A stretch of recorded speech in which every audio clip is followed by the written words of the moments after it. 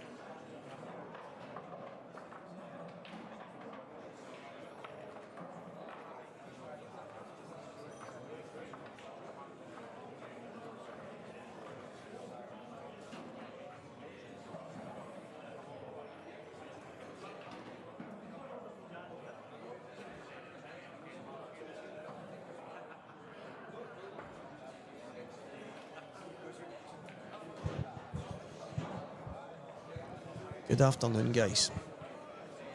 A wee second. A wee bit late to the party today. There's just had to get a few things sorted. Try and do a few matches today. I'll be in for the full day tomorrow. Just getting a few things organised. I haven't been feeling too well, but it is Stevie Walker in the box. The Scottish Pool Association IM event number 2. We are in McGoldricks.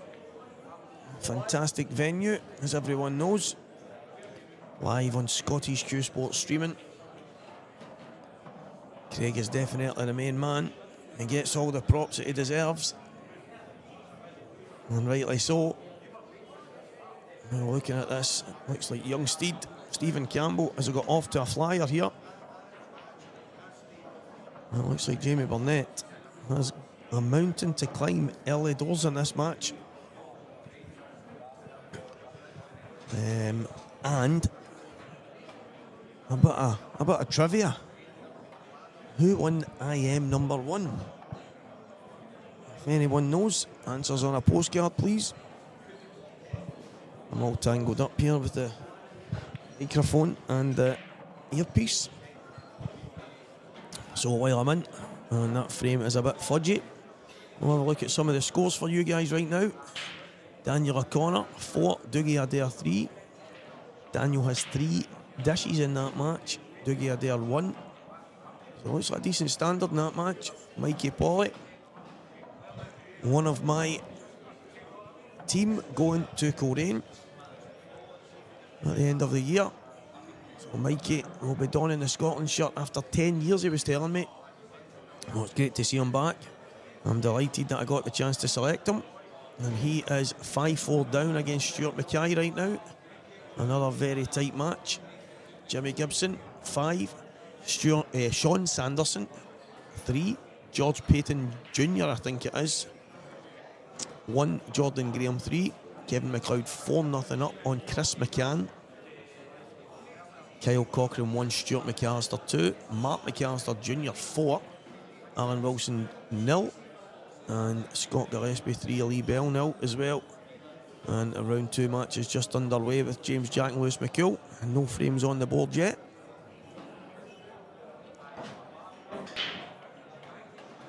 This year, who won IM 1 this year? This is IM number 2. Who won the first one? As Jamie Burnett chases Stephen Campbell in this match. I'm sure there's many people out there that will know the winner. It was actually a hot topic of conversation before I came into the box. And it's going to take a monumental effort here to keep the ball rolling.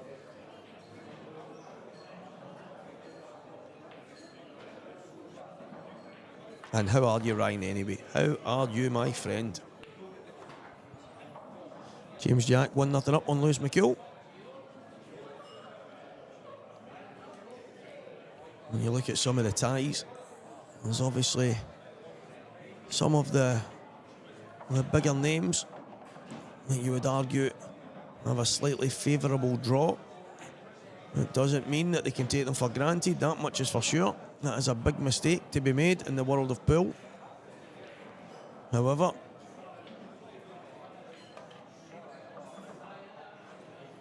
I think no matter what anyone says, this has to be the tie of the round. I'm looking at, I mean, there's a lot of good games on right now. Well, I don't think any stand out as much as this one does for me. Well done, Ryan. You were always going to know that, right enough. Yeah, Jazza won IM number 1. Well, he's got a mountain to climb here if he's going to win IM number 2. And I will say, if anyone can do it, it's definitely Jazza. He's got all the ability that most of us would love to have. He's got a great temperament, played at the highest level in numerous Q Sports, so a massive result so far for Steed, who is obviously off the back of a huge money match victory himself, finding himself 18-8 behind in that match to win 25 22 in the end. Throwing out some facts for you guys just now, and it looks like he can get this yellow clean. And it's been a good finish, and it's going to be 5 frames to 1. Stephen Campbell, young Steed, is absolutely flying here, and Jamie Burnett is in a world of trouble. And what can he do to turn things around here? And one thing for sure, it's going to have to start now.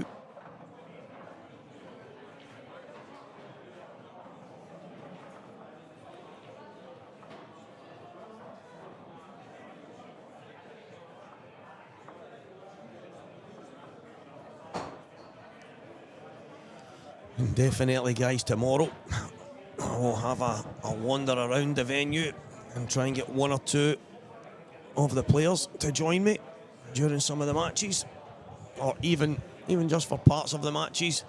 Maybe do a half-type interview type commentary duo thing with them. Be good to get to know some of the players at the same time. I'm sure there'll be loads of guys loving the opportunity to come in and talk nonsense for a while.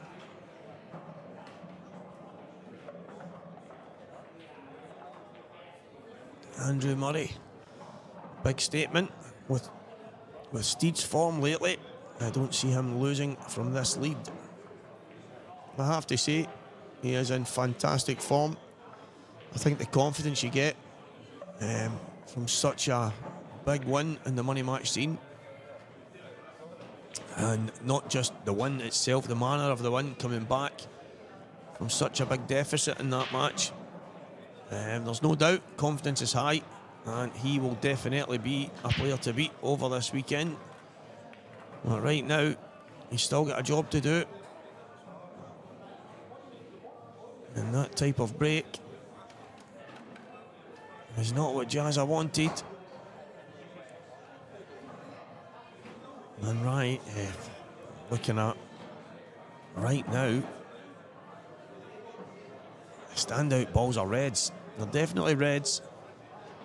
It's just the one awkward red and a black. And I say awkward loosely because he's looking at it right now. It drops in the left middle. He just has to manoeuvre the cue ball in such a way, I would think, to get on it as early as he possibly can. You wouldn't want to be leaving it to last. There is a bit of work to do. The possibility of maybe trying to move the black ball out early. It's not a simple ABC finish,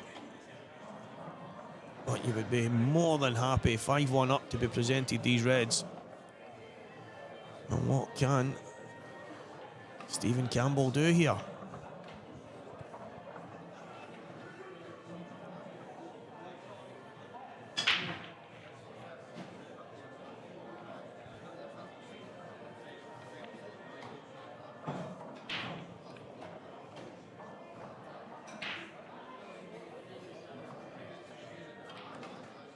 He's tried to move it. Unfortunately, it didn't go where he wanted it. He didn't want to go full-blooded there. He didn't want to knock it up and cover the left middle at the same time.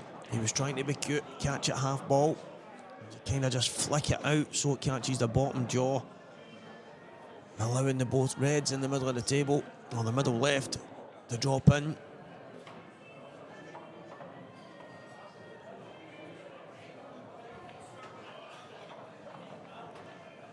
Right, he's got work to do now. He already did have work to do, that's the thing. I'm just wondering if there's enough space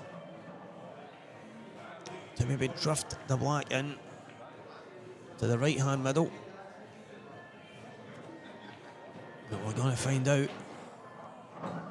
I mean, he might still try and move it. I can't imagine he would. However, if he gets the option, he might do it. It looks to me more likely it's going to be top right corner, left middle, and then the red into the top right corner again. Well, there's not a lot of space past that yellow, so it's not easy.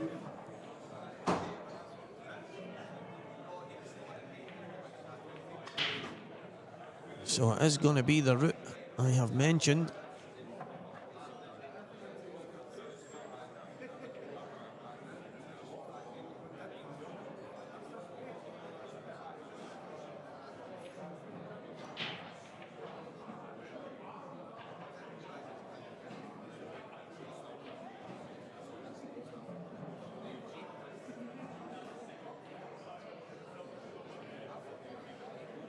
He's changed his mind here. Oh, he's not changed his mind. It's obviously been what's in his mind. Has he gone too far? I think he's basically going.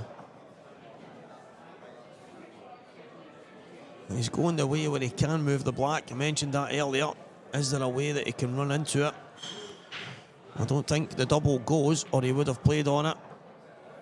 Yeah, he's tried to get that out there, and he's left in the same position he would have been. So no harm done. It just looks so tight. He's going to have to catch the bottom jaw at just the right pace. And I don't think it doubles from where he is. I think it's going towards the yellow now, so I don't think he can get it. And that gives you every indication that this black is going to be going somewhere else. And it's definitely not the right middle. He really has to. He would have to get out the way so fast. The angle's not there as you're looking at maybe sliding it off the yellow. I think either way, Jamie Jazza Burnett will be hoping that this is the opportunity he has been wanting to get back to the table and make something happen.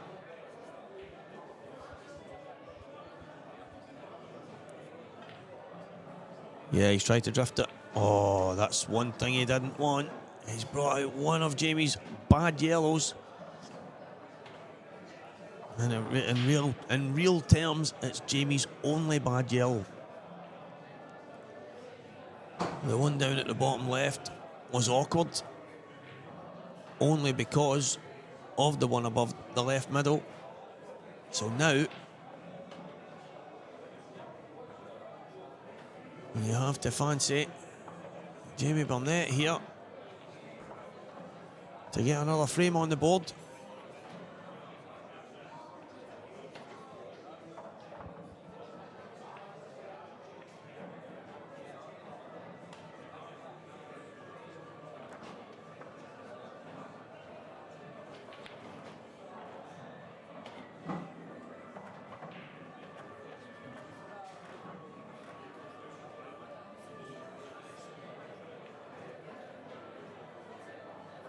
So you can see here the yellow passes the black. And Jamie will just screw back up. Most likely he'll take the yellow next to the black last.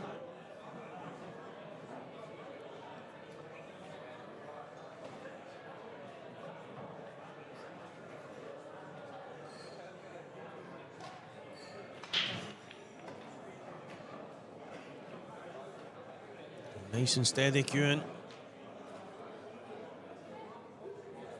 Going to want to drop as close as he can. Give himself a premium opportunity here.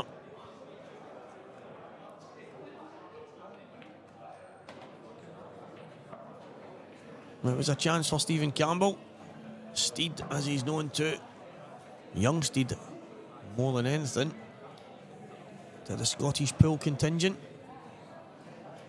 An opportunity that you can only hope for. 5-1 up, your opponent breaks dry.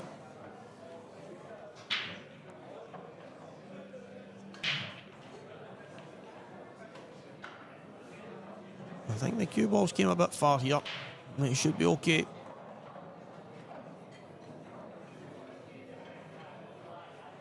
He's got the option to drop the yellow in and play the black in the right hand middle, right hand bottom, sorry. Yeah, he's not going to do that. Not with this angle. He's just going to jab out.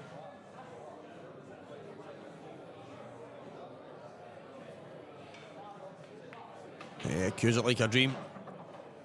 And Jamie Burnett does get one back on the board. And it's 5 frames to 2.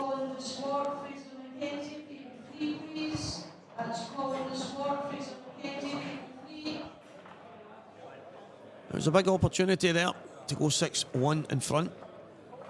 But as everyone involved in this game knows, it is not as easy as just going down and putting all the balls away. Anything can happen, and unfortunately, trying to move the black, Steed actually put it into a much worse position. He couldn't double it. And when he landed after trying to flick it out again, he ended up in a position of no man's land.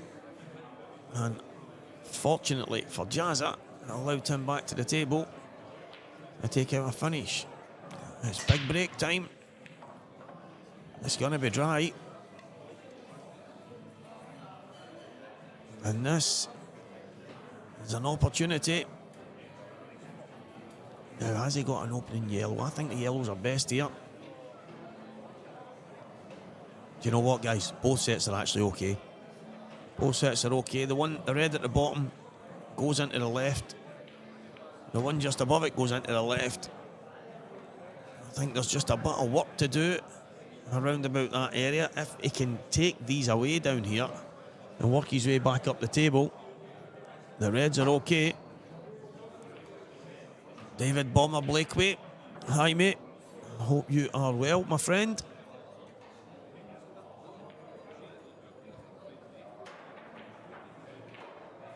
Decision time for Jazza.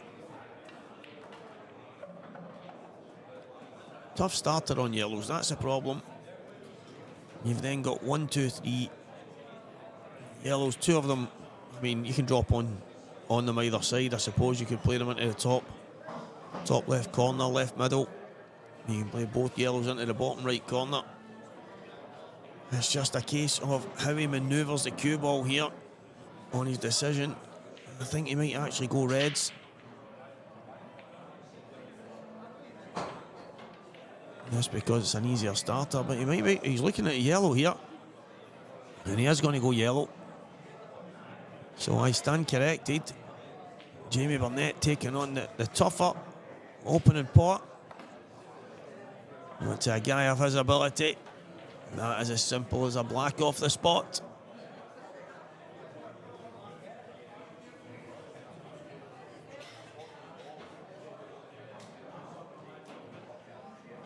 You just want to cushion the red here. Give him the option of both yellows. Oh, he doesn't want that to land there. I must admit, I felt he played it a bit pacey. But what I said earlier, guys, it still stands. He's got an opportunity of the yellow into the left middle, the yellow to the top left corner, and it looks like the one closest to the black will still go into the middle and the bottom, so he's still got options here. It's just not as easy as it could have been. It's taking away the options of putting both of them into the bottom corner. However, yeah, it's not a bad decision. Not a bad decision. It's, you know, Jamie was going to want to finish at that visit. However, unfortunately, things have got a bit tighter, but it's not a bad shot from Jamie Burnett. Steed will bring that red out, take the cue ball up the table. And what has he left?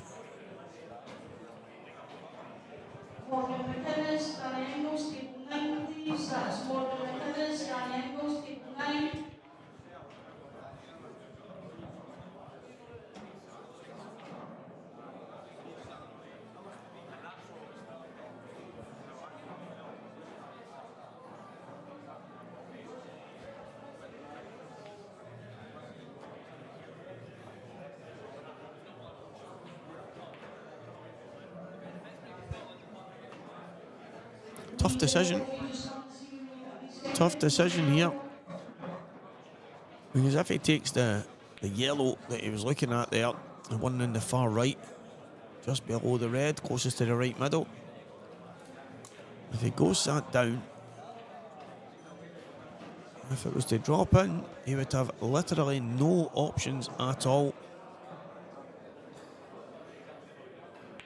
So there is work to do here.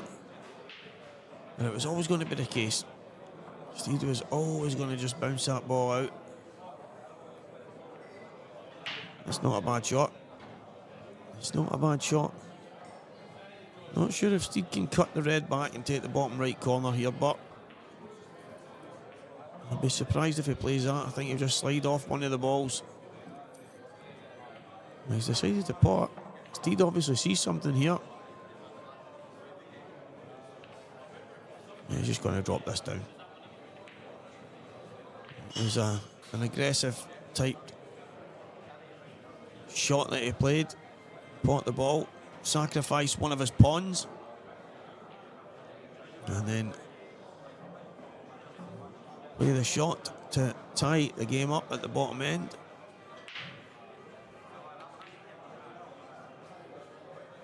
A bit pacey there. It's not the worst.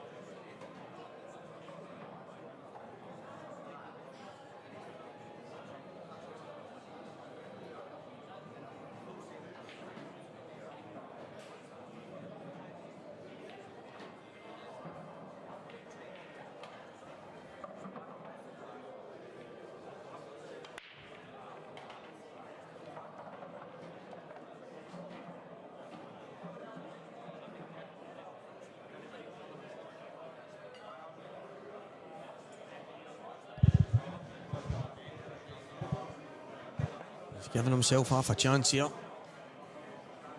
But that red below the two yellows looks to me like it only goes just into the left middle.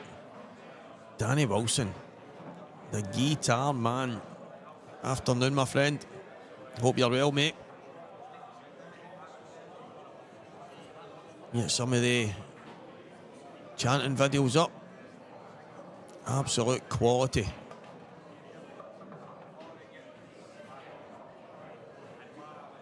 He's judged that well. He's judged that as close to perfection as he could have.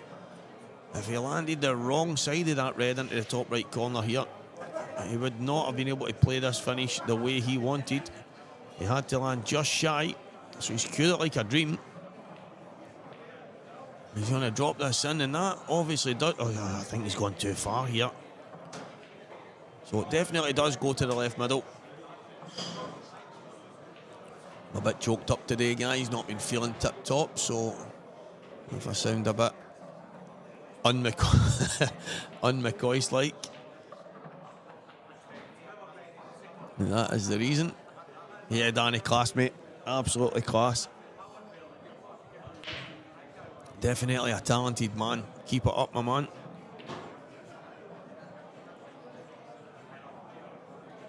Now, the problem here is just getting out. He's going to want to screw off the cushioning up because that is a huge bag down the bottom left.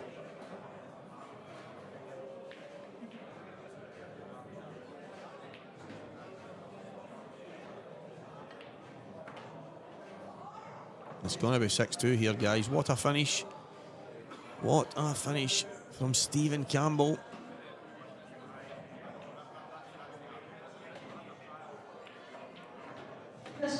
Fantastic. Absolutely fantastic. A brilliant finish. And at the time, it just looked like he had so much work to do.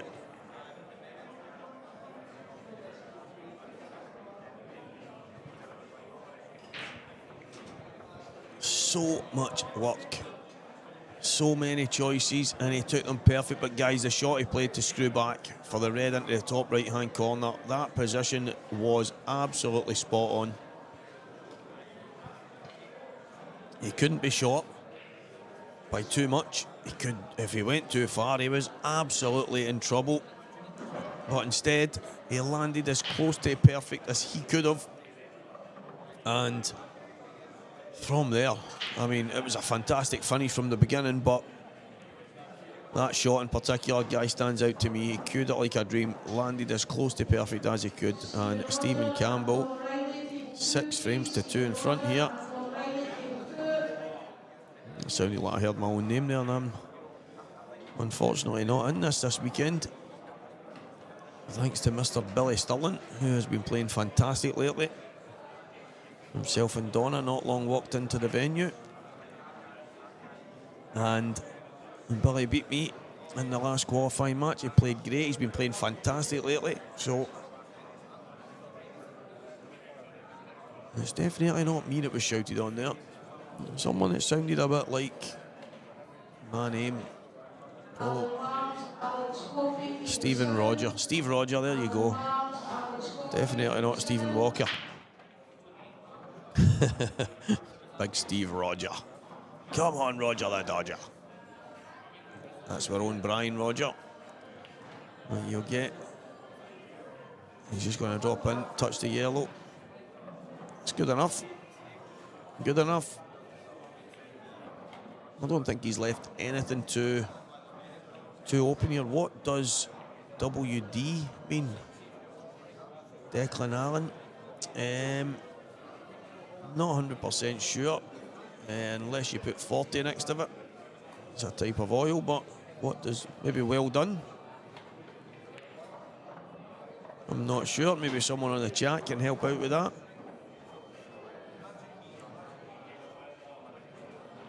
Oh, he's got away with that. He's got away with that, guys. And he's tried to just flick it over. Oh, withdrawn. It means withdrawn. Sorry, mate. I couldn't see it on the draw, so it just means that his opponent has withdrew from the tournament.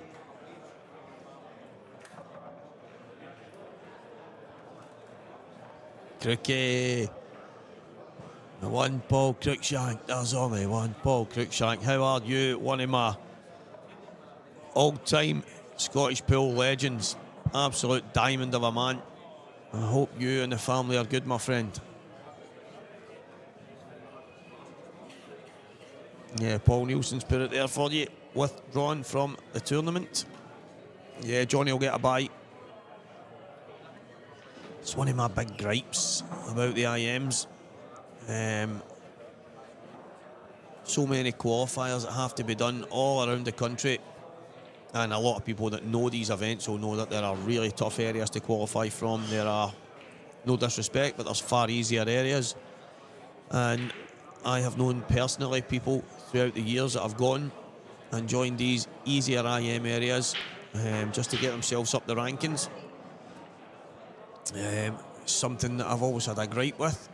I would love to see something like the postcode rule, or maybe something that states you have to play in the league for a minimum of 5 years or something like that anyway. But neither here nor there. But so many guys go and qualify for these events and then they don't turn up. And they beat so many players. They beat so many good players on the way. And guys, there's guys that actually would love to qualify for one of these events, and some of them don't. Some of them haven't qualified maybe 5-10 years, whatever it might be, and then someone goes and beats them in the qualifiers and doesn't show up, and that for me is a massive gripe. I'm not a fan of it, and I think something should be done to deter people from doing that. Tough question, Joe. Who is my tip for this weekend? I mean, before coming into it, it was the man on the screen right now was definitely high up on my list. I mean, you go and win IM1, you're going to be riding some kind of crested wave. I think, Steed's going to take some beating. Young Gio's going to take some beating. There's a few guys that over the last while have been making some waves, like Greg McMillan. Wouldn't be surprised if I seen him get another good run. I don't even know if he won his first match. I know he was playing when I came into the building, but I think, I mean, the usual suspects are obviously going to be in the mix. You're going to have Mr. Mark Boyle. You're going to have your Liam Dunsters of the world. I mean, I'm maybe actually have a wee quick look at the draw and see if I can. I mean, the draw's massive, Joe. The draw's massive. Anton Riley beat Shug this morning, and I think Anton's side of the draw actually opens up for him. So I actually think Anton will go quite far this weekend. I think you can maybe see Anton getting to the later stages. I'm actually getting my Q score on my phone right now in front of me so that I can have a quick look at this draw. Yeah, that's a cracker. Benny and Rab Allen is a phenomenal match. Yeah, Jamie's. I actually don't.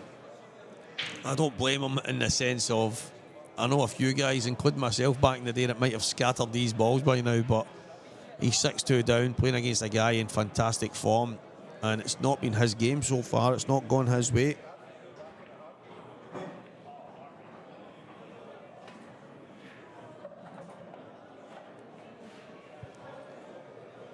And he's kind of just hitting that ball. He's just prolonging the agony until Steed decides the time is right to have a go at these. I think Steed probably feels he needs 2 shots just to clear. I'm saying that, he doesn't need 2 shots now. If he plays the right shot and gets the yellow out, leaves it as awkward as he can for Jazza.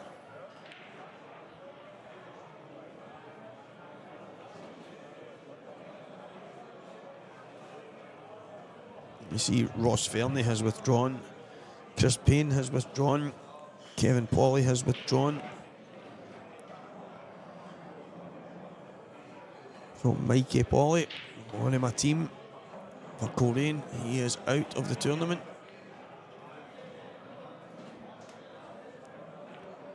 Having a quick look through the draw, guys. Is this frame? I think that's going to go in. It's going to. Oh, it's hung on. It's hung on.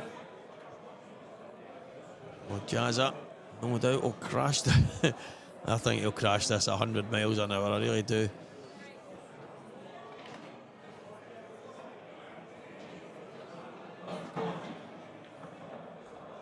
Christopher Slack. He'll be here soon as well, guys. Some big names coming in. Stephen Benny, Rab Allen, that's a cracker. Mark Boyle and Simon Dixon, that's a good one as well.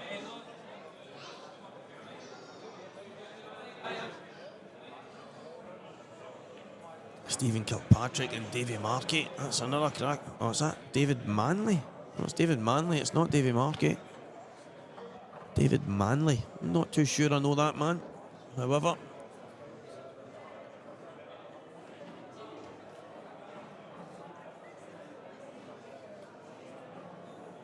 so round 2 matches, Dan Inglis and Morgan McInnes. That's a good match. Dan Stanfield, Mark Fleming, that should be a good one. Gio has Jamie McCutcheon. Greg McMillan will play Davy Gillis next. Johnny McDermott, Logan Hunt, Brian Fleming, Scott Gillespie. I mean, some of the names in this, Joe. I tell you what, Ryan Davey. These are guys that are coming to play tomorrow. I mean, it's a tough one, but I think you've got a handful of guys. Ryan Davies in there, Liam Dunster's in there, Young Gio's in there, Scott Gillespie, Mark Boyle. But for me, I would just like to see a new face right in there in the mix.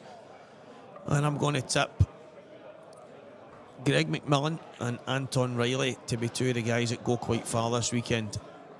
Don't know how far, but if Rab Allen, let's be serious, if Rab Allen turns up in any kind of form, he is a menace to anybody he plays. Absolutely. Gary Robertson, you're spot on. The talent in Scotland is incredible, and the thing is, everyone's pushing each other.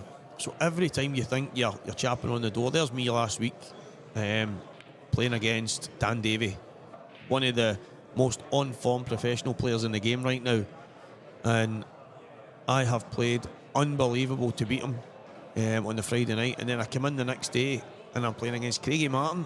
Craigie, a good mate of mine, and I'm 5-1 down in record time, and Craigie said 4 dishes out of the 5, and he ended up with 5 dishes out of the 8 frames that he won. He beat me 8-6 and he had 5 dishes, and this is a guy, no disrespect, that nobody's really expecting Craigie to go and win it. Nobody's expecting me to go and win it, but the level of pool that the level you're having to play at now to win any match, never mind go and win a tournament, is absolutely insane. What a shot. What a shot. So yeah, the talent is incredible.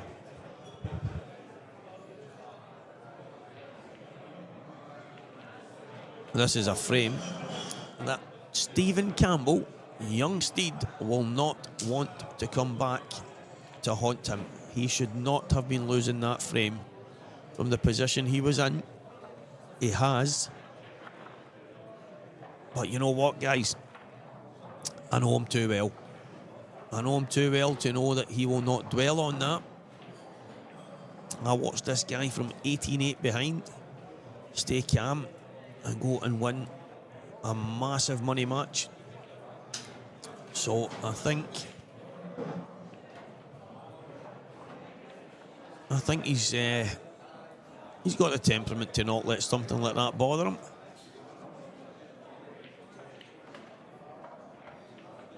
Yeah, Crookie, I'm just looking back on that in the chat, mate, 100%. Let's get something organised. Do you know what? I need to come through and get a shot at one of the breaking dish things you guys do. See if we can make up some kind of trick shot that doesn't take us a million attempts.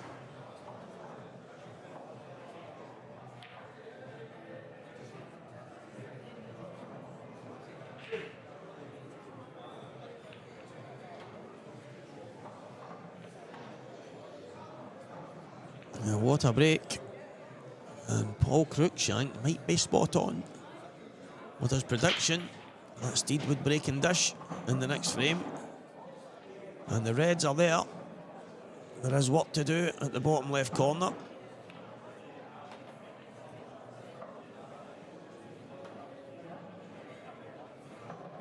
Who in this is in Scotland teams?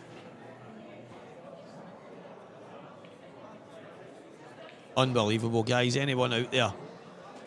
The Shandon Pool and Snooker Hall through in Edinburgh. It is an unbelievable thing to do with the Breaking Dish Challenge. And just seeing on the chat there, the pot is nearly 3,000. Absolutely incredible. And I tell you what, some of the videos I've watched of the drama, I still remember one, I can't even mind who it was, took a monster finish and got to the black and just went down, and it was one of the easiest shots of the full finish and went down and missed the black. I can't mind exactly who it was, but Paul, you'd probably be able to tell us, but it was unbelievable. And the drama that comes with that amount of money is incredible. Who's in the Scotland teams? There's quite a lot of bodies in here in the Scotland teams. Obviously Scott Gillespie, Morgan McInnes, Ewan Waddle, Mark Fleming, Greg McMillan,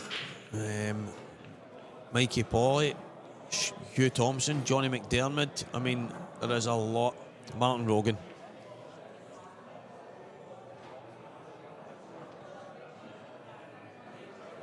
Did he? No way. The Gub won $3,000 2 weeks ago. Unreal. Absolutely unbelievable. It's absolutely class. I love watching all the videos every time they go up. It's definitely something that gets the juices flowing. It's a bit of excitement.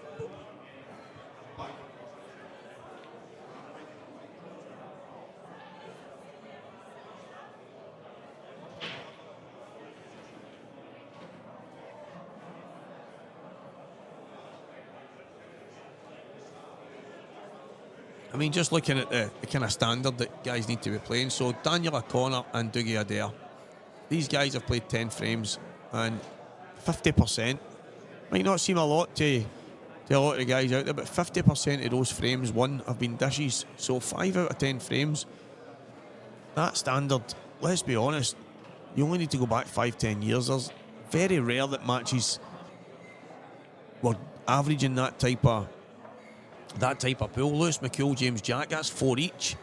So 5 out of 8 frames in that match have been dishes. I know a lot of the matches people don't mark them up, but I have to say, I just think the standard is through the roof, and especially for guys like myself trying to hang on to the coattails of some of these people.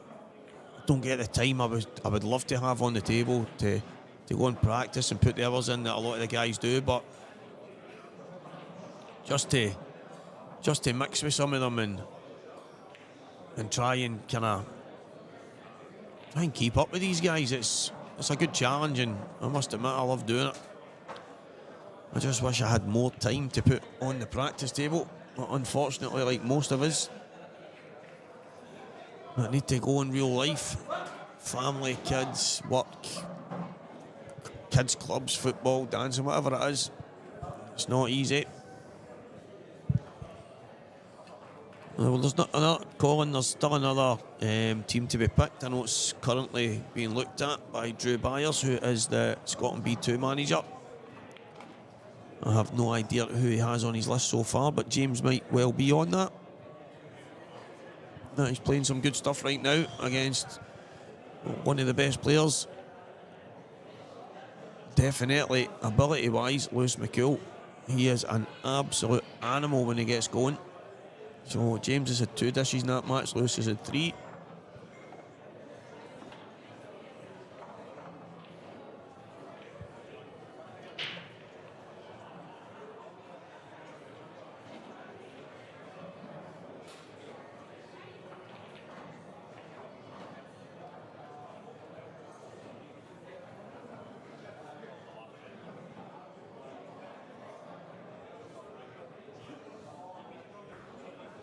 He's not sure here, and it is awkward.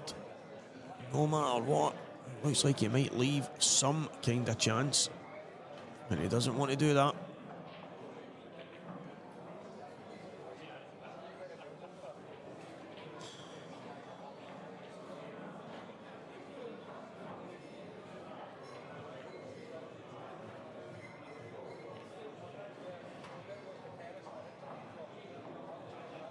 He's trying to just leave the yellow on top of that red to make it a bit awkward. Unfortunately, I think he's given a chance here.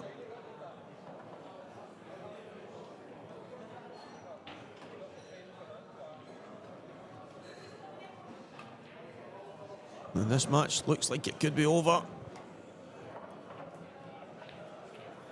Colin, I think, based on the guys that are on the list, I would be very surprised if he's not quite high up. No disrespect to some of the other guys that's on it, but there are some names that are probably quite far away from a Scotland call-up. And I would say that James Jack is probably quite high on the list of the guys that are available that's left.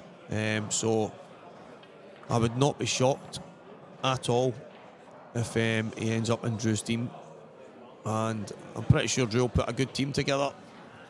As I say, the list is limited now on who's left on it, but I'm pretty sure he'll get 8 to 10 really good ones that'll... Oh, wow. When they say the hardest frame to win is the one that gets you victory, and unfortunately that black was missed. And Jamie Burnett, can you steal another one and put some more pressure on? So yeah, Colin, I think that there is an opportunity there. And well, let me put it this way: there's a couple of guys that if I was in that position of the B2, I think I would probably be looking at James. I would be looking at probably Martin Keenan. There's obviously a number of guys that are kind of chapping on the door over the last while. Some big results: Sean McMahon, Dylan Stanfield, Ethan Lang, George Henderson. I mean, all these guys are doing fantastic. There's a lot of good names on that list, so I don't even know who's all been picked, but there's a lot of guys there that relative unknowns to some people, but some cracking players. So I think Drew will put a good team together, but I think James and probably Martin Keenan for me are probably two of the guys that would be high up. Dylan Stanfield and Ethan are in Ethan Lang are both in Chris Ferrier's trial. If none of they two win that trial, then they would be two automatic picks for me straight away, but I still think there's going to be a good team put together, and I would not be surprised if James isn't in that team. I would be surprised if he isn't in it, sorry. Yeah, Gary, but you have to tell everyone and be honest here. Every now and again, you can get, a selection in a lucky bag. And Gary Robertson, we don't call him lucky bag for nothing. How's your luck? Now, guys, what do you do here? I think he has to play a snooker. I think it's very, very tough for Steed to pot the black.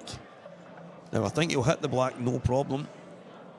I think potting it is really tough in this situation. That's Dan Ingles, or anybody. Is it Dan Inglis or Dan Ingles? Because I would have said Ingles would have had an E rather than an I. However, Dan Inglis sounds like that's the way it should be said. So he is 2-0 up on Morgan McInnes.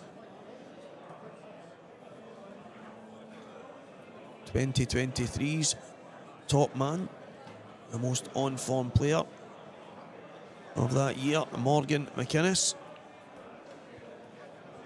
And his young brother chapping on the door this year. So, Ross McInnes' legacy, the Flying Scotsman, has definitely got two talented boys. Now, one of them is 2-0 down in his match. And one of my tips to go far today, Anton Riley, is 3-0 up. Oh, wow. Wow. He played the Stevie Walker shot. And I know that's people going, what's he talking about? I'm actually not bad at the swerves, but that was a hell of a swerve. That was a hell of a swerve. And he's almost potted it.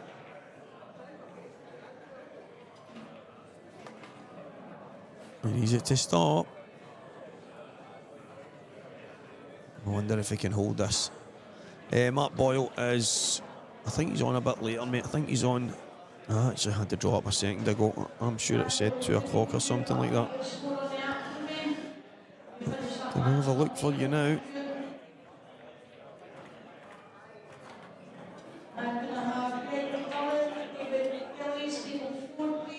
So Greg McMillan is now on. So Mark and Simon Dixon are, yeah, 1:45. 1:45.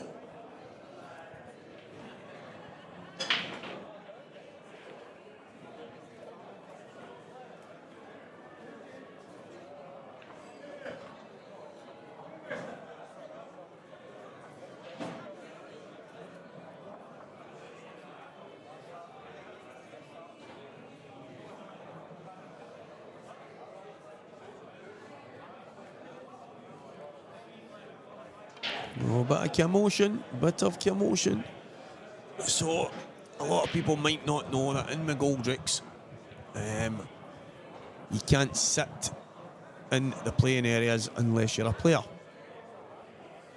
So, there has been occasions where people will go and sit next to their friend, their family member, whatever it might be, especially tables 1 to 7. But you're not allowed in past the barrier at most events. In fact, any event that's held in here. So I think one of the bar team have let someone know that they can't sit in there, and they haven't taken too kindly to it. However, it is done and dusted now. They are out.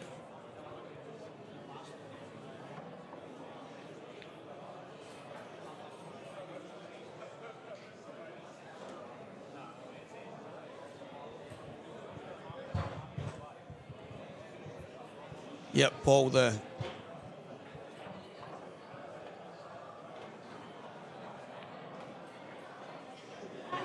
no doubt the level's incredible. I was very, very similar.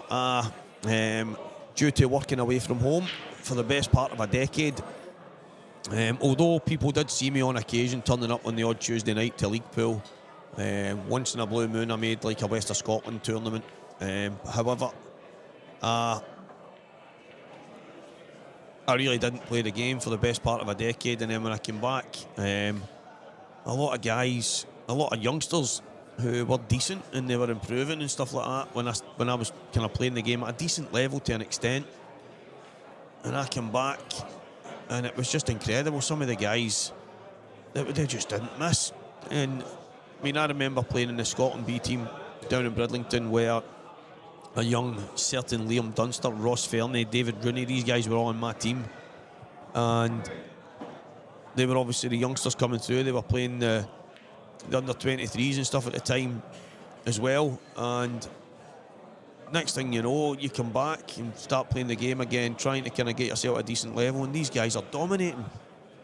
So it was just an amazing change to see that some of these kids who were obviously quality, but to see them do the damage they're doing is just incredible. And it meant that I had two options. Alan Reynolds said to me, "You've got two options, Stevie, chuck it," because I'm not going to lie, I was taking the defeats quite personally and quite hard, in the sense of it was nothing to do with my opponent. It was more the fact that I was nowhere near the level that I thought I could have been at that stage, obviously after a long time away for the game. So what Renzi says to me, what you have to do is either enter the big tours, play against the best players, put in the practice, or chuck it. And I decided to do the first option, was Saltire IPA, put in as much time as I could and got myself kind of chapping on the door again and playing decent. So just to get to the very top, I think you need to put in so many extra hours, and it's a tough thing to do. Joe, I understand the logic of the trial, so they won't use the trials. They won't use the trials for automatic picks for that reason, because obviously there is issues with the way the rankings are done, and for me, if you were going to use the rankings, which are quite false, although they are needed, you need to have a ranking system. You have to have it in such a way where I understand that the SPA can't change the rankings. Of course they can't. I did say a few years ago I would like to see it the way the Golden Boot system is done in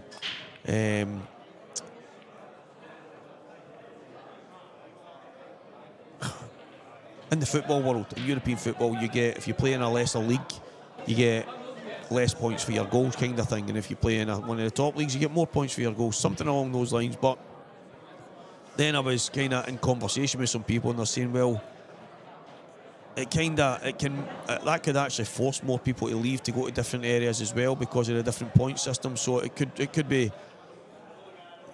make an ulterior motive kind of thing. So I understand the rankings being used to offer someone a trial, because at the end of the day, they're saying they want to give managers the chance to manage to an extent.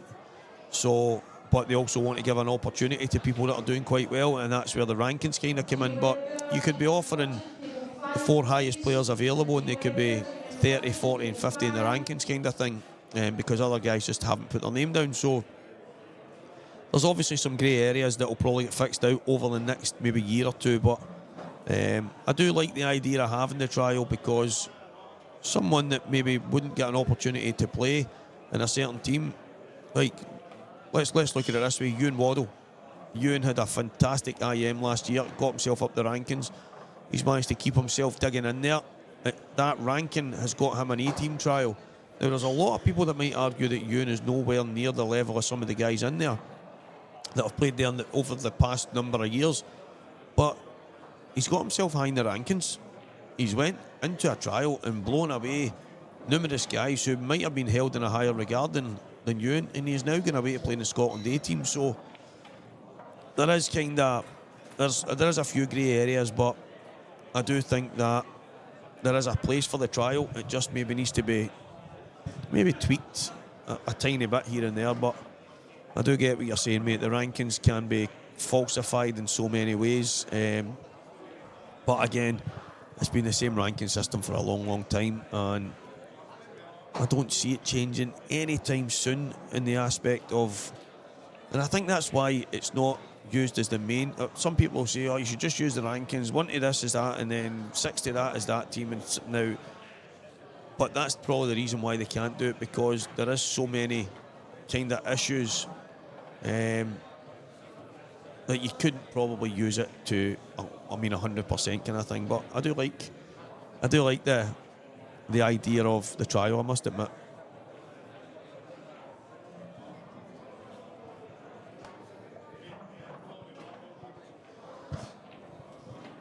Best English school?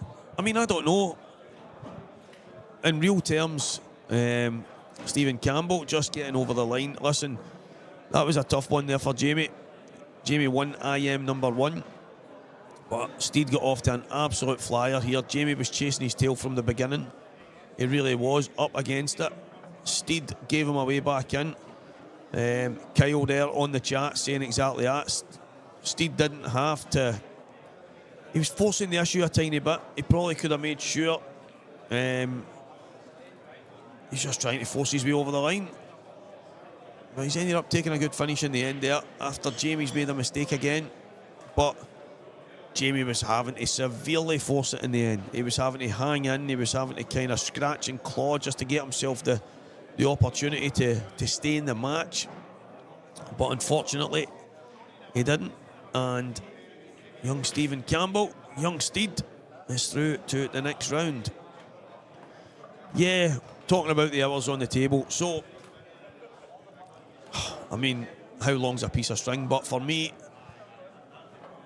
I've said for a while that I'm one of the guys, I need to be playing. One of my good friends, John McFarlane.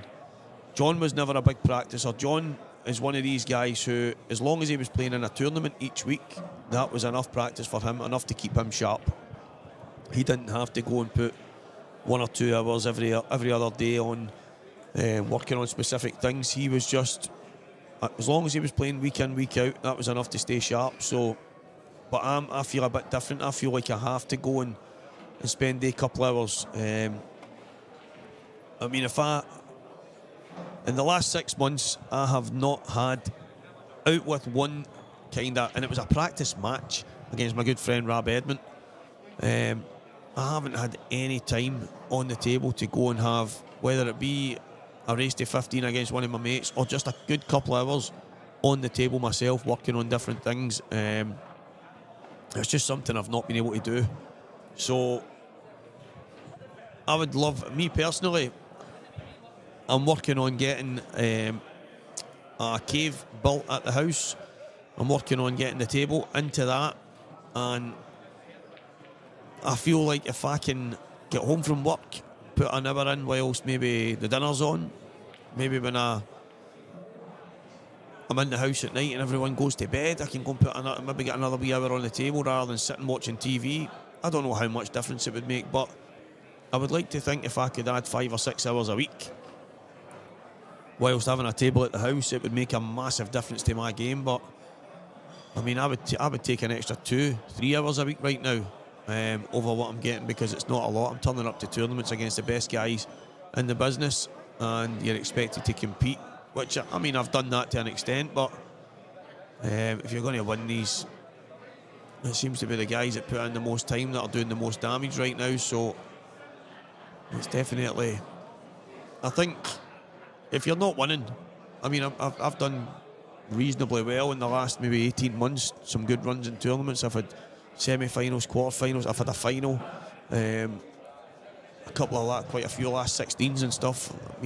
Reasonably consistent to an extent, but I haven't won anything, and maybe that level of consistency goes a bit further if I get to put a bit extra time in. I don't know.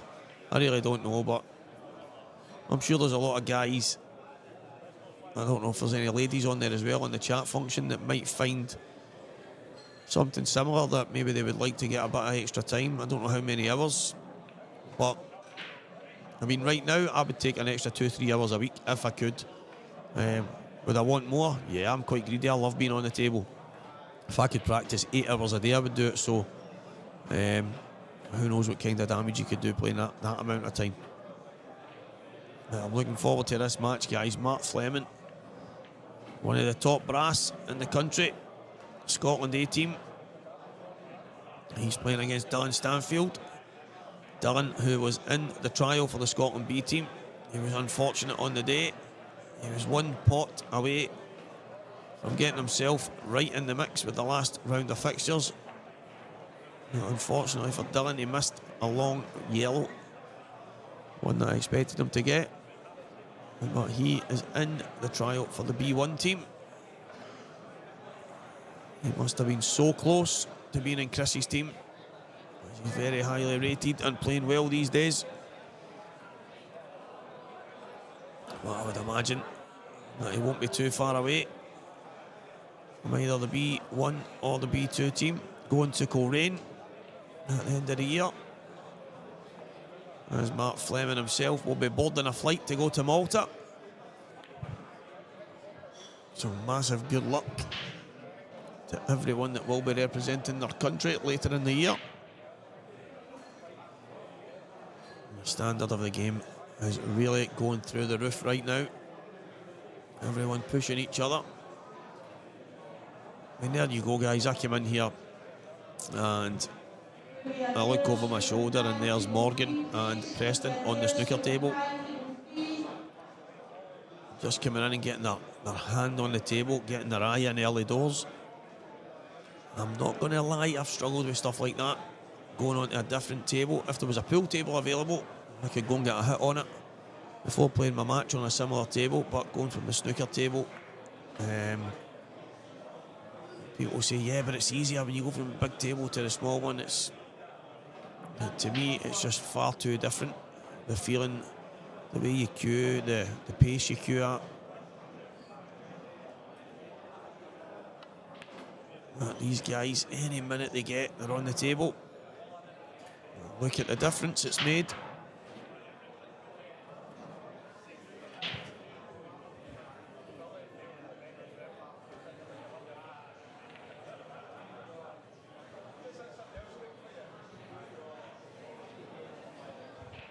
Yeah, Gary, that's it. Do you know, I think it's in the Crucible Theatre where one of my greatest statements is on the wall.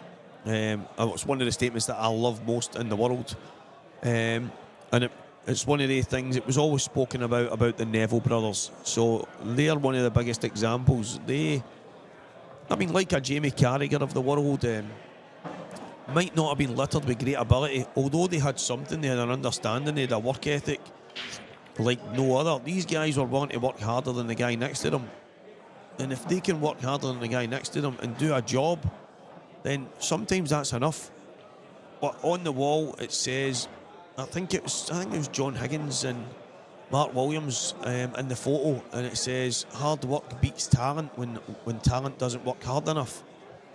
And I just think that tells you everything you need to know. I mean, people talk about Lionel Messi and Cristiano Ronaldo and stuff like that, and they say like, oh, it's so natural. Listen, if anyone thinks that that Messi didn't throughout his career work hard, they are off their rockers. He might have been blessed with some kind of natural ability, but it doesn't just magically happen. He had to work hard. I mean, let's be serious. He was on all sorts of growth hormones and stuff that he was probably not supposed to be taking, and he was doing different things to try and get himself an edge. But that guy had to work hard to make his talent work for him. Cristiano Ronaldo, when you seen him coming to Man United,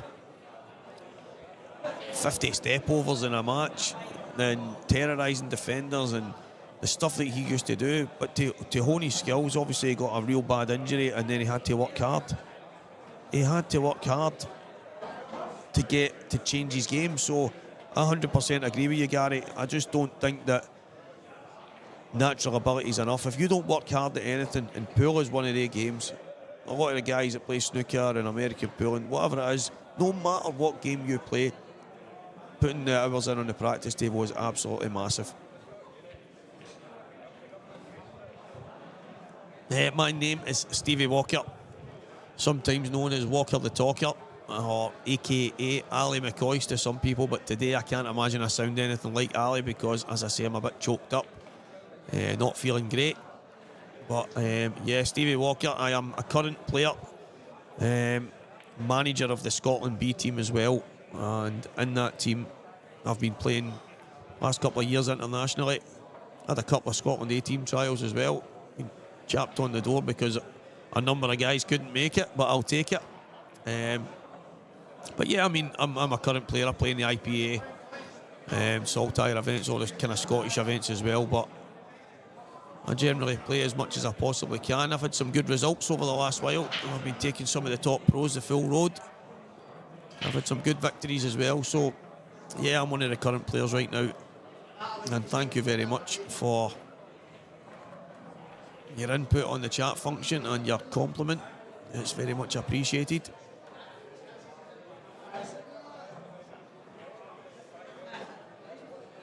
That was a big chance there for Dylan. He opened the balls up well. I was surprised he changed his mind to go up the table. It looks to me like that red next to the yellow passes into the bottom left corner. So I think he could have taken the one into the middle, then the top one. But he decided to take the tougher pot of the lot. He missed it. And you can't be giving Mark Fleming these kind of chances at any stage in a match, because Mark will punish you. There's 2 years ago, I went through to Edinburgh to corner pocket in Dalkeith, and I went through there in fantastic form, and spoke to Mark just as I went in. But basically, just as I went in the building, I was speaking to a few people. They were saying, "Oh, this is going to be a great game," and what have you. And I made a mistake probably every frame, and Mark mopped up every time. He beat me 7-0. Honestly, it was about 45 minutes to match, 7-0, and he said to me after it, "Stevie, what happened?" I was actually thinking to myself, I'm going to be in for a game here. When I went through there, I had no idea it was Blue Hainsworth match, so I actually had Green Hainsworth match on my own table, which is in the Gartcraig pub. And for the full week, I came to McGoldricks and practiced on the blue 861, thinking it was the same cloth. And when I went through there, it was Hainsworth match. I was all over the place. But Mark absolutely destroyed me. Every mistake I made, he punished. And that's the thing here. Dylan will not be able to make any mistakes. But my biggest mistake was not actually asking the question about the blue cloth, because if I had known it was Hainsworth match, I would have practiced all week on my own table. But unfortunately, Mark took me to the cleaners and sent me home with the middle of a donut. That's a good break.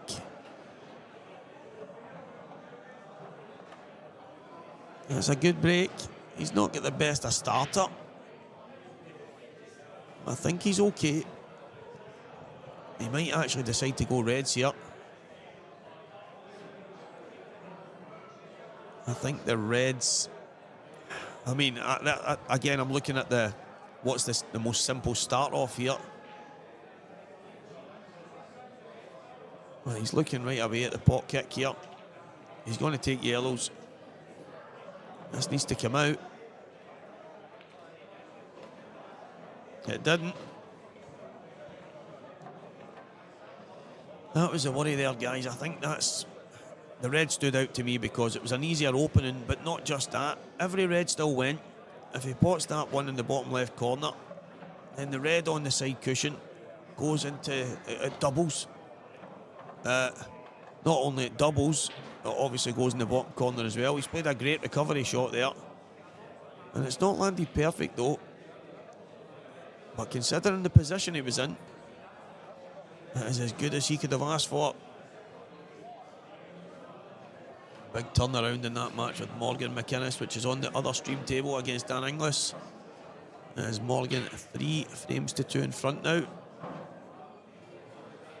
And it is 6-all in the match with James Jack and Lewis McCool. And I will say, as Colin had asked the question, he has done himself no harm in that performance. Remember, we're talking about a man in Lewis McCool who just got beat in the quarterfinals of the IPA Scottish Grand Prix at the weekend from Mark Farnsworth. It was 8 each at one point. Unfortunately, he didn't go over the line. But you're talking about a man in top form in Lewis McCool. So James Jack not doing himself any harm whatsoever when it comes to the B2 selection coming up. And I'm sure Drew Byers will be keeping a close eye on a lot of results going in. As I say, there's a few guys that are chapping on the door. In fact, I'm one of them. I believe in opportunity. And looking at some of the names that's out there, obviously, as the B manager, you have to pick specific players. You have to be picking guys that aren't a million miles away from chapping on the A-team door. Obviously, there's a lot of guys who aren't available, the likes of Mark Boyle and Liam Dunster, who stand out straight away. Ross Fernie, Robert Stephen, these guys are not available. And then you've still got guys like Ryan Fleming, Brian Cummins, Graham Sillers, these guys not available either. So a lot of these guys would be chapping on the door for many a team. But that's opened the door to give opportunity to so many others.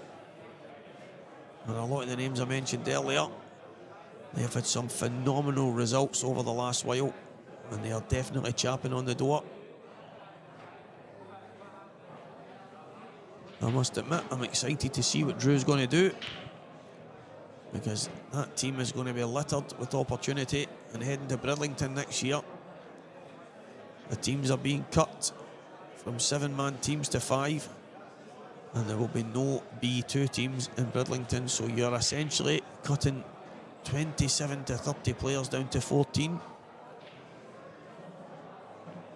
And although the teams are going to be super strong, it's going to be closing the door to a lot of players.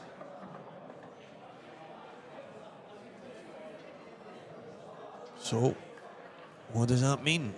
It means everyone who turns up to these events has to start doing as well as they can do.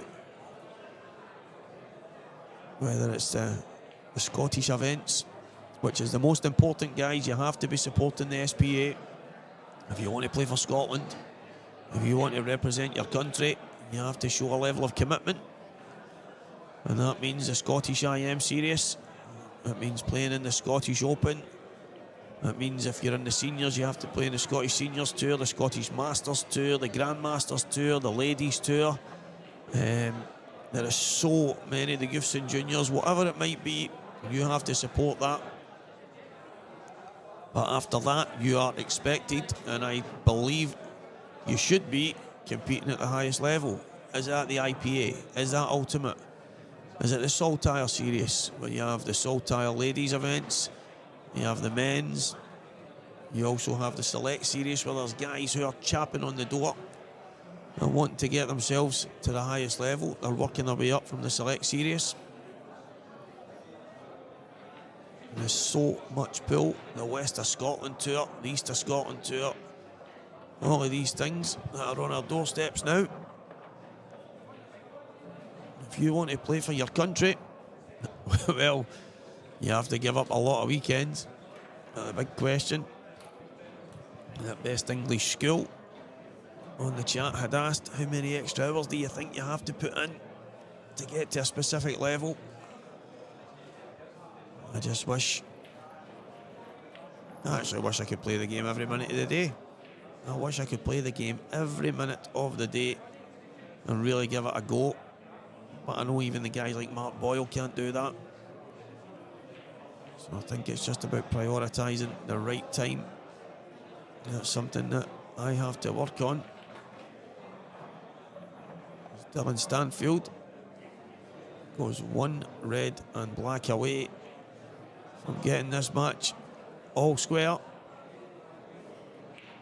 He's came a bit far there. Can he just jab it in with a bit of bottom left? Just come down towards the imaginary blue spot. It's not a foul. However, the amount of left-hand side he was putting on that was telling me that he couldn't really hold. So maybe the right option is to just go 2 cushions.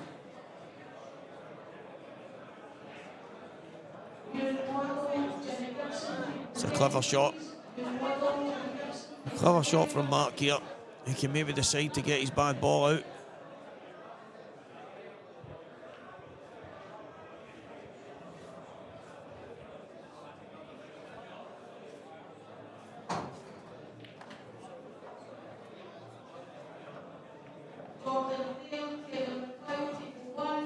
Yeah, that does the job.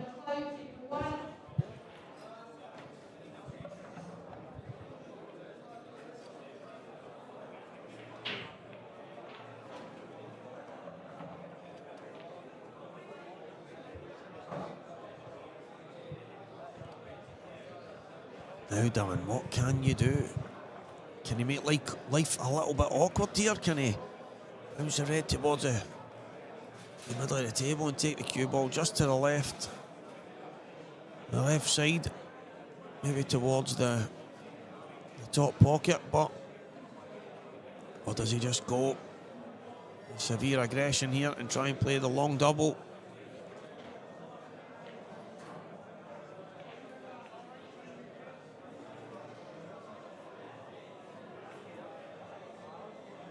Yeah, I mean, I can see he's thinking there, but even if he gets down there, I think he's in all sorts of trouble. He would have probably been snookered, but the best thing he's done here is he's left the cue ball on the cushion. But Mark's going to have a go. There is no doubting about that. He's going to have a go here.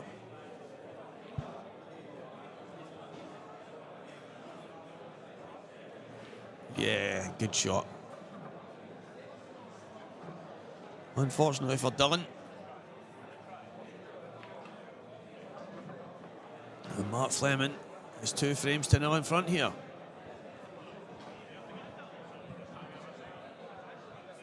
Big mistake there from Dylan. And it was the one into the middle. He's just overscrewed it. Did not leave the right angle. I actually think he could have dropped the one in the middle. And that way he could have just pushed his last one in, running off 2 cushions, and come round for the black. Well, he opted to screw back. He's came a bit too far. Unfortunately, that has taken away his chance. And a big miscue. He was cueing so far down on the left side of the ball. And one of the things as well, guys, I think if you cue, I mean, a lot of you guys watching might know better than me, but if you cue through it, Gary, you play a bit of snooker. If you cue through the ball, nice and true, you don't actually have to put so much side on it. You don't have to hit as low down or as far left or right or whatever it might be if you cue it properly. A lot of people think you put left-hand side on it and they go and hit as far left as you can imagine. You just have to put that, just enough side on the ball, just cue it really, really true. And unfortunately, Dylan has cued so far bottom left there that he's miscued it in a bad way.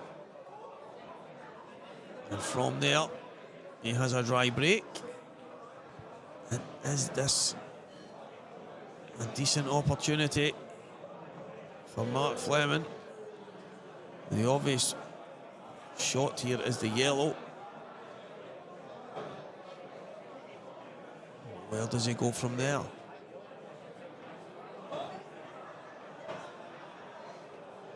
And once you move that yellow, the reds look quite good as well.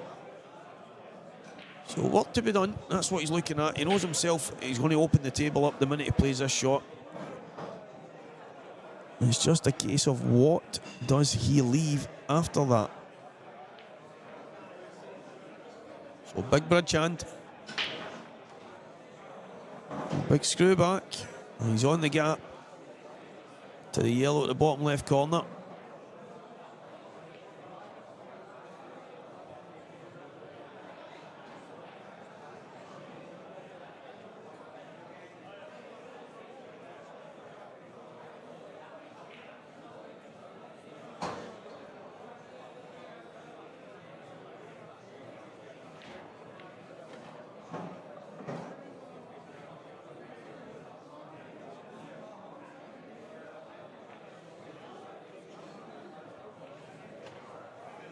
Yep, Gary, that's.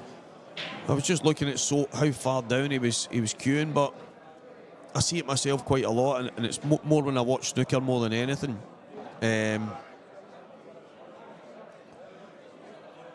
You actually notice the reaction of the cue ball more than you notice the actual address of the cue ball. When you wouldn't actually know how much side someone's putting on it till you see the reaction when it maybe hits the cushion or even reacts off the object ball, and to see how low to the left hand side Dylan was queuing there. And I mean there's been times on certain shots, if I'm trying to throw the white, and we might all do it, rather than jacking up and playing a big swerve, I'll maybe try and play it with loads and loads aside.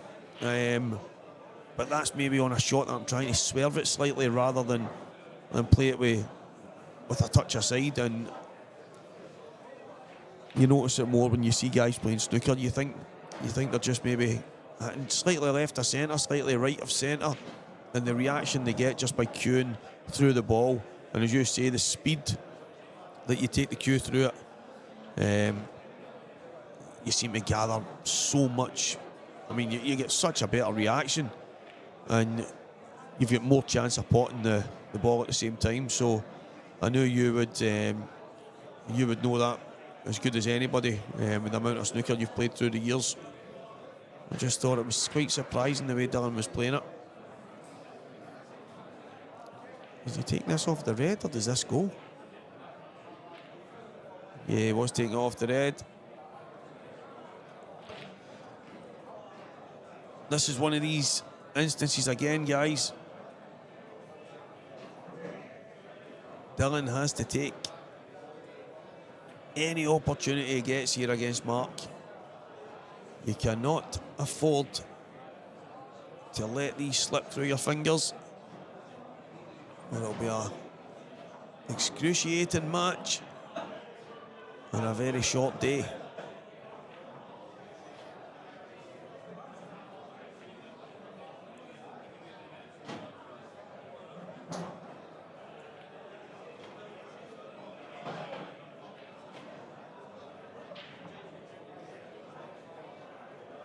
I might have tried to play on the one in between the black and the one closest to the left. Oh, he's looking like he wants to take. Do you know what? I don't mind this actually. If he takes these three away down here, takes these three out the way, he can then play that one into the top left corner, and then he'll have top right, left middle, and then the black to the right middle. So actually, he's actually taking these the right way. I actually thought he was going to go up the table there, but when he's decided to come down, he's actually played the right shot. I'll stand corrected on that. It looked to me like he was pushing through to play the one at the top, and I thought he's went a bit too far. What has he done here? What has he done here?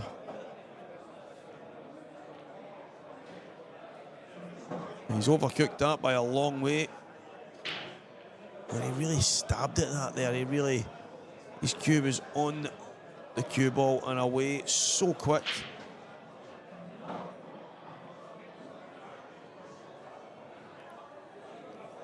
He's going to want to hang this worst case scenario. He's got away with it. He was absolutely perfect if he potted it. He was absolutely plumb to take the finish out, but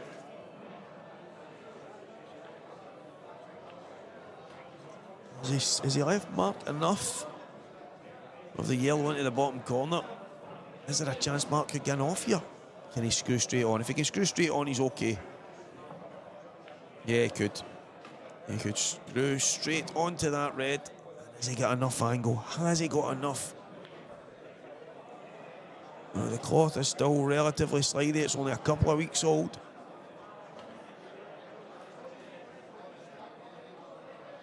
Well, the reaction on the cue ball here. He's going to want to zip it off the bottom with loads and loads. No, he's going to play the double. I didn't think he had the angle to screw off the bottom cushion and into it, but I thought that's what Mark would play. Well, he's kept it super simple.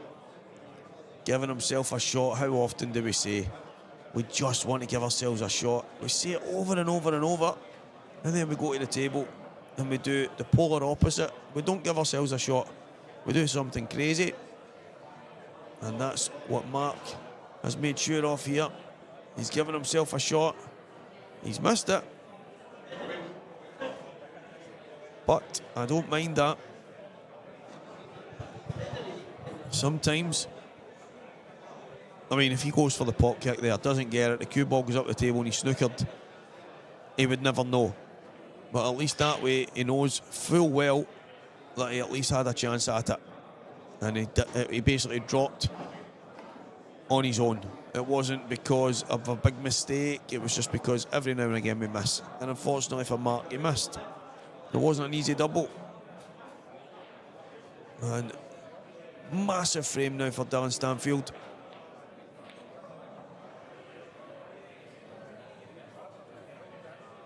Doesn't want to overcook this. You don't want any distance between cue ball and the black.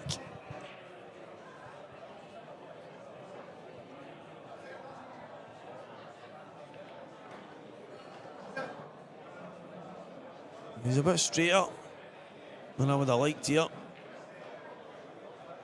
This is a big shot. And this is what I mean, guys. I didn't like...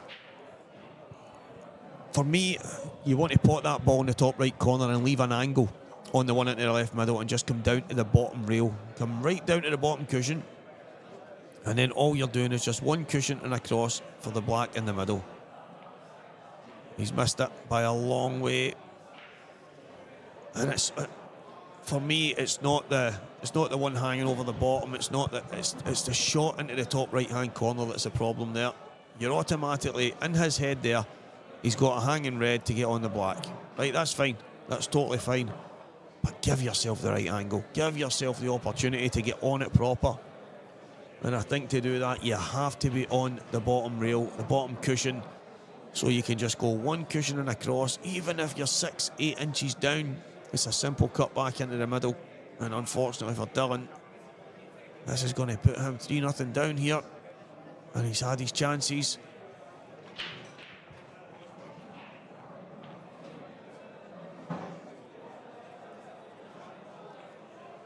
And it is 3-0.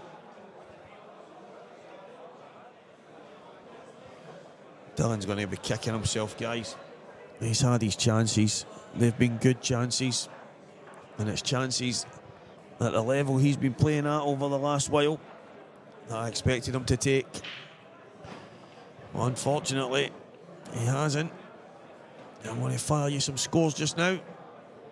So Morgan McInnes 4, Dan Inglis 3, Alan Barnes 5, Alec Coffey 2. Alec Coffey, that's a name I've not seen in a while. And he has, I don't know what area Alec qualifies from. Yep, I didn't even know he still played pool. Gary Gracie 3, Pete Smith 3. That's another cracking match. Greg McMillan 5, David Gillis 0. So, 2 friends. I hope Davey's not giving Greg a bye. Greg's on fire right now. Gio Edgar, when you talk about boys on fire, he's one of them. And he's 3-0 in front of Jamie McCutcheon.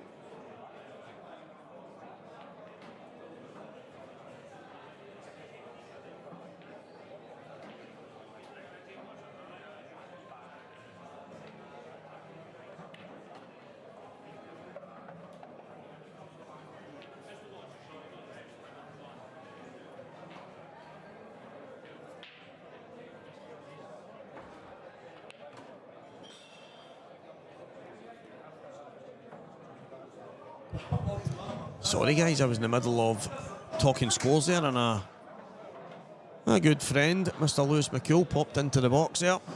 He was inquisitive of who might be on the stream at some point soon, and I had to tell him I have no idea.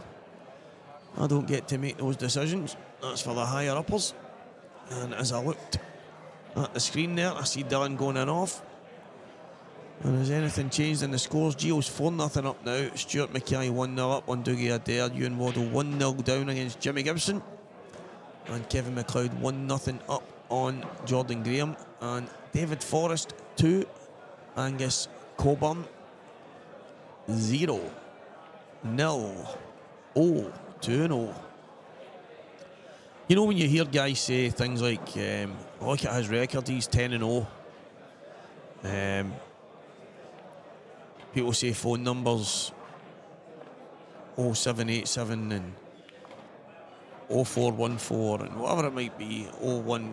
Now, I know there'll be plenty of people out there that say 0. I mean, I say 0 at times myself, but I've been having a bit of a thing with the J20 or J20, people call the drink J20. Now I say J20, and Paul Ramsey behind the bar in here says, listen, it's not a J20, it's not even a 0.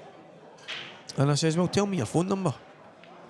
And he went, a 0. And I said, yeah, but you're just saying that. So then Rachel behind the bar, he says to her, how do you say your number? And she went 07, and he couldn't, he's like, it's not a no.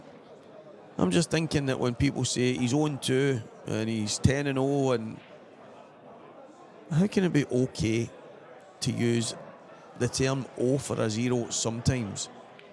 And this is in every walk of life, and then not others. So guys, everyone's probably going, what is he on about? Please just start calling a J20 a J20. Madness. I know. But it's 4-0 here. It's 4-0. And Mark Fleming is in ruthless fashion. Is this going to be what Mark did to me? Is this going to be 7-zip?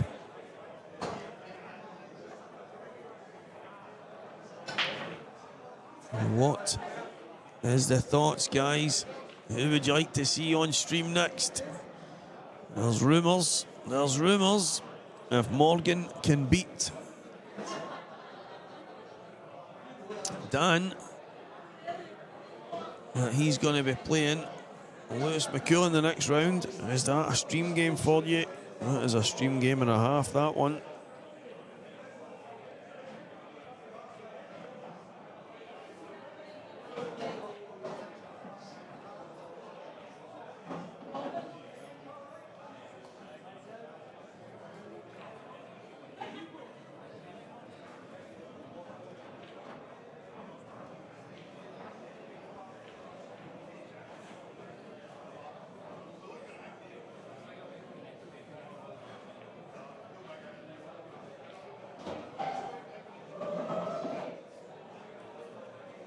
Big break-off shot.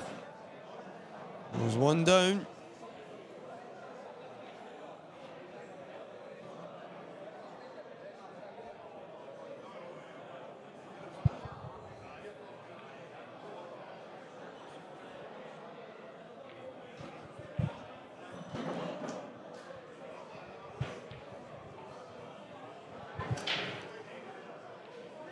The yellow between the reds down the bottom here looks like it passes. It looks like you can get just about enough. It's just the yellow closest to the black that's a big problem here. Where does that go? There's a big problem here for Dylan, as I think he's coming down. Why is he kicking that when it goes? Why is he kicking it when it goes into the bottom right corner? You have to say he's in a bit of trouble now, because all these reds look pretty decent. There's only one awkward red, and that's the one next to the yellow now that Dylan tried to break out. And the only thing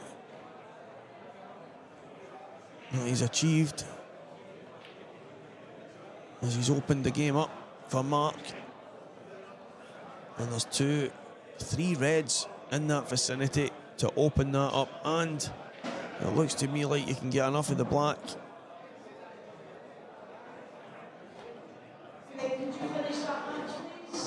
Guys, I wonder if that top one passes. The one just above the yellow, I wonder if that passes. If it does, it looks to me like Mark Fleming has a great chance here.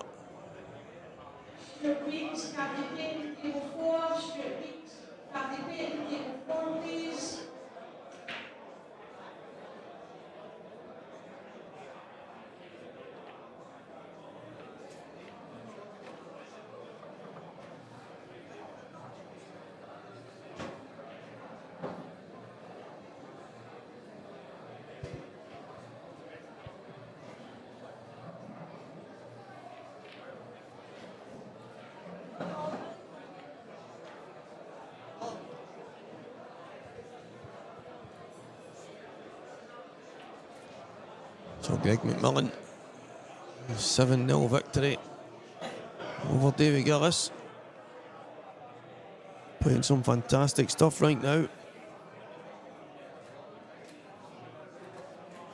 David Bellis, if you just want to see a second, please, that's David Bellis.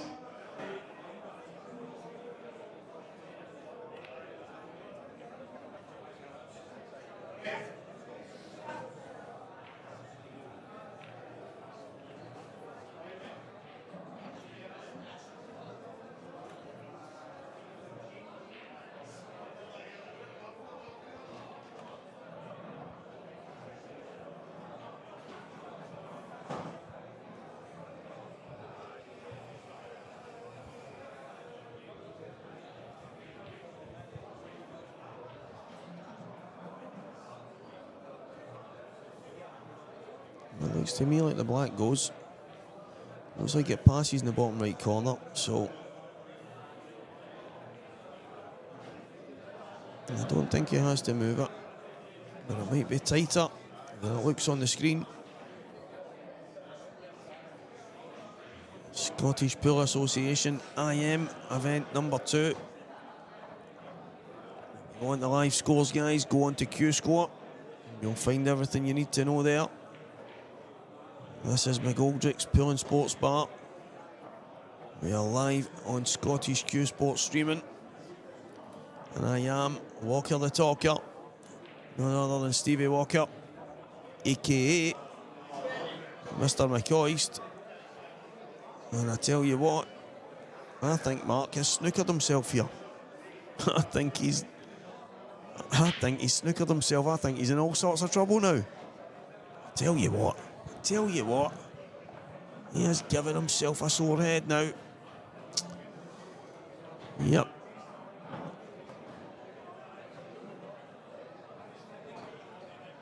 That has to be said, that was a big mistake. A big mistake from Mark Fleming. And he's going to have to pull something out of the hat now. What can he do? What can he do? Oh. I mean, Dylan might have wanted that to drop there. It may have been a benefit to Dylan if that went in. Because Mark's next shot would have most likely opened up the black.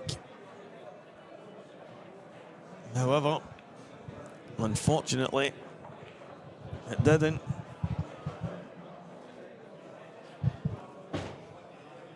So, what can Dylan do from here?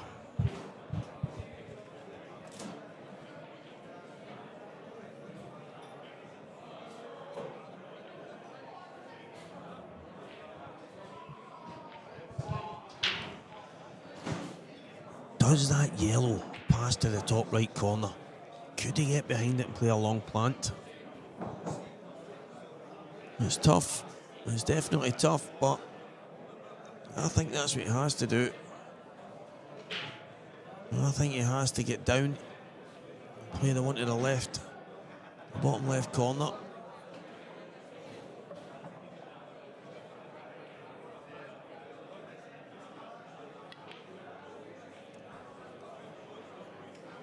Well. There's just so much indecision here. You know, guys, I was actually speaking about when I played Dan Davey on it was on the stream table. It was on the 30-second shot clock, and I must admit, I felt like I took to it like a duck to water. I really enjoyed the experience.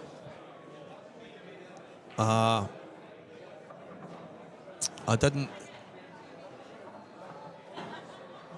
have many issues whatsoever. I thought it was great. The fact that you had to make a decision, you had to make it early, you had to go and play your shots the way you had to play them right away. You had to make the decision and go for it. And I think the fact there's no time limit here is catching Dylan out.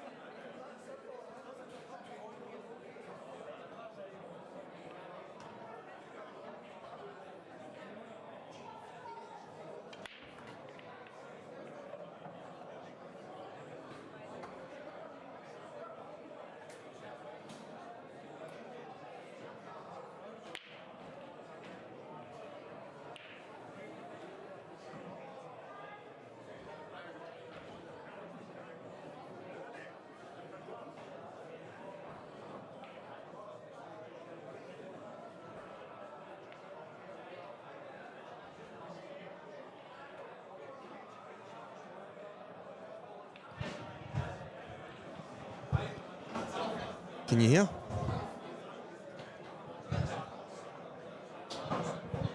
Yeah, man. Is that you?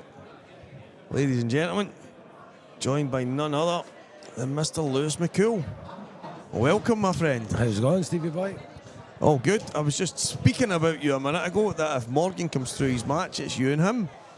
Well, a good game that, I think. As long as he doesn't dish me like he done in the Scottish final. So. Though Dylan has had numerous chances here, mate, he just doesn't seem to be getting over the line, and so many visits, so many chances. You can't give guys like Mark. Mark's too good, mate. Yeah. You know what I mean, if you're giving him umpteen chances, you're going to get what you deserve, really.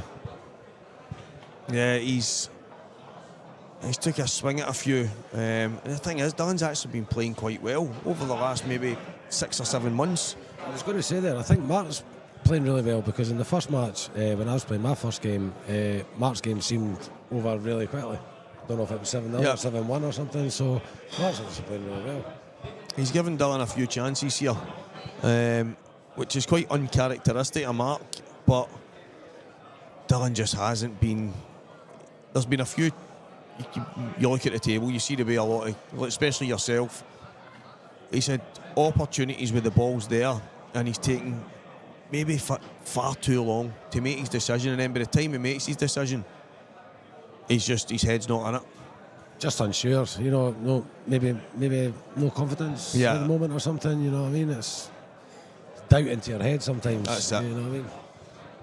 And as soon as a bit of doubt creeps in, the chances become a lot more tough. But it can change, you know, if he gets a couple of frames under his belt, you know, gets a bit of confidence, and it's a whole different game. Yeah, I think if there was ever a chance he needs to take, this is it. 100%. He has to win. And they're there for him, you know what I mean? So this is actually quite similar to a yellow he missed in the Scotland B team trial. He had a chance. Don't say that, mate. You've got the commentator's curse. No, I know it was I actually mentioned it earlier. He was playing well all day, and he was one frame away from getting to a 3-way playoff with Billy Neal and Andy McKinnon. And oh my God! And my word, and it's very similar, the mistakes he's making. I mean, he should pot this. Oh, no. If he being 4-0 behind and the way the match is going, this is a tough shot. Yeah, he just seems to keep putting himself in trouble when he's got these kind of chances. He's got this. He's hit that well. He's hit that lovely. Yeah, he needed that. There you go. Very good shot. He needed that. And it's probably not the route that you would have expected him to go. No, but he got there in the end. Yeah, massive frame for Dylan. A bit unorthodox in the pattern play, but he got there. He's got a frame in the board, and as you just said there, that could be massive for his confidence. Could be, mate. You know what I mean? A dry break from Mark here. Dylan gets in, a nice easy finish or something. You know what I mean? That's your confidence back. Breaks 4-3 before you know it. You know what I mean? But Mark can break conditions. Yeah, exactly. You know what I mean? And that's the thing. Dylan will know he has margins. to. Yeah, he has to play better. And he'll know that Mark is only. I mean, I mentioned it earlier. I played Mark in an IM. It was 2 years ago now. The last time I played him, and he beat me 7-0. I made a mistake in every frame, and he punished me every single time. And it can happen against these guys every day of the week. But Dylan has said he's had good chances here. Definitely, mate. But the thing is, I mean, you're not always going to. You'll get so many chances against a player like Mark, and then. It's done, you know what I mean? You're not going to get chances all the time. You can't ride your luck all the time. This is the time for him to come back into the game. I mean, Mark's not going to give you chances all the time. No, before you know it, you're putting your cue away and you're heading back home or whatever it is, and it can be a very quick weekend. But Mark's giving him a few chances here, and that, for me, if I'm Dylan right now, I'm sitting thinking, right, I know I've not played great, but he keeps giving me chances. I just need to start taking them. Definitely, mate. A big break here. Mark's break's not exactly been electric, so Dylan usually good, Mark. Yep, he'd one really good one. The cue ball landed a bit awkward, but it's not been a. I mean, you only need to look at the match. It's obviously 5 frames in. We've not had any kind of dish. The break's been a bit of a. Yeah, it's not been great. It's not been perfect. With Mark's quality, I mean, Dylan needs a dry break here, in my opinion. He's got to get back into the game. Yeah, if Mark gets any, I mean, they're speaking about that there. So the laws of averages tell you he's going to get one good break, and if he gets it now, it could be the writing on the wall for Dylan. Very unorthodox break Mark's got. You know, with a quick jab. But it's efficient. It works for him. You know. You think someone's fast forwarding the screen the way his cue goes. Look at that. And this is, do you know, mate, this is the same. He actually had a decent break a couple of breaks ago, and the same thing happened. Cue ball landed close to a ball, and he didn't have a shot. He ended up just sliding off it, but just any shot on the red there, and it's game over. You know, it's frame's done. It just shows you. Still got it into the middle though. A massive shot for Dylan here, because if Mark gets it, the chances are he'll finish these reds. But if he doesn't, you feel that Dylan is going to have to take them. I still fancy Mark for this. It's a nice wee delicate shot, but I think he'll get it. With the cue action. So that. Oh no, he's not. He's missed it. Dylan's got to capitalise here, 100%. They're there for him, has to take this frame. Yeah, he's got to get these. Break in the next, you know, it's a whole different game. He's got a good chance. He's got a very good chance. Just needs to get good position. That's one thing he's been doing. He's actually overhit quite a few shots, so just wants to land. Just not getting the just of the table, or yeah, I mean, lack of confidence, or what do you think? I mean, that's probably as good as he could have got there, but can he, as he came high enough, can he get past here? I think he's got the angle to come up to the top. Take the top one? Yeah, I think he's all right. Maybe not the angle to get the right angle to come back down, but maybe off 3 cushions. Yep. And then put himself into an area for the last 2, I think. He just doesn't want to go near that yellow. I think you're spot on. I think he's straight enough that he can come up. I think he can come through, no problem. No, it looks like Morgan 6-3 up, so it looks like we're going to have a mammoth tie in the next round. Yeah, absolutely perfect. As I say, I think this will be... I think he just had enough, but as I was saying, I think he's going to have to come round to 3 cushions here. It's not ideal. I mean, you're wanting to land for the bottom left-hand corner and just stun out. Because if you're going for the bottom one and the bottom right, you can clip the black, run out of position, you know. So any kind of angle on the bottom left, and he should be fine. But he has to come round, as I say, because if he lands straight, he's in no man's land kind of thing. Basically, wants to kind of leave the white ball where he is now. Yeah, exactly. That's exactly where he wants to be, really. And that's probably in his head right now. In his head, he's sitting thinking, I want it back here. If he could just make that red disappear and put the cue ball back there. He looks like he's screwing this, Stevie. He looks like this is dangerous, I think. This could go wrong.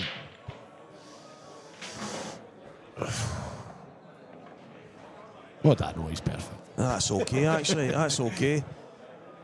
Do you know, it's Matty actually... I shout at the telly all the time, the commentators, and I go, what are you talking about? What are you talking about? See, we're actually in here in the position. I can actually get it now. Yeah. The thing is, he played a shot similar to that earlier, and it looked like... I'm watching thinking maybe just a wee touch of bottom left here, and he was queuing so far to the bottom. He miscued it by a mile, and quite similar to the way he's played that there. But he cued that really well there. But he's nailed that these really well. He's got a very good cue action, Dylan. It's very steady. He doesn't move. He's... I actually find it quite rare when he misses a kind of straighty shot, and that was what he did in the trial. It was very surprising for the way he plays. Disappointed in that. It's like he's played a two-way shot there, yeah. You know, just twixt in between. He should still get this. But this is a massive frame for Dylan. If he gets this, you know, his confidence are going to come back up. Yeah. His break in the next one, hopefully, you know, he can get a ball and game on. He likes to hit the bottom of the white here. He just, I mean, I'm thinking just run this in, but... I fancy him for this. I think he'll get this. He's missed it by a long way. And he won't be winning this frame because Mark's too good to let him back in for even an attempt on this mark. I just feel that Dylan's go-to shot when... It was like he decelled a bit there in the last thing. You know, he could have put the left-hand side on it to leave it in the bottom left, or a bit of right-hand side to make it a straight one into the middle. And it was just like it was just bang in between and just left them twixt between them. As I say, Mark's just going to tie him up here. Yeah, he's in trouble now. Mark's too experienced here, you know. It's another one of these frames where Dylan's had a good chance. As I say, is this how it's went from the start of the... Yeah, so it's just been basically... There's no... It's just an off day at the office, you know what I mean? It happens, you know, Dylan's a great player. No, that's just, it's just one of these things. I have them all the time. Trust me, I know. I try and sit here and sound like Ronnie O'Sullivan as I talk, but I have more of the days than I don't, but it's not even going to be close. I never seen that. I don't think that shot was on, to be honest with you. I mean, Mark will just play this one up the cushion and either take ball in hand or he'll just run it up the now, and they're all there really. Yeah, he's just going to run it down to the bottom. Yeah, I'm surprised. What's Mark doing? Is he going to play the black off it? I don't get this. I don't think he needed to do that. I mean, it's fine. No. It's fine. I just thought he was going to maybe take the yellow off the cushion first. But I mean, maybe he didn't like the idea that the black was just above the middle pocket, but... Yeah, to come down. To be fair, he's actually made a really good shot because he's just... The two bottom balls, he can just land on his black. That's the difference sometimes. Yeah, he's taking them well. He's actually played that really well. He's taking them good every time Dylan makes a mistake, but usually, as I say, Dylan's had his chances from the odd mistake Mark's made, or maybe a couple of break-off shots that's landed very similar for Mark, but it just shows you though the way Mark's played that there. I would have run the yellow down. no, You know what I mean? And then you could potentially be having a tricky black. Mark's actually played that really, really well. That shows you the difference with the top players. I might have played the yellow up, and I played it up there, leaving the yellow in the top left-hand corner last for my black. Yeah. And thinking to myself, right, the black's just above the middle, so I'll just put that up there, clear the table, and then. But He's landed a bit tricky here. It's just if he comes off the cushion. Is he playing the double here? This is the way the match has been going. A couple of times when Mark's ended up missing, he's not left doing anything easy, but I mean, you don't deserve to be left anything once you've made a few mistakes. Sure he's left that double up into the green pocket, as you would say on a snooker table. I think he's covered with that yellow, so I think he's maybe kind of got away with that a wee bit. Would you cut this or would you double it? Mark Boyle would cut it, but nobody else would cut it. I think he's cutting this. I think he was thinking about covering the bag, but I don't think that shot was on, to be honest with you. Nah, it was so thin. I think Mark got away with that actually, because I think if that double went in the top pocket, I think he would have went for it, but I think just the way the yellow sat, he couldn't get it.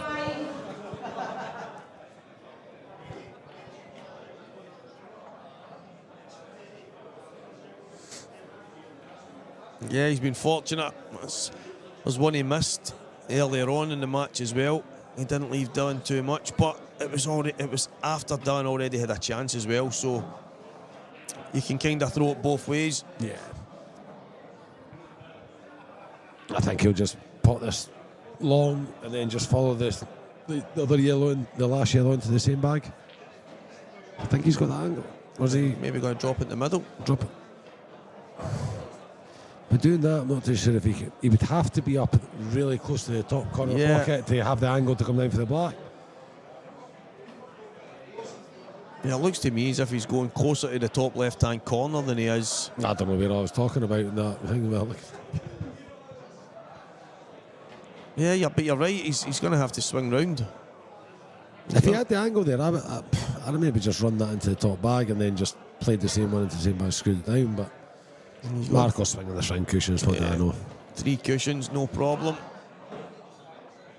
Right back to where he was.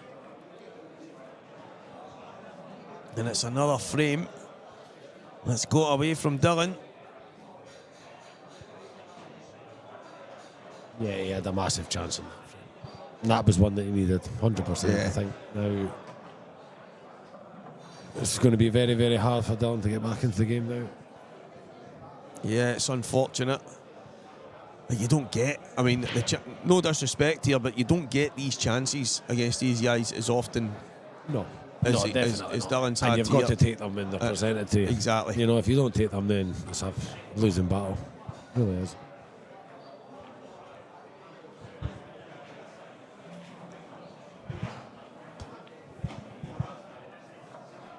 And barring a massive kick, it's going to be Morgan against Lewis McCool in the next round. But you're thinking about that, my man? Morgan's a great player, you know. We practiced together, we played in the Scottish final, you know, so yeah, it's all in the day. See what happens. Looking forward to it. That's it. You're hitting a great ball right now and a good run last weekend. It's just a case of taking that into this weekend. That's it. Don't say keep the head, because we all know that's never going to happen. No, listen. When people say that to me, and it's normally someone that's a bit fruity, they say you just need to keep the head. You say it to me. I know. I actually say to you, me and you say to each other, are the two best people to say it. You're your own worst enemy. You need to just calm down. I know. It's true. Oh, it's crazy.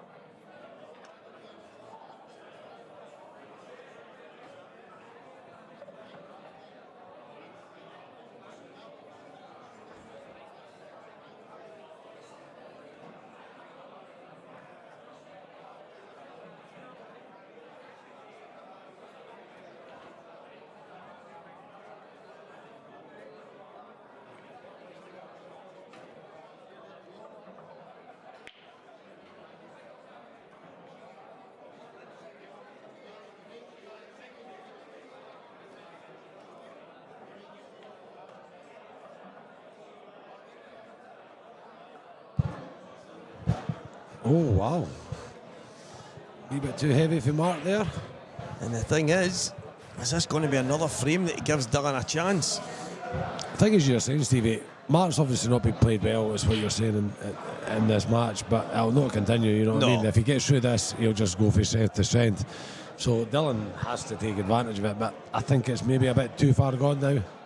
No, that's it. But in saying that, you know, the position he's in now, you know, the yellows are there for Dylan, 5-3. He has to make a move now.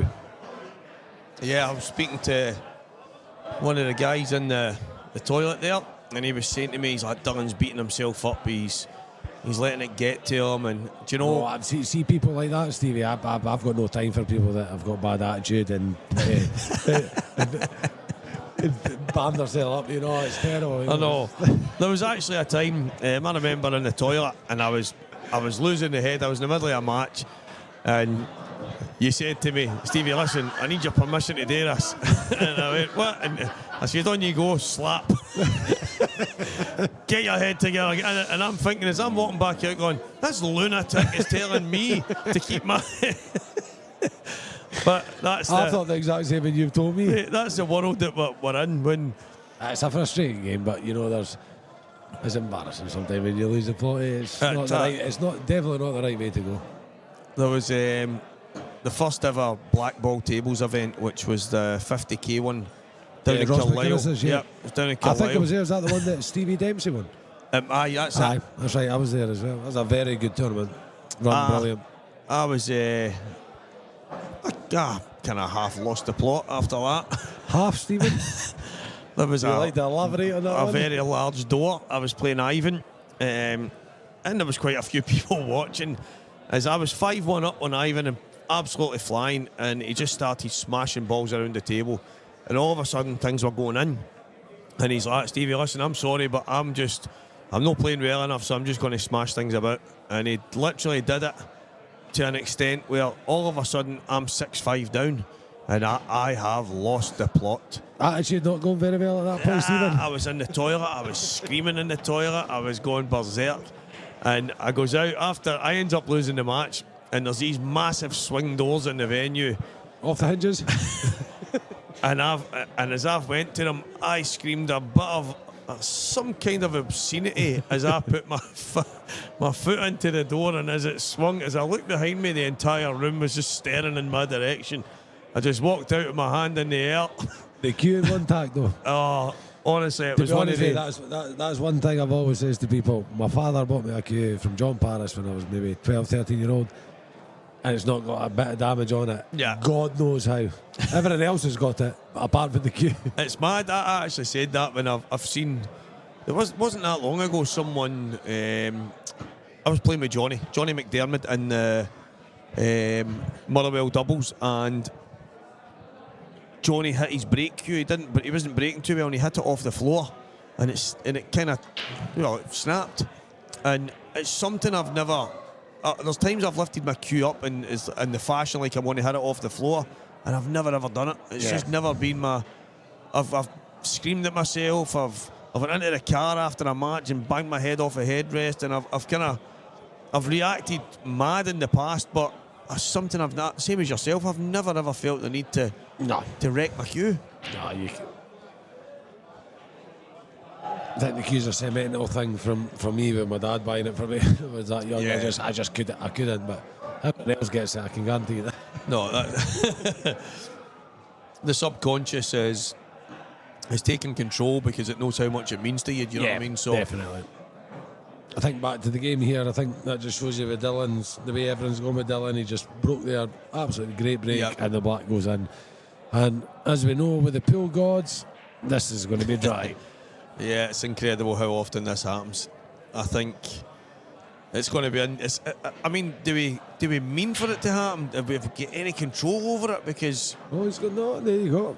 What do we know, Stephen? No, what do we know? But you don't see that really, though. The law of averages tell you that it's so incredibly high how often you break, a good break, black is in, then your next one's dry. Yeah. And it's absolutely incredible how often it happens, but this is a chance he has to take.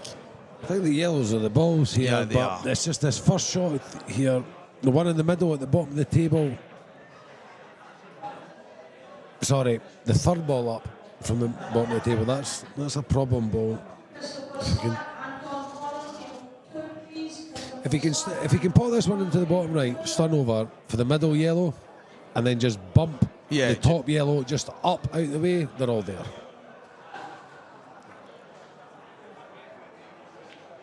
He's decided He's went for it straight away. He's in the sea. That's the problem. Just I would have made sure of it, because then you're on the colour set, you know, Definitely. and then you could have just dealt with it later on. But definitely 100% make sure, because you've handed the match to Mark with that. Oh, definitely. That's it done now.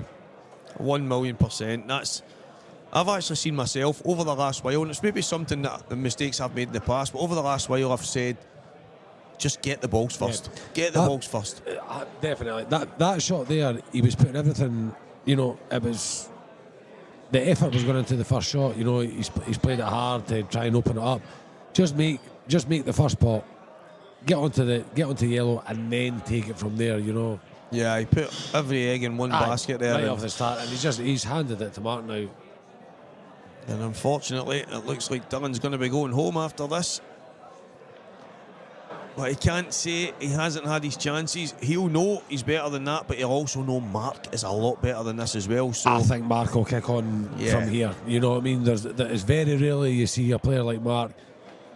You know, I'm not saying playing bad, but since I've come in and what you were saying previously in the match, that he's not been on song. Still good enough to win, but I mean, you know even what there, I mean? that's another slack shot. Although he's okay. Yeah. He'll just punch this off the cushion and be fine for the middle. But you won't see Mark play again like no, this. No chance. It's something that you're just getting out of you, and I think Mark will go for Seth. He's a great player. Yeah, he's first class. He's actually one of the top guys, form-wise, right now as well. He's always in the mix. He's always a sore head, no matter who you are, and never gives up. You know, he's a battler, and he's a good guy into the bargain. I've got a lot of time for Mark. Mr. Unsworth, how are you? Good afternoon. Yeah, I don't get much of a rest when I'm in this commentary booth, but I would prefer to be on the table. Unfortunately, I didn't qualify, which has been quite rare lately. I've been qualifying for most events that you have to, in the Scottish sense of it, the IMs and stuff like that. So, yeah, I'm sitting with his big pal. Yeah. But the Scottish Pool Association have decided to get me on the books. Best thing they could have done. Best man for the job. So I wonder. Thoroughly deserved, Paul. Yeah, cheers, mate. I wonder who's next. Oh, it looks like it's going to be Billy Stalin and Keith Robertson. What a match this will be.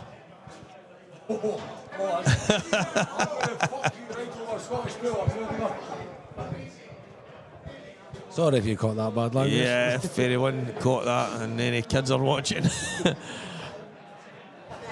we'll get them to go and say some prayers tonight.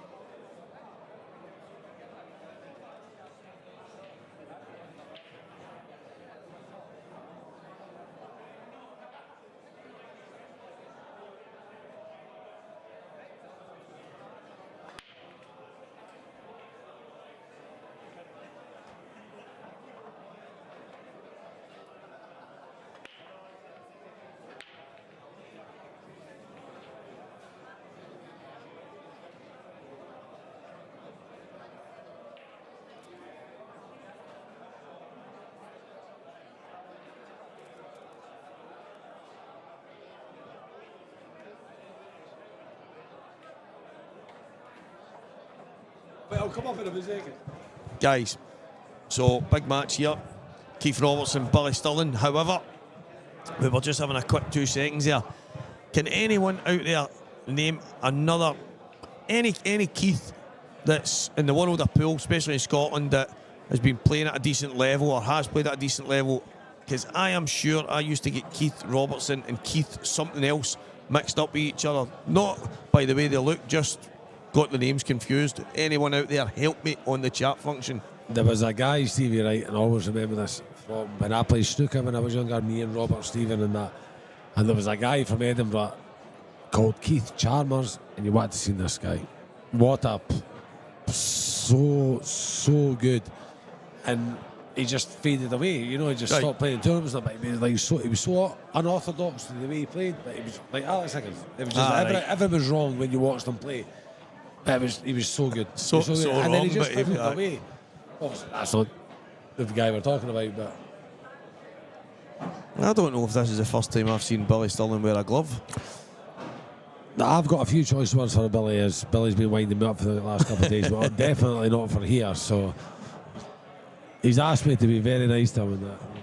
Hey, he beat me in the qualifier for this a few weeks ago. Billy's another one, you know. He's playing great. He's a great player. You know what I mean? You give Billy chances. He's actually in the form. He's in the form of his life. Yeah. He's so consistent right now. I would agree with that. I think. See, sometimes in that, you know, it's everybody goes on about the practice, tournament after tournament after tournament. You know, that gets you sharp and that. See, sometimes like getting away from it. You know, Billy's at the age that, you know, pool's not everything for him. No, of course. You know, he'll practice maybe the odd time. He'll come to a tournament. You know, and he's producing his best pool. Yeah. You know, it's one of the big things that makes. It depends what tournament you're playing in, don't get me wrong. You know what I mean? If you want to be at the top, it's practice. Oh, of course.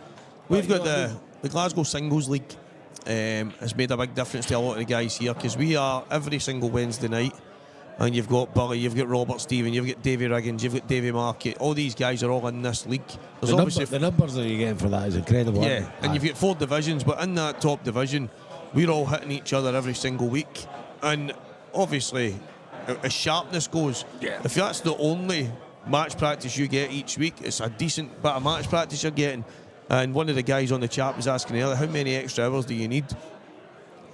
Me personally, I know I'm the type of guy that needs to be on the table. I need to be playing just to feel that rhythm. But there's some guys that can just show up week after week. Gibbsy's been doing it for years. John McFarlane, if they're just playing in a tournament, that's enough for them. But a lot of people don't understand how lucky they've got it sometimes. You know, to have such a fantastic club like this. I mean, it's the best club I've ever played in. And to have it on your doorstep and have so many good players to be able to come in and practice, for me, like where I stay, you know, I'm 15, 20 minutes, you know, just for a hit. So when you come in, so when you work and then you come in, you know, and I practice with Morgan, and it's even at that, you know, by the time you've went to your work, you've had a practice, you've drove down there, you've drove home, you can be out the door 15 hours a day. You know what I mean? And it's hard. But like through here and that, you know, it's on a lot of people's doorsteps, as I say, and there's a lot more happening. Academies now, I mean, for the young, for the young ones, it's fantastic. You see it post up in that. I mean, McGoldricks has taken it to the highest level, and rightly deserved. You can't get any better. No, it's massive. They're doing it for every age group and everything. And exactly. Paul's just the man's class, you know. What he's produced here in such a short period of time. I mean, nobody. I mean, what do you say? You know what I mean? He's pushing. The man's a class act. He's pushing the levels. He's had a vision, and he's done it up and above. Yeah, that's it. It's as simple as that. And I would like to say this as well. What I love about Paul Corrigan, right, is see a lot of the people, promoters and stuff, or club owners and all that. It's all about money. It's this making of money. See Paul Corrigan, it's about what's best for players, best conditions, best everything. Everything's about what would people like. what is the best for the general public, what's best for a pool player, and that's the difference for him. Yeah, it's, You know it's what the I mean? old, if you He's build it, different they will class. come. He's, innit? he's different That's class. it, and he's done that. He is different class. He's built it in. He's basically said, what would I want to be playing in? Yes. What, now, Yes. Is the tables at the right now? Is it comfortable enough? Is the food good enough? Is the lighting right? Everything. As you say, the food's class. Anton Riley, unbelievable. But I've seen Paul. I've seen tournaments going 1 week in here. I'm a big major tournament 1 weekend, and Paul getting the tables recovered. I know. On the Tuesday for the following weekend. I know. You know, that's different level. I mean, you tell me anywhere else in Britain, anybody else who would do that. No, I don't know anybody like that. No, definitely but not. He's putting the bar and the standard. Do you know what I mean? set the bar And it's so fully high. deserved. It's fully deserved because he's the best at it. Yeah, the levels. 100%. The levels that the game has been taken to in terms of a sports bar, a club. Now, I mean, it's what he's just done for Scottish Pool in the last couple of incredible. years, and you know what I mean. The bar's been set so high now. It's actually. And he's so modest, Paul. He's so modest. No, you know I what I know. mean. He doesn't think that he's done this and stuff like that. He's No, so I modest. know. He's just a gentleman of a man. But he needs to take praise in what he's done here. It's definitely. incredible. He's done it for Scottish Pool. He's done it for every player that comes up here. Everybody that comes up here for down south and that. Oh, they love Yes, it. They absolutely love it. You know what I mean? So I think the man's a gentleman. there's one of the obviously the biggest praise that Paul probably gets is the amount of bodies that come through the door every day. Yeah. Now I come in here, Lewis, on a Monday, a Tuesday, a Wednesday, whatever it is, and generally every table, That's whether incredible. it be snooker, pool, American pool, the place is rammed. You'll days. never ever find that anywhere else. No. And I'm not just saying Scotland and that, to be that rampacked on a weekday Yep. and all through, you know what I mean? It's But incredible. It's back to what we're talking about, the effort and the time and like giving everybody the best standards and Yep. everything like that. He deserves it. You know what I mean? But with him giving the best standards and that is why he's got No, the best that's of it. the best. That's why you know what I mean? it's succeeding. Oh, of course because it of that, exactly. And that's it's the. I mean, we've all probably said that a million times. If we had a place, we would do this. But straight away, He's for the people. that's It's as simple as that. You've got so many club owners all over Britain or whatever, and they're about money, they're about greed, they're about this. Paul Corrigan is for the people. Yeah, he has that's given it. he has given you the best conditions, the best tables, Definitely. the best food. You know, he's given you everything. The and you can't facilities are fault just the man. first class, that's it. Nobody can fault the man, and that's why we are lucky enough to play in these conditions in Scotland. You know, what I You're mean? giving the There's people you're like saying, him. listen, you want know an what I mean? opportunity to play on good tables in a cracking venue, then I'll give you the opportunity, and then it's down to you. In this place, I mean, no matter what tournament, you've now got matchroom ranking events taking place in here. I think we take it for granted how good we've got it. Oh, definitely, definitely. Because when I go down to tournaments, maybe down south of that, I'll speak to the English boys, the Welsh boys, and that, and they're not lucky enough to have what No, we've got. I know. You know what I mean? So you know, you forget sometimes how lucky you've got it. No, and you've got definitely. to appreciate what you've got sometimes. No, that's in a nutshell. You actually don't know what you've got at times until it's gone. And I mean, this place is going to be here for a long, long time, and that's incredible. But we often say, how much better can it get? But no doubt in my mind, over the coming years, there'll probably be improvements made, because that's just the way he is. He doesn't rest. Mate, I've thought the exact same thing. I mean, I heard there was another part to this upstairs. Possibilities are Possibilities, you know what I mean? When it comes to people like Paul Corrigan, it only gets better. You know what I mean? It doesn't have to get better, because I'd No. be quite happy to just Exactly. carry on the way it is now. But with somebody like him, thrives to be better Exactly. and better and better, and you know what I mean? He's a man. Oh, if every club was similar to this and they never ever improved, you would be happy for the rest of your days playing pool. As I say, he's for the people, and that is the biggest thing I think you can ever have if you own something like this. Is you're for the people. Yeah. It's not about money. It's not about this and that. And that's why he's done. Why he's done so well, and why he's brilliant at what he does. And that's it, guys. I mean, That's- this is the first time I've been in the commentary box with you, Yep, Stevie, that and is. look at the setup I'm sitting in here now. Ah, it's You- incredible. I mean, you tell me anywhere else in Britain you're going to be sitting No, with a I setup know. like this. I know. It's unbelievable. You even go to some of the big events, and as much as they're You're great, not- and the you're not productions they really- put on, this is just brilliant. He gives the biggest aspect of every individual Yep. thing you can imagine. So, guys, there's no better praise than this place. If you want to come and play pool in a decent venue, you want to get some good food, watch football or any sports you want on a big see me screen. throwing a couple of balls about. It doesn't get How better, Paul's honestly. never banned us, we'll never know.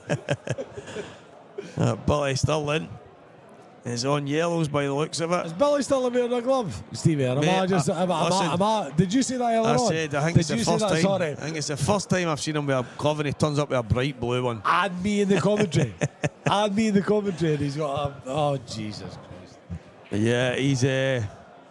I wasn't sure if he dipped his hand in a tin of paint or he's turned up with a glove, but he definitely wasn't wearing one when I played him a few weeks ago. So 100% Stevie, unless before I come in here, before you told me to watch my language and that over here, I'd be going through him and that. So I'm finding this very hard, so I'm going to have to leave very soon.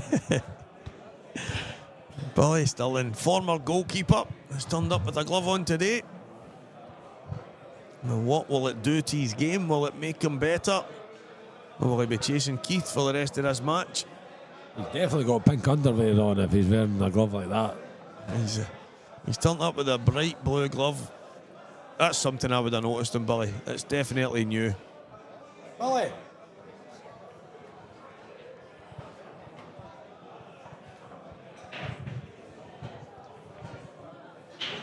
Now we've got a heckler in the building. Sorry, I forgot to turn the microphone off there, Stevie. Rab Allen, 4 frames to 1 in front of Stephen Bennett. We were speaking about Rab earlier. Another player. Another one, Stevie. I'm glad you've actually rung Rab Allen's name up right. Another one. A lot of people, his name doesn't come up a lot. Great player. Oh, unreal. Unbelievable. But it just shows you the standard in Scottish pool. See when people turn around and go that Scotland's got one of the biggest producing of great players. It's true. It's unbelievable. You go down to England or Wales or Ireland or whatever, and you've got a majority, maybe a top 8, and I'm saying a top 8 at best, who win tournaments. There's guys up here, top 64, that can beat number 1 or can win a tournament in the top 64. The talent is unbelievable. It's not just saying it because I'm from here. It's fact. It's fact. You know what I mean? Those two, Stephen Benny, unreal talent. I mean, do you know what I mean? These two guys are going at it, and these two guys in their B game could beat most guys on the planet. They are that 100%. good. I used to grow up with Stephen playing snooker when we were younger. We used to play at Spencer's with Billy Snadden, Jamie Burnett, Hendry, and that. And Benny's unbelievable. Yep. Unbelievable. Stephen Benny, and I think he only plays, if I'm right, in the IMs. He doesn't enter in a lot of things. Right. But see it the same as that, still a dangerous player. You know, can still take down a tournament. He's that good. But am I right in saying, has he won a... We were talking about Ross McInnes's tournaments earlier on in Carlisle. Stephen took one of them down previously. Was that a UK Open or something? I think Stephen won. He might have done. I know the 2 big black ball ones. He definitely. I think he took down one. I mean, Stephen's a great player. He's always been a great player. Absolutely class. There's no getting away from it. The man is absolutely brilliant. He really is. If he put the time in that a lot of players put in here, he would be one of the top players as definitely. well. I mean, there's no question about it. No, he's just such a beautiful cue action, and he's great, just. Mate. He's absolutely class. I spoke to him a few times, and he's like, his break lets him down a few times because his cue action is that good, smooth. Yep. But with the break, you've got to try and punch through it. Dunster beat him in the UK Open in sticks. That could be. Is that Chizzy? Yep. Is that what it was, Chiz? I knew it was something, mate. I knew it was something. He's right. As I say, you're getting whatever final you're getting to with people like Liam Wilson and that. Come on. You're obviously a great player. Proof's in the pudding.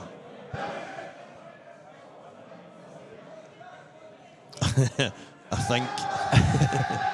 Chizzy, didn't be starting on me the day, pal. Come on now, give me a day off. Well, this is what happens when you're in the commentary box. You miss the excitement out there. What's happening here, Stevie? Stevie, that's another thing, by the way. See, when I'm sitting at home and that, I'm always up. See the commentators? But they don't just commentate on the match. No. Have we commentated on this match yet? I don't think we've commentated on this match. No. So I'm actually doing exactly what that annoys me to bits. That's what happens, but you get caught up. And the thing I love the most about it is the chat function. I love it when people fire stuff to you. I love it when they give your opinion. I love it when there's questions. And it just keeps, because you can get a frame. But then you get people like Chizzy and that. Chizzy's just getting started on me, you know what I mean? That's just the start of him. He'll come right in on me here. You can have a frame that lasts half an hour. And in amongst that, there's only so many shots you can call, do you know what I mean? So, what happened there? Trying to keep the... Did you miss it? Did I miss it? I don't know what happened there with the crowd went there. Oh, I don't know. I mean, a group of... Me and you were supposed to be commentating on this, Stephen. A bunch of boys came in, and I don't think it was part of the game. I think somebody fell or something happened, and it just seemed like the entire crowd went crazy for something unpool related.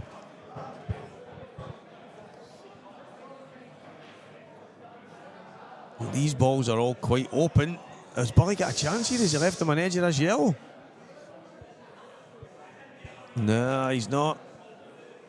It didn't look like a total snooker. I don't think it was total. Didn't look like it. No.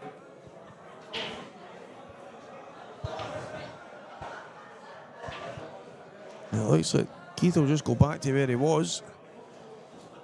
Exactly the same shot. It's very hard to win a frame like this when you're playing somebody like Keith Robertson, you know what I mean? Mistakes. Matt, I don't know about you, Stevie, but I can't see how Billy wins this frame. Listen, a miracle. This is not a total again. He can surely get through the gap. Pizza is at the bar.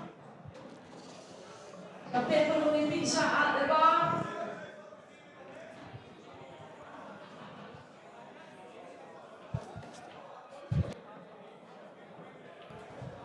That didn't look like a total to me, but it must have been. It must have been. I think the red probably on the blue spot might have been the problem ball there, which meant he couldn't get straight through. Mr. McCool is away for a bathroom break. He is tossed back 1 or 2 pints. And the Maniac is going for a swift break. And then he'll come back. And we'll get back into the back and forth about everything and anything. And this is a frame of pool. It looks to me like it has plenty of life left in it.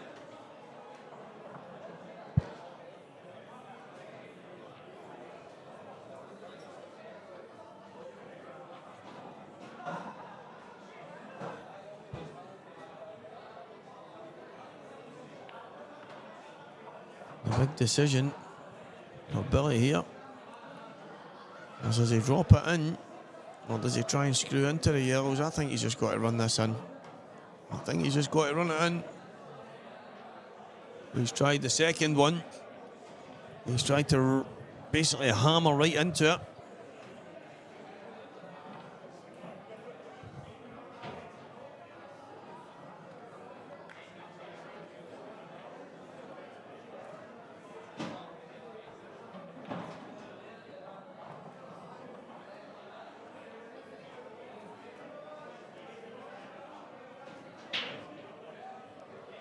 Keith Robertson most likely going to go 2 frames in front here.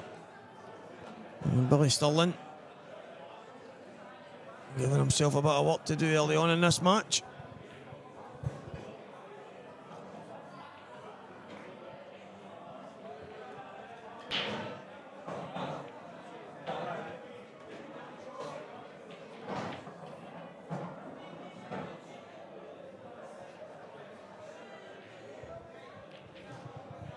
Keith taking the tougher red of them all, which will make the finish a lot easier if he gets it. And he's missed it. But what has he left Billy Stalin?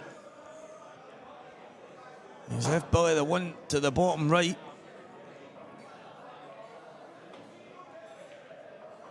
Can he give himself a lifeline here in this frame?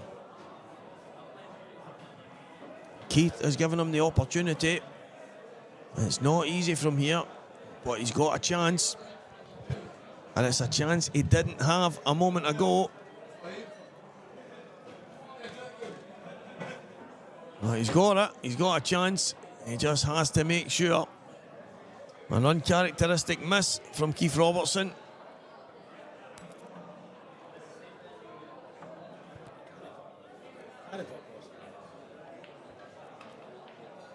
He's tried to check.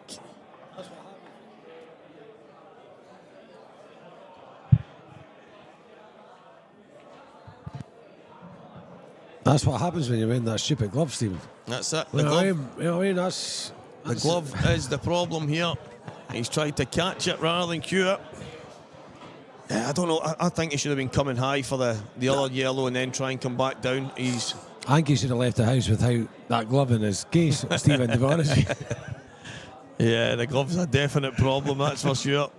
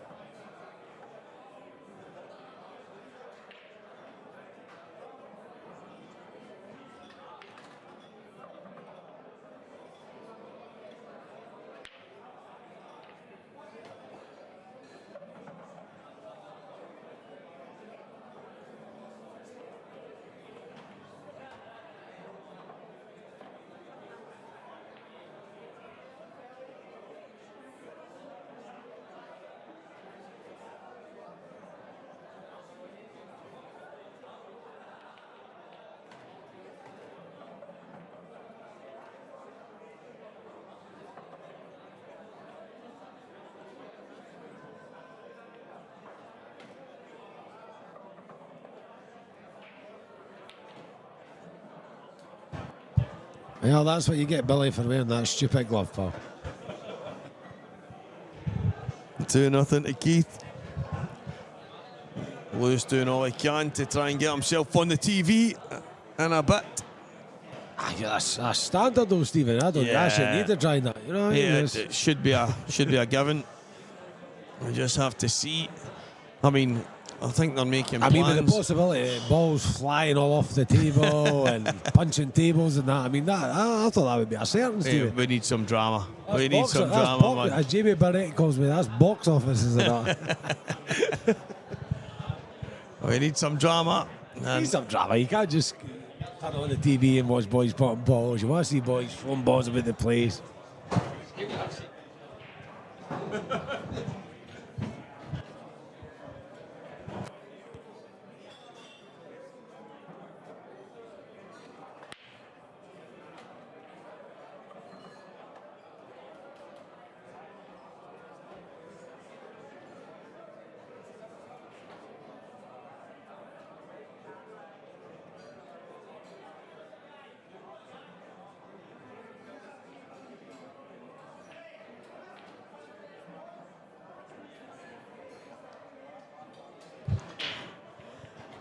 Gary, I have got a very enthusiastic Lewis McCool, who is in and out, in and out, in and out.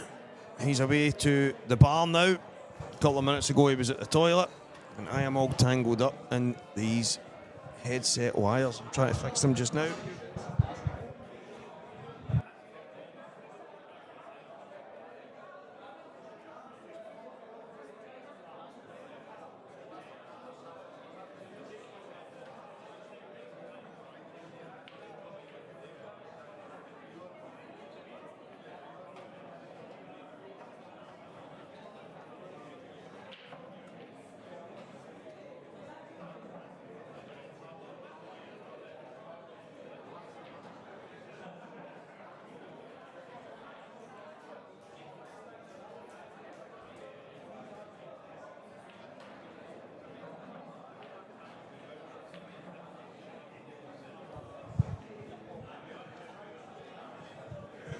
And for some reason, these things just twist from one side to the other, so just need to try and keep out of the way. Where's the black? Oh, Keith.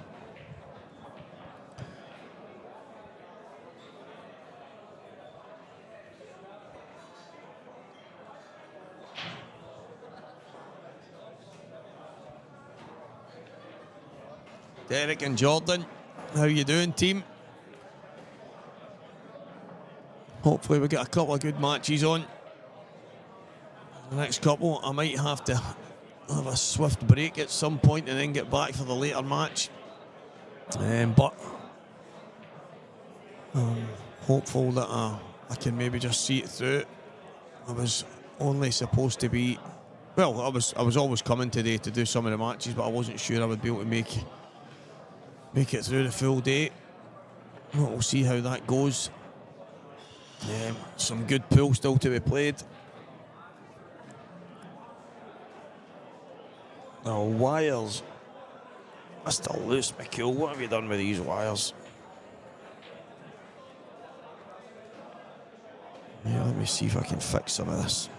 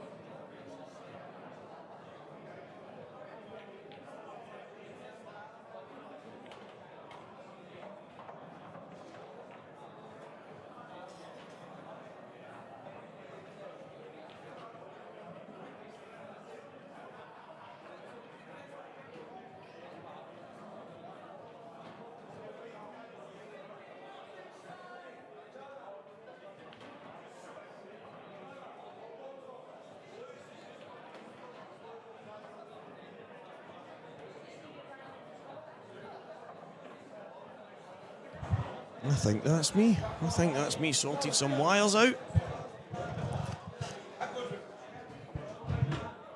Rematch in his next game, yep.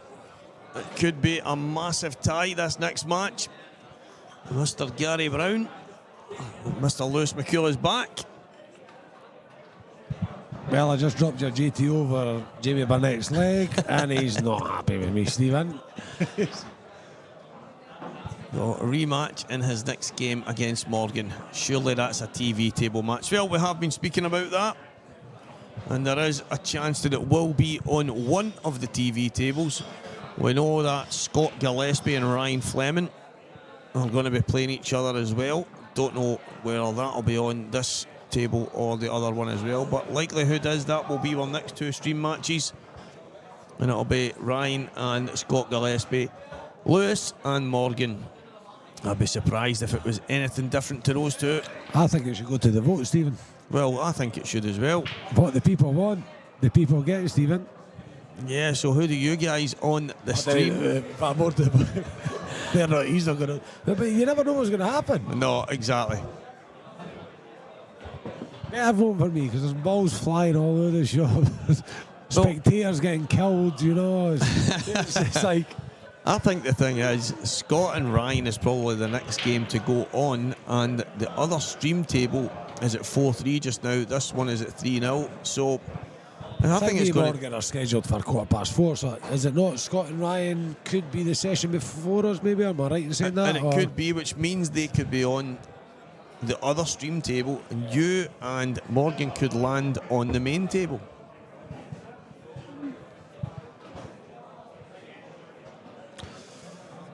Down to the promoters at the end of the day, Stephen. They That's know it. best. They have the decisions to make. It could end up someone totally different. It just depends who they decide to put on. Right now, on the table, as we speak, Billy Stalin, who beat me in the qualifiers, and is probably, for me, playing some of the best pool he has done in a lot of years. He is chasing Keith Robertson. 3-0 down. Keith looks like he's in good form. And Billy is going to have to stop the rot pretty soon.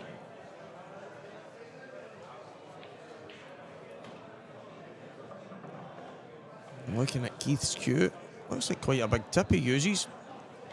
Rare in this era of pool. Most are around 8.75, maybe the odd 9, but a lot of guys using 8mm, 8.25, some stuff like that. What size is yours, Lewis? I couldn't tell you. Do you still use your snooker cue? Still the snooker cue when I was younger and that, but I think that makes sense. One thing I will not be wearing is that daft glove that Billy Sullivan's got on, so he gets everything that he deserves. Yeah, that's it. There was actually a period, I can't even remember how long ago it was, but at one of the events, and I was just struggling with the heat, and someone says, you just need to get a glove. And I said, look, it's not really for me. And then different preferences to be. No, that's it. I'm minding people. No, I know, and I actually asked the question. I said, look, what's the big deal with the glove? I just can't seem to wrap my head around it. And Morgan said to me, Stevie, I tell you what, if I didn't wear a glove, I wouldn't have won the things I've won. To me, that's the stupidest thing I've ever heard in my life. That is what he said. Honestly, mate. Because Morgan's a fantastic player. Exactly. And he'd be winning things without that. But, I mean, the purpose of the glove is sticky conditions to my awareness. But it's each to their own. It's not for me. But for somebody, especially Morgan, to come out and say that he wouldn't win the things that he would win without the glove, I don't understand. No, he believes the man's a great player. He believes that the venues that we were playing in and stuff like that. Sticky conditions, I get that. But there's a lot of players that win a lot of tournaments without a glove. No, that's it. Down to that, no, definitely. I think he's probably thinking that it minimised having to maybe use a damp cloth, go and wash his hands, all these kind of things, so it kept him in a rhythm. But I don't know. For me personally, it's never been for me. But there is many a time where I've been in a venue and I'm thinking, I wish I had a bit of talcum powder for my hands or something, because it can be horrible. But well, there's two players there. I mean, you've got Keith Robertson as we're watching now. You've got Jamie Burnett. Don't wear gloves. Yeah. And played absolutely unbelievable in the last IM. No, definitely. You know what I mean? Here's Mark Boyle. Mark wore a glove for quite a while there. He got into the glove kind of situation, but then Mark Boyle could play without a cue and still win. Yeah, but he doesn't use the glove anymore. No, and I asked him why, and he said the glove he used to use, he tried to get one, something happened, he either lost it or when it got washed it didn't come out right, so he tried to get the same one and he couldn't get the same glove, and none of the other ones he tried felt the same. So I never realised that Mark stopped wearing the glove. Is that right? So he doesn't wear the glove anymore. Oh, right, okay. But then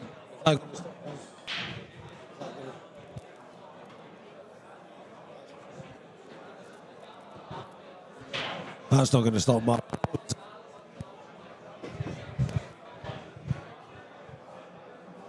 Yep, that's not going to start Mark Boyle's performance, glove or no glove, No, is it? exactly. You know what I mean? So when you get talent like Mark, and then Billy Stalin has tapped the pack. I'm getting messages from my big pal Rook. Is that? Did the ball go up and down? Is that a foul break? I'm not too sure. So I'm getting messages from my big pal Rook. He's come to a lot of tournaments with me, always by my side and stuff like that. So we're actually going to a sportsman's dinner tonight to watch Tam Cowan. Oh, right. I don't know if you watched him. Tam Cowan's good, Aye, he's supposed to be amazing, so looking forward to that. But obviously looking forward to pumping Morgan more than anything. Yeah. Sorry, Paul. Whereabouts, where's this sportsman's dinner? Well, I'm from Kinross, and there's a wee village next to us called Milnathorpe. Right. So it's just in there. Should be a good night. Sounds good. So, Tam Cowan nights are good. He's a bit of a character, Tam. I'm going to guess there's a couple of guests with him. Or is it just Tam? There's Tam and there's a former referee and a former football player, as I'm led to believe, but I'm not too sure. Because there's usually a group of them that go. There's usually Tam and one or two others, and there's maybe out of 5 or 6 guys, he's usually got a couple of them with him. So definitely, that'll be good. That'll be good fun. He's supposed to be amazing. So looking forward to that. Keith's absolutely in control here. Billy tapped the pack. He's relentless, Keith, you know what I mean? You can't give him anything. Yeah, and he just pounces on top of you. He's such a good player. He's a danger to anyone when he's in good form. And him and his strike partner, Davy Forrest, I think they're the current Scottish doubles champions as well, am I right? I think you're right. There. And deservedly so. I mean, that's a dominant pairing. Oh, definitely. Two absolute class acts. And I actually heard rumours before all the international lists and stuff came out that these two were going to be putting their names forward. And I was absolutely buzzing when I was heading for the job. And then I looked at the list and none of them had their names down. You're joking, man. There's actually one or two more that I wouldn't have minded having their names down. Some character sitting beside me right now. That would have been handy. I know. Sometimes. Stevie, I'm bad enough controlling myself. Imagine being a team and doing it. You know what I mean? It's just, it's not a very good thing.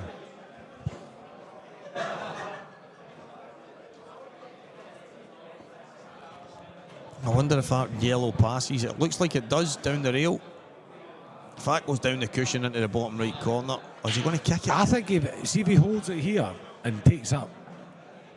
See, I think he could hold it there and took the yellow long into the green bag, and he's just got forward. But that maybe it's deceiving for the angle we're at. See, I didn't think he could kick it, and he was obviously trying to, but for me, it didn't look like he could get the cue ball past. He's in trouble now. He's got the angle to lead the yellow down the bottom left-hand bag, but he has to put pace on it to come off the cushion to give it. I mean, the natural angle to that is probably behind the red, but if he can, well, he's just, I don't know what he was going to do with that after that. Nah, he was in all sorts of trouble there. Oh, Billy, what you do with that glove on me? Honest to God. Billy the glove. Oh, what? The thing is, I know right now, the way Billy's been playing, right, he's been going for finishes, taking finishes, but right now, I think he's going to be looking to try and tighten up here, but I think he's got to try and take these. You're right, Gary, you would think so, Paul.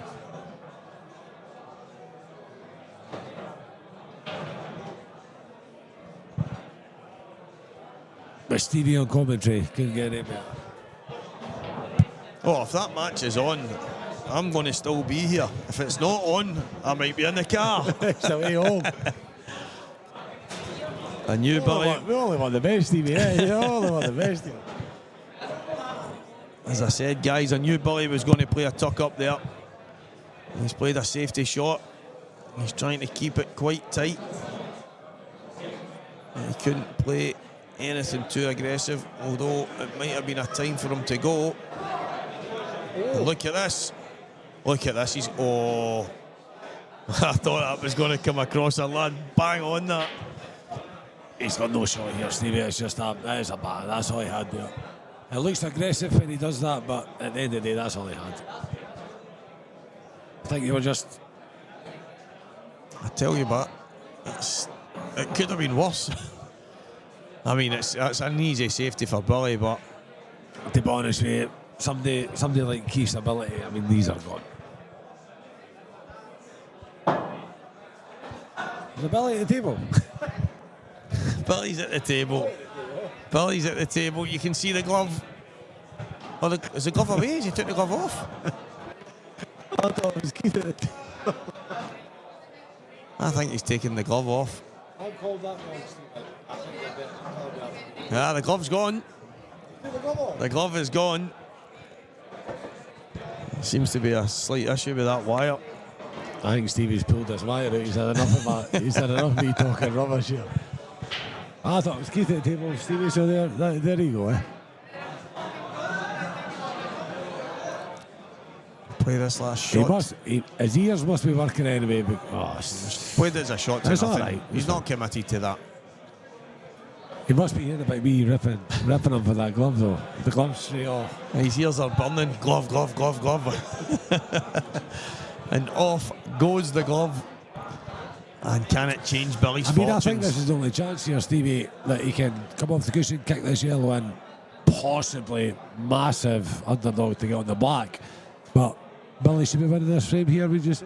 Oh, 100%. And it's a... good hit. Keeps in trouble now. He was always in trouble. But he's in serious trouble now. Sorry for the the language there from the window cleaner.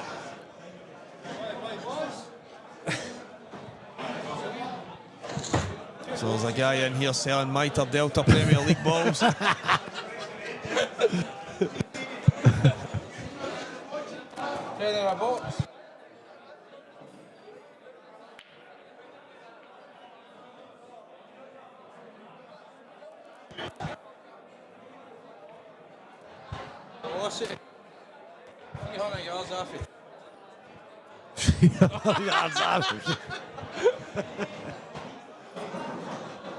Stevie's thinking about it here. What's the difference? None. Is that it? Same. Got 2 boxes.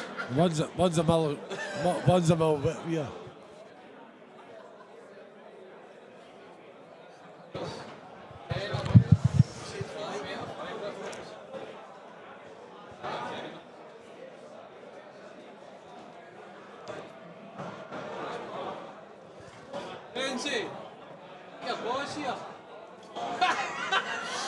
Billy's at the table here, Stevie, and I don't know what's happened, but That's how long I waited on the balls. I actually gave up. We've got Stevie Cochran coming with golf balls here for the gang, and Renzi has actually retired.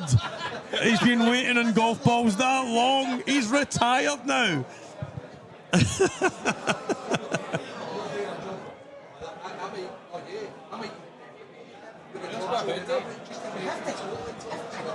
Hey, you been making the balls as long as I've been making my baby.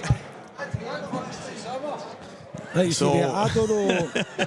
Sorry guys, Stevie- there's been a bit of Stevie- commotion in here. Stevie, we had a wee moment here, but how is Billy?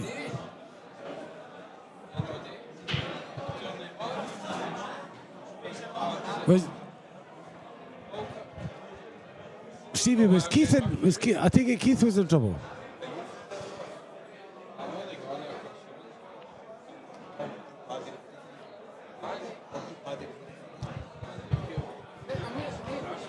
Oh, Billy, what have you done here? Oh, guys, my this God. is in the heat of battle. Billy is crumbling. He's just queued right through that, Stevie. Right through that. I mean, there's no excuse for being anywhere near that bottom bag. Nowhere near. Sometimes it's not your day.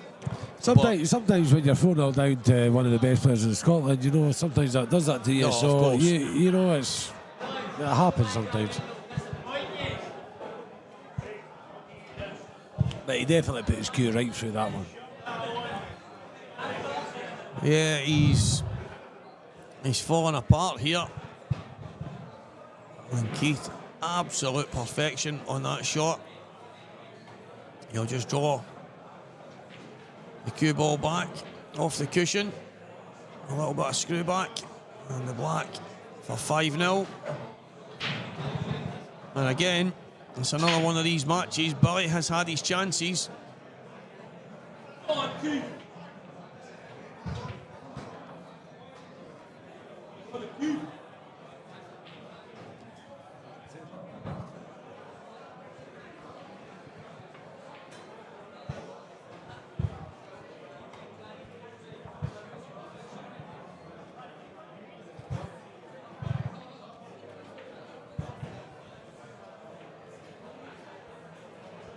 It's hard enough playing somebody like Keith Robertson.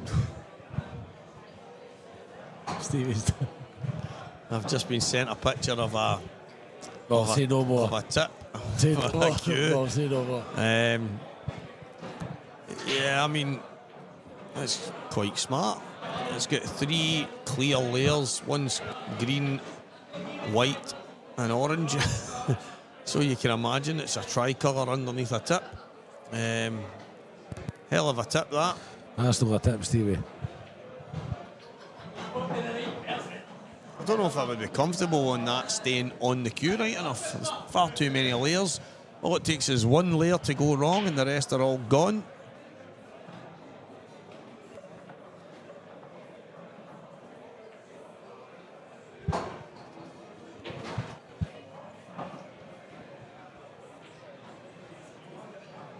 We're 5-0 here. Billy still in. Has to take this chance. There is no more getting away from it. He has to take a chance and he has to take it soon. I've told everyone he's in the form of his life, and that is not by mistake. That's because he's been playing a lot, he's been playing against good players, and he's been winning, but he needs to get back to it.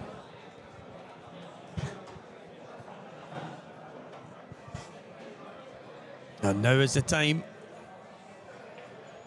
He has to take this chance. And he's took a risk here. He's decided to just go game from the beginning. From the foul.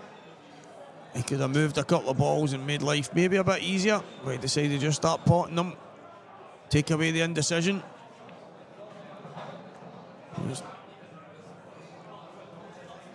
This been a little bit awkward here. He's going to screw onto the black, but how is it going to come out? He's decided to drop through, which is the shot. I just wasn't sure he could hold it.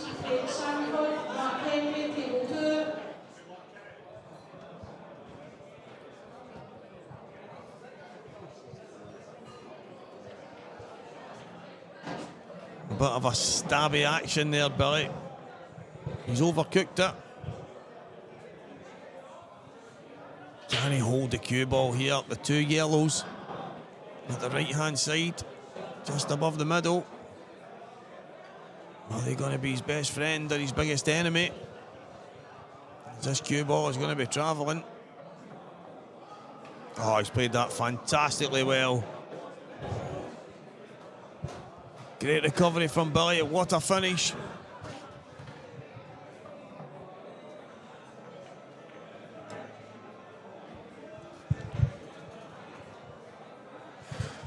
Well, Billy gets one on the board. It's his break now.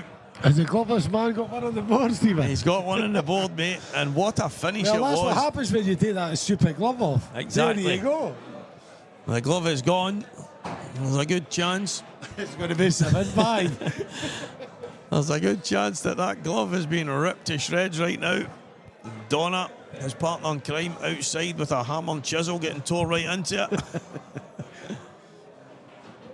What other games have we got round the venue, Stevie? Oh, look at, we're talking about Davy Forrest. David Six Forrest, Angus seats. Cockburn, do you know him? Angus Coburn.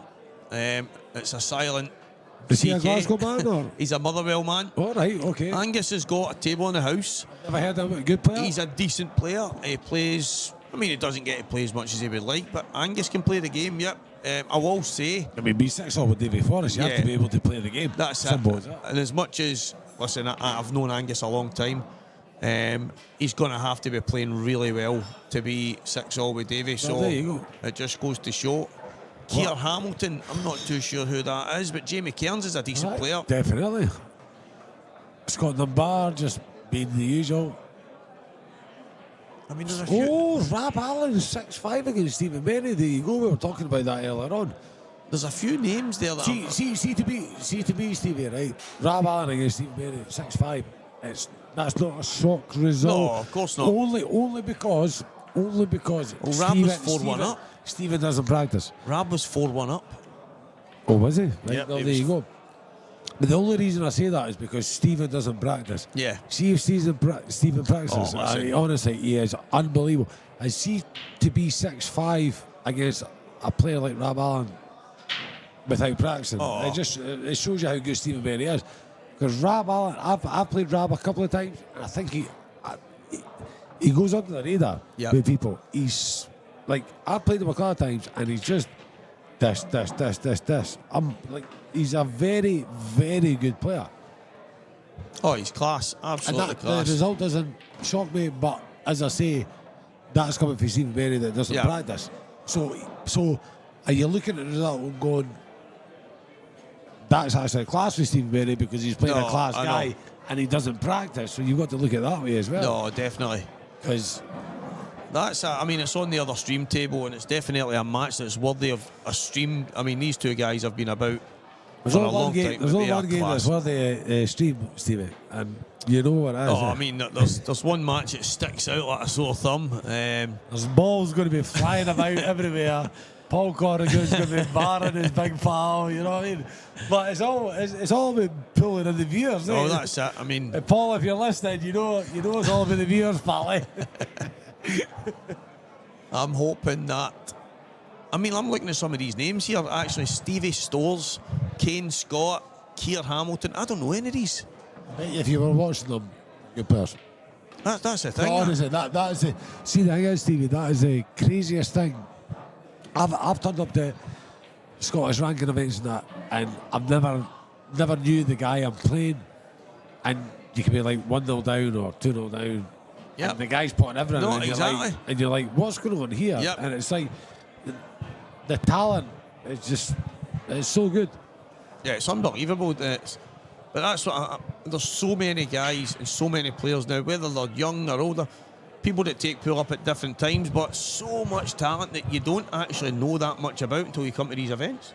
But you know, one of the biggest things as well is back to what we're saying, and like I'm bumming up Paul Corrigan and stuff like that. People might say that. At the end of the day, you have to, because at the end of the day, the man's a legend Right. for what he's done. I'm not caring. But see things like the academies and stuff and that he does, and how big Scottish pool is. You could be coming to a tournament and not know this person's name, and he's been coming through an academy or he's been practicing for years and stuff like that, and he's a machine. Yeah, exactly. And he goes under the radar. But back to, it's the quality that we are producing. No, exactly. That's it. I mean, you don't know. You can turn up at a table against a 15, 16-year-old laddie and be like, here we go, showtime. And the boy dishes you off the table. Yeah, Doesn't well- miss a ball. It's just, but where's he learned that from? Oh, exactly. He's learned it from academies. He's learned it from people in Scotland. He's learned it from somewhere. You know what I mean? So it's No. not just by chance. No, definitely. It's pedigree. He's you're thinking young lads like young Ryan Martin now, William Wallace. I mean, obviously the likes of Preston and that before that, but William Walsh has impressed me. these kids are coming out He's of impressed me. nowhere. He's playing. He's a good player. Yeah, class. These kids are Ryan now playing. Martin, I've not watched him a lot, but I've seen a few of his results, and he's took out some big names. Incredible. You know, he's took out some big names, the boy. So These he's obviously kids- a very good player as well. These kids are coming and playing against the best But guys. with no fear. That's Stevie, it. They've got no fear. Absolutely none. And that they're players that you've got to watch. See these, like I remember when I was younger and that, like you've no fear. You're coming in against these like top players and stuff. Yeah. These young guys, if they've got talent and they've got hunger, they don't care. The only And thing that- in and your they're mind is dangerous. potting, innit? But they're dangerous, Stevie. You just want to They're pop balls. but You're that- not thinking about anything But else. that's dangerous, you know what I mean?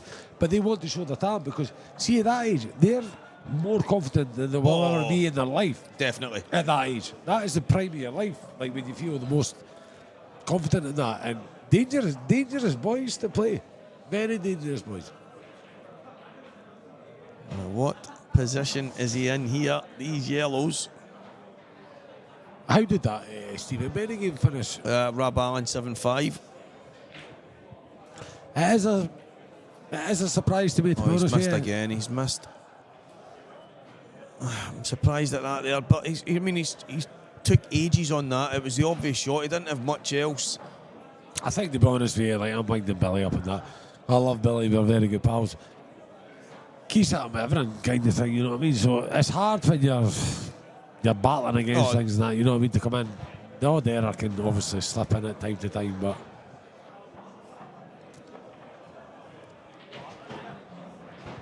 The chips are down.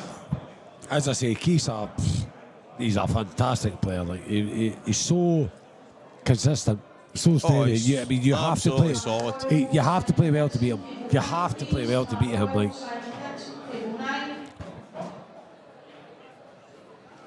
I mean, it's hard enough to take 7 frames off anybody or one of the top players in that, but like somebody like Keith Robertson, he's a seasoned Scottish player. You know what I mean?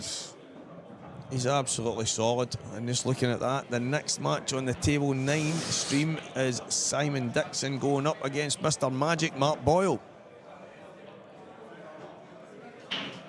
Well, what a match that's going to be. Well, I'll tell you one thing, Stephen. They better make sure that me and Morgan on the badge.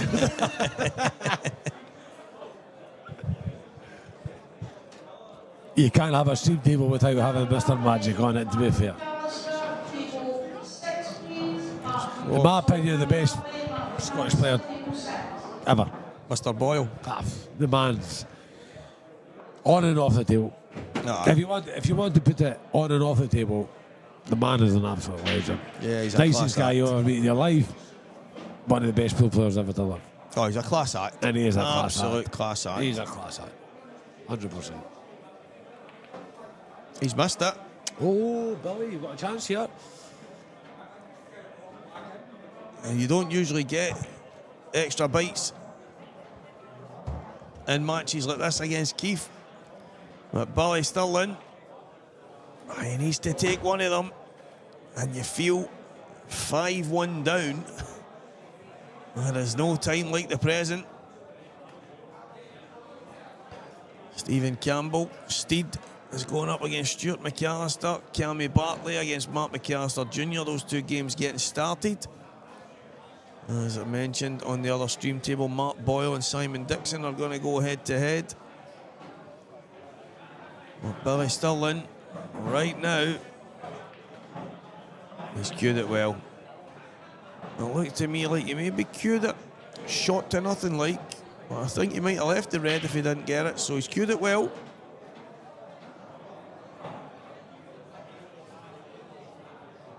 Lewis is away for a short bathroom break again.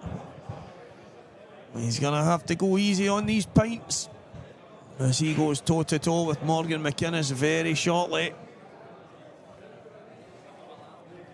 And one hell of a match that's going to be.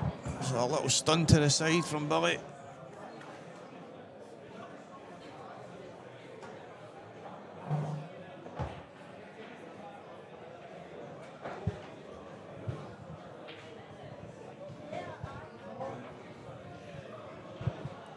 He gets the finish, that's the main thing. And he's back within 3 frames now, but a mountain to climb.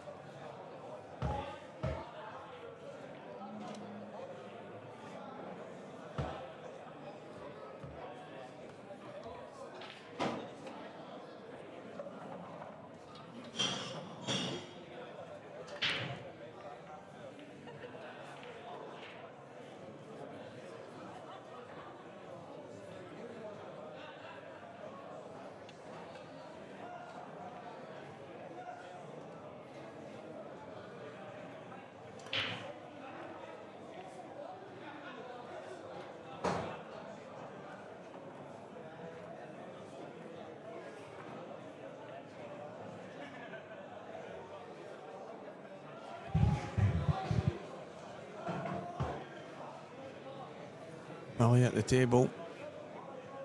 Loads to do.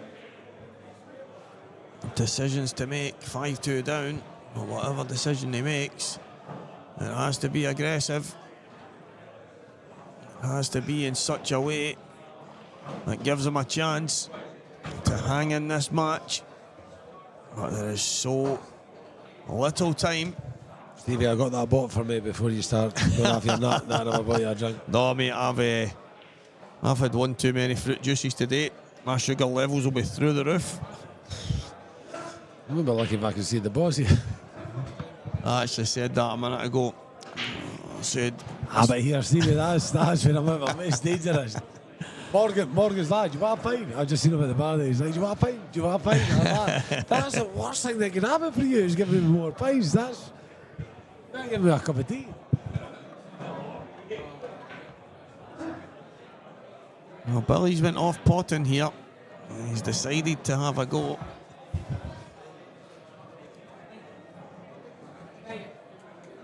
Drink up, son. Morgan's antagonising me in the booth here now. You're fucked, mate. Sorry for the language.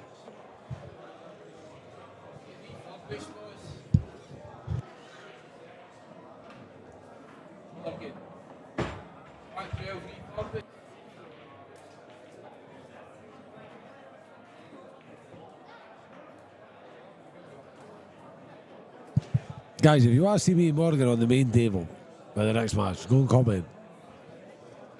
Because you never know what's going to happen. You can end up seeing me throwing balls all over the place, cues getting snapped. You never know, but that's what it's about. You don't want to see people putting balls all the time. And that. Plus, Morgan beat me in the Scottish final and he ain't going to do it again, so it's showtime.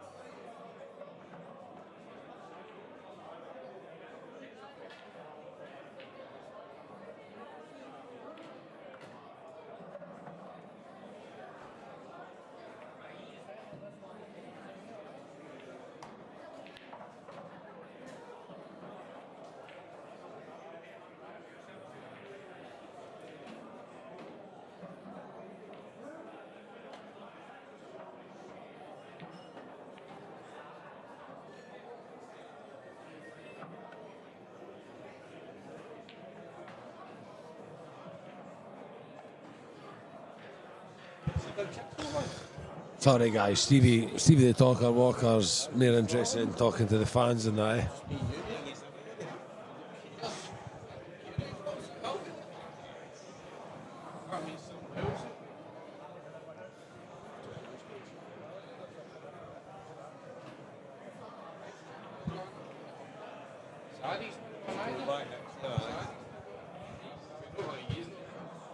So we need to get back into this game here. I'm not 100% sure the situation here and who's on what, but we'll get back into that very shortly.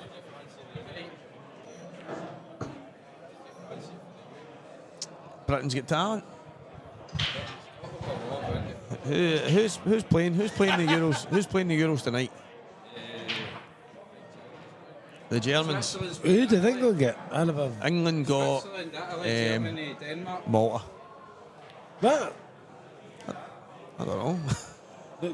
What can we get England got? San Marino. How can you not get Oh, the 100% they would have got fucking San What's the Marino. game? Stonewall Pace. Sorry guys. Sorry guys. VAR. Who did England get though in the last 16? No, but who did they get in the last 16? That was a clear penalty. No, but who did they get in the last 16? Slovakia. So No, Billy hanging in here. No, they'll get pumped anyway. It doesn't Hanging matter. in. Doesn't matter. Hanging Doesn't in. matter. And come in the He comments. has to do something. 5-2 down. He doesn't want to let Keith get to that point where he's on the hill. He's going to have to keep plugging away.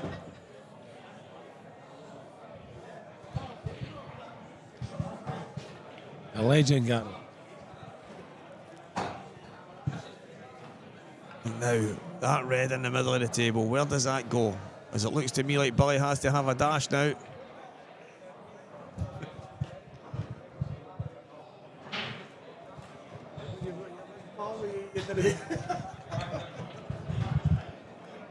He's going to have to be aggressive here. There is no time like the present for Billy.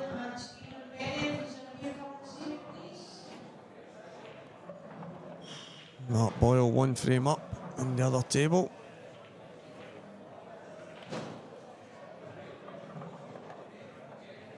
He's got a bit of fortune here. He's on that ball into the bottom corner. So he's going to play that, play the other one in the bottom, then the one in the top, if he can just about hold.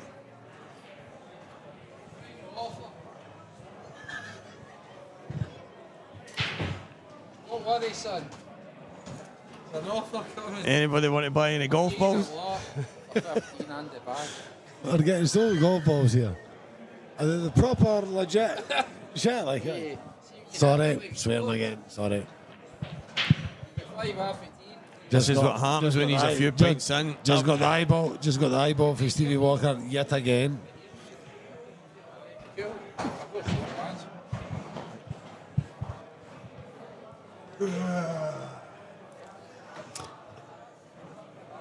I think that was the Hulk that just came in there. Happy Gilmore. Happy Gilmore. Thank you very much, Stevie. Oh, Stevie Cochran. If anyone's looking for any golf balls, Stevie has been walking the golf courses. He's managed to find a few. There was a guy on the 18th green looking for his ball on the green, and Stevie was running through the trees with it.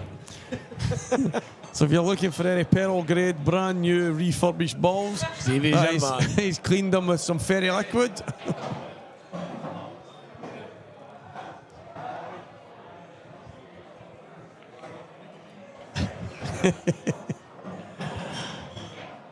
So here we go. Billy Stalin needs this. He needs it, guys. This is his moment. Will he seize it? I can see him through the window. A bit of confidence. He needs to cue this in. He's decided to drop it and take his medicine. I don't mind it. I think you had to do that there, Stevie. I mean, especially with the frame score. Yeah, I mean, I'm thinking. Your snooker for a yellow. Yeah, I'm thinking through the gap and back out to the blue spot. But take your medicine. You would play that if you're confident or if you're in front. This is you're right. You've got to take your medicine. Oh, well, there we go. See if he was wearing the glove. That white would have sailed into No that chance. pocket. And the best medicine is to sink the black, and Billy is another frame back. Here we go. Logan Hunt and Johnny McDermott just getting underway in table 7. A lot of big matches going on now. Mark Boyle went up against Simon Dixon. Let's have a look and see what other matches are getting closely. We're ready to come on. This match. Who's going to follow this match? I would like to see Stevie. See when Jamie Burnett was playing Stephen Campbell earlier on? Yes. Stephen was late and Jamie had the chance of going 3-0 up Is that right? before they started, and Jamie decided he's not wanting that. Started the game at 0-0. Stephen ultimately won the game 7-4. Yep. But it just shows you the class attitude, Jamie. You know what I mean? Yeah, he's not taking a 3-0 thing. He was a wee bit later for his work. Stephen, nothing wrong with that. It happens. A lot of people would take that. No, that's first class. And they started at 0-0. Stephen won. But it just shows you if he did take it at the 3-0, Jamie would have won. The thing But is, Jamie's happy with the way. Jamie's absolute class, you know what I mean? It just shows you the class of the man, to be honest with you, because there's a lot of people who jump on something like that. the thing is, he'd be within his rights to do so because it's in the rules. 100%, it's in the rules. He's but he there in did the other. time. Yeah. He's there in time. His opponent isn't. And as much as I know a lot of guys that are really ruthless, and they've got to the top of the game being that way, and they would basically be saying, well, if I'm here on time, why shouldn't I? To be honest with you, you're right. You're absolutely right with that. But I agree with you. I think the etiquette of the game, if you know the players come in time, like, I mean, what we put on a time scale for a first and 7, an hour and a half? No, I roughly 15 or something like that. So I think it's a wee bit of etiquette. I wouldn't like to take 3-4 frames off somebody if they've got a legitimate reason. No, I mean, I remember it was one of the, it might have even been a Saltire, and Johnny McDermott was playing Because Vinny. Sorry, Stevie. Because it'll happen to you one time. That, like you're coming to a match and there's a car accident or there's something like that and you're 3-4-0 down. Well, it did happen to me. You know what I mean? It swings and roundabouts and that. So it's you've got to play it as a sportsman. It happened to me in a seniors event, and I turned up, and there was an accident on the motorway heading to Falkirk, and I turned up. I was 4-0 down, and my head was obviously. And I'm saying I had been trying to get a hold of the people running it. Yeah. From half an hour before my match was supposed to start. Didn't get a hold of any of them. Some things are out with your control. And that's it. And I get there and I'm like, look at your phones. Look at that. I've been trying to get you guys. And definitely. It didn't make any difference. I was 4-0 down. My head was gone. And what was the player like that you were playing? I take it he was obviously quite happy to take the 4-0. Yeah, I mean, well, there didn't seem to be any question on it. Do you know what I mean? See, the thing is, it's exactly what you're saying. It's in the rules. So the person, that's the thing. The person are quite in the right, to be honest with you, to be like that. But see if you got a bit of dignity in that, like, saying a bit of dignity, maybe that's a bit of a strong word, but you want to win. No, that's it. Fair. But that's the reason why. Sometimes it's out of people's control. I mean, sometimes people got to work or they've got a family issue or something like that. You've got to play the game sometimes. You know what I mean? But. It stuck in my head because of that. Because since then I thought, you know what? As much as I wouldn't want to be that guy. No, you name the player? I don't think it's right. But I just think that since then I thought, so if everyone is a stickler for the rules, then. Was that not when we played? I just think that's if it's the rules, it should just be the rules cemented. There shouldn't be any grey areas. And as much as I think it's great that guys will say, listen, I don't want to take that. Sometimes do you think that has to be? I just think, imagine this I think they do it right. I like the common sense, but it has to be. Every 10 minutes, because it's fair. Because if you are in something like an accident or something, most definitely. I think it's fair. Like every 10 minutes is fair instead of going, you're not in time for your match. You're out. Match. No, definitely. Every 10, 100%. But I think if there's. I think there's a question to be asked if there's a reason. No, a legitimate reason, you know what I mean? And also, a lot of players you'll find are not want to take a match because everybody knows each other and stuff like that. They'd rather play for 0-0. They're no one. But it might be a case of, you say, well, do you know what? This tournament has a time scale. We have a plan for each match. I get Some that. of them might go over. So 100%. all of a sudden, a match, someone turns up when it's maybe 40, 50 minutes late, and their opponent says, no, I'm not going to take the 4-0, we'll just start. That match, and that match could end up a 7-6 affair that's taken, and you've waited hours, and that can make tournaments kind of drag on. So I think if you're going to do it, it is what it is. Stick to the rules are the rules. By the way, I think you're spot on, but also as well, like what happened today with Jamie Burnett and Stephen Campbell, like, I mean, Jamie was 3-0 up before the match started, and like, it was out of Steve's control, and Jamie turned around and he was like, no, I'm going to start at 3-0, I'm going to start at 0-0. The organisers was like, no, it has to start at 3-0, and they started the game at 0-0, and they played the game a wee bit longer than what it should have been. I think Jamie done the right thing, maybe not looking back in hindsight now at the end of the game, maybe it wasn't the right thing. No, definitely. I think he done the right thing. No, so they are. That's where organisers might not think that he done the right thing, but as an etiquette and as a player, I think he done the. I think he's 100% with a rule like that. And by the way, there's not a lot of players out there a lot of players out there would be like, I'll take them. No, I know. I'm doing the free, no, I'm doing that. I've seen people. shows you, I've seen people go to the organisers and say, "Listen, he's 10 minutes late. What does that mean? Am I through?" And you go, they're desperate for a bye. They don't want to play. They don't want to play. You would rather win or bear it. Most definitely.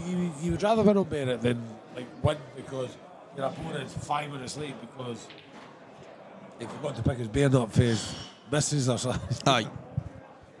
No, it's one of them. I just think if you're going to have it in your tournament from the beginning, that if you're late for your match, you lose a frame every 10 minutes. So you're 1-0 down because you're not there. And then for me, it should just be set in stone. Yeah, because if you're going to say to people, right, you can all have the choice, it becomes a bit of carnage. Do you know what I mean? I think the organisation and like the tournaments and that, they can set it in that, which is fair enough because they've got to. Because they're running a tournament, they want it to run by plan.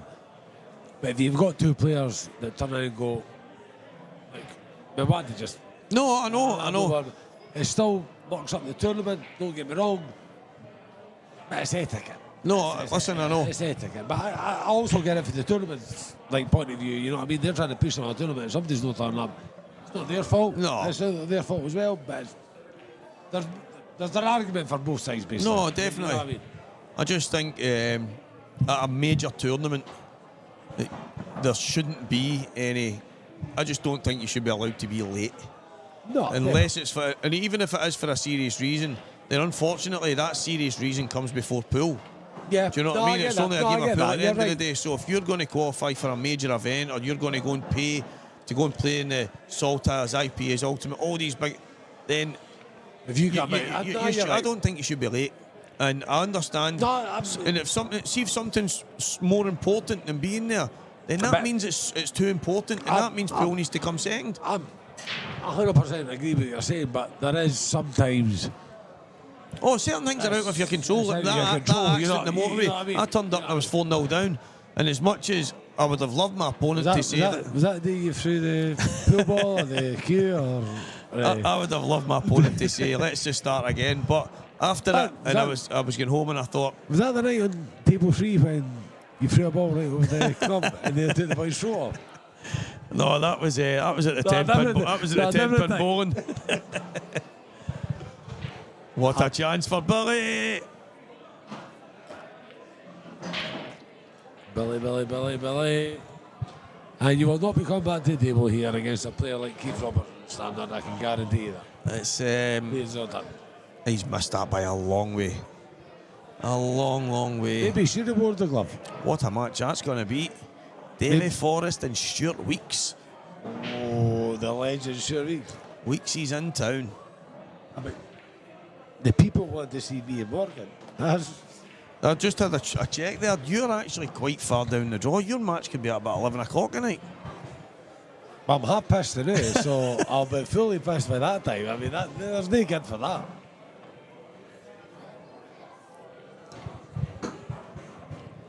Yeah, again, sorry, I've just realised I've used a word here. Stevie's not happy with me.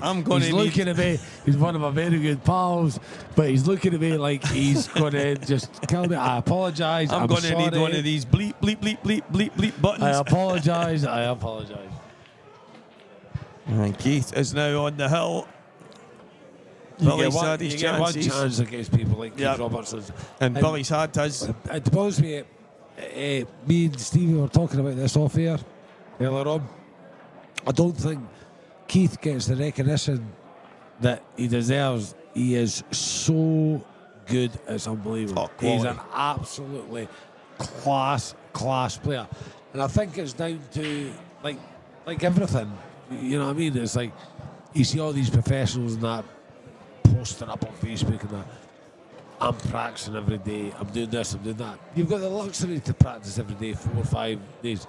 You know what I mean? If I was able to practice 4 or 5 days, or Keith Robertson was able to practice 4 or 5 days, it's a different story. But yeah, you're staying in a different world when you start seeing things like that. But Keith Robertson, for me, I respect him so much. He is so good, and he's a threat to anybody. Oh, anybody he is in unbelievable. Anybody in Britain.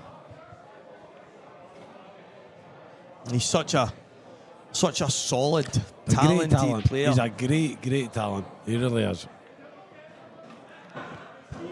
Do you know one of the hardest parts of the game is making it look easy? Yeah. He does it well. He makes it. Yeah, right. 100%. 100%. He never looks flustered. He never looks like. I mean, let's be serious. Us two guys sitting right here, we can get a bit crazy at times, a bit hurricane-airy, whereas A wee bit.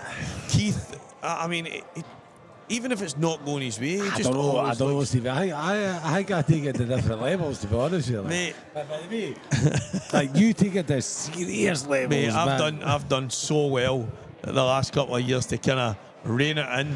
I don't know, like, well, I've You, not my seen it. friend, I've you not seen it. just you're struggling.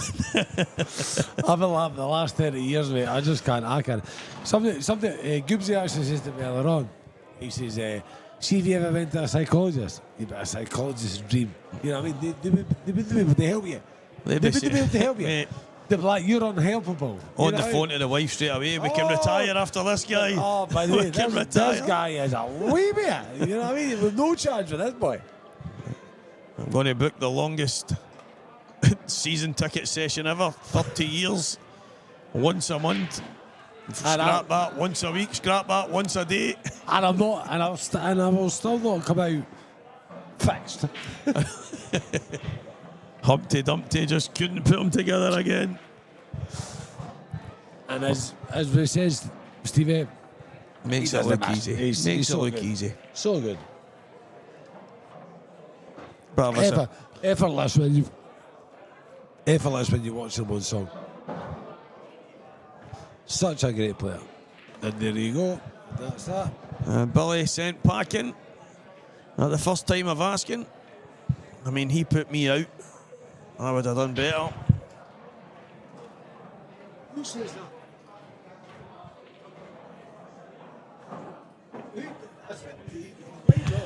Brilliant display from Keith. He has stepped up and he'll go through to the next round. And Billy still in. Back to the drawing board. It just wasn't his day. But as I say, Billy's been playing some fantastic stuff lately. He's been in great form. And I'll be back to square one as he aims to get to the next one, which I think is in Dundee. McGoldricks.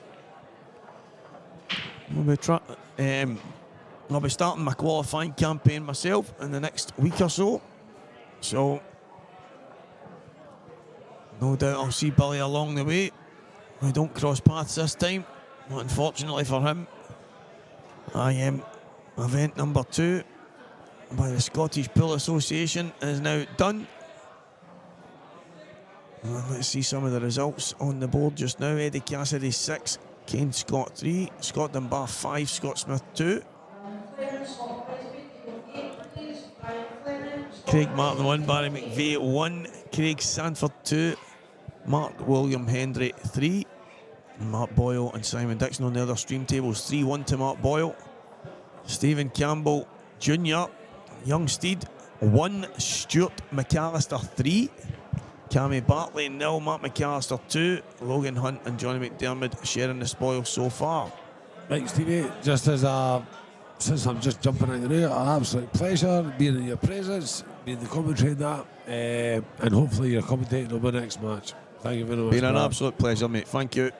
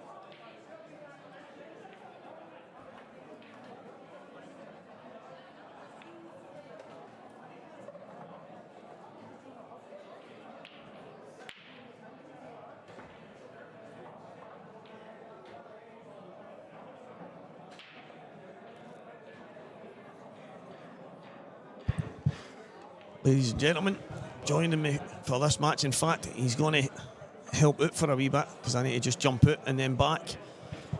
Is Socko himself, Stephen McCush. Welcome, mate. Cheers, Stevie. Good to be here. Good game to be involved in. Ryan Fleming, Scott Gillespie. What a tie this is. I was just saying that there. It's a cracking tie, especially if you're on the steam table.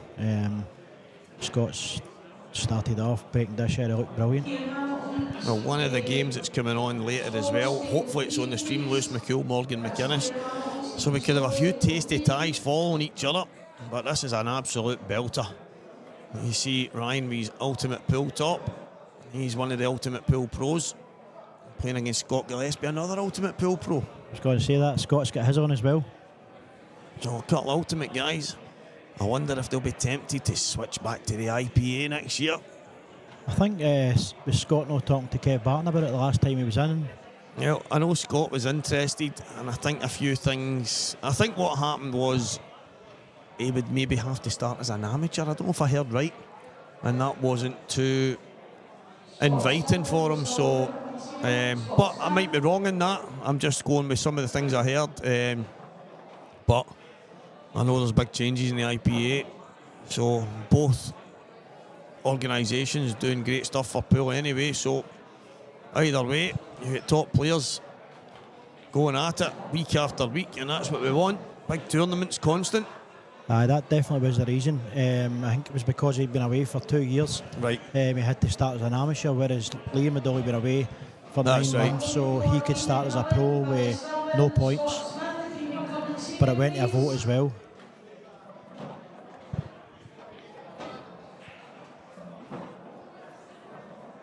This is a tough chance here, but I wonder if he can get into this right now. These two reds are stone dead down the bottom, but Ryan obviously sees something.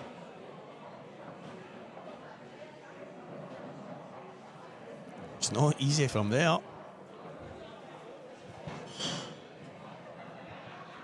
He's gonna have a go.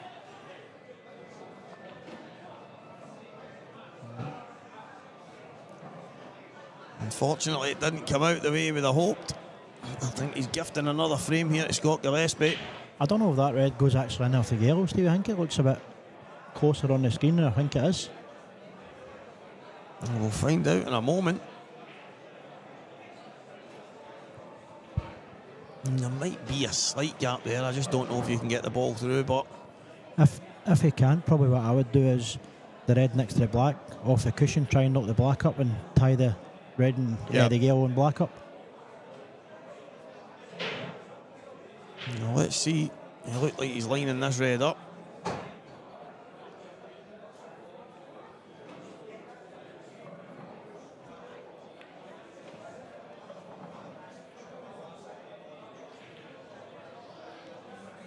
I take it you never qualified yourself, Stevie, no? Billy Stalin beat me, that's what I was saying, and then he just didn't really turn up in that last match there. He struggles from the start, but he's been playing great lately. The better man won on the night against me. Had a couple of roll-offs that were in big moments in the match, but over the piece, the best man won. Billy was ruthless every time he went to the table. I must admit, I expected a bit better from him this weekend because he's been playing so well lately, but unfortunately, he didn't manage to turn up today. Now, let's see what Ryan's doing here. He's tried the 2-in-1. I think he did try the 2-in-1 and I think he tried to go in off it. I mean, maybe. But he caught it full in the face. I don't even think you'd have made that 2-in-1. I mean, I think you might be right. That's the thing at this level now, Stevie. Like, I think they feel they need to go for things like that because these guys can just make anything happen. That's it. I mean, I actually had a conversation not that long ago, and it was about guys at this level. They don't really have many fudgy frames. It's breaking dish, breaking dish, break. I mean, it's, and if you don't finish, if you break down, your opponent just finishes. There's very rarely any frames that go tactical. I mean, even here, Scott could have tied this up if he wanted to, but he's never in a million years. He's just going to finish these. I think it'd be so easier for Scott to do it anyway, being on the new rules what they play. Yeah.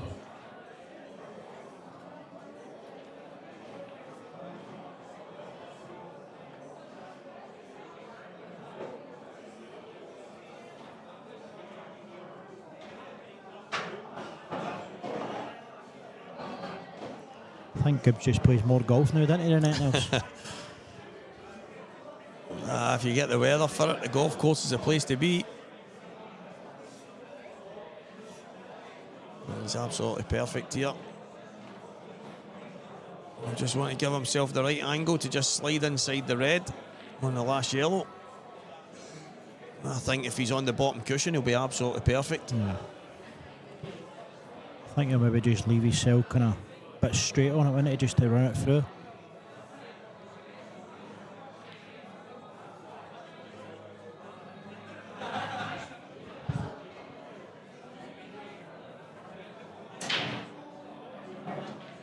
That's absolutely spot on. You can use the red as a cushion.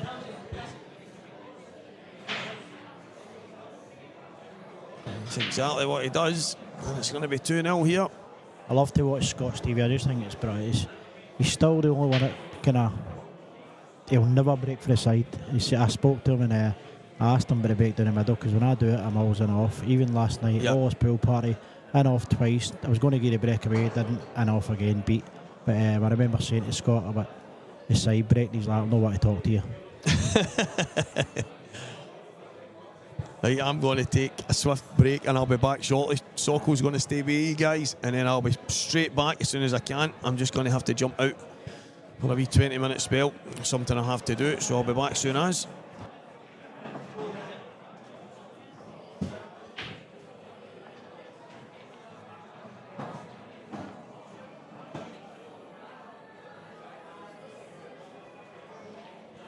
Right, folks, so 2-0 to Scott, and then we've got this monster break here.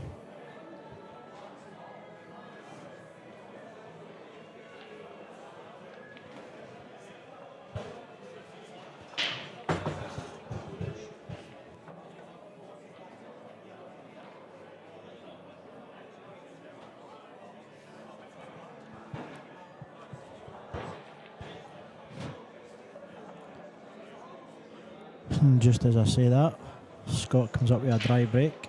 Scott Smith, Ian McGoldricks are still here. Can you come and see me, please?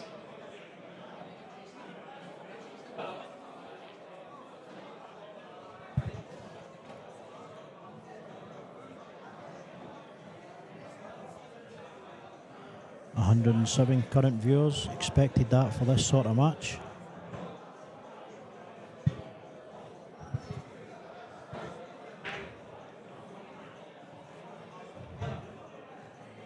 That's a good shot there.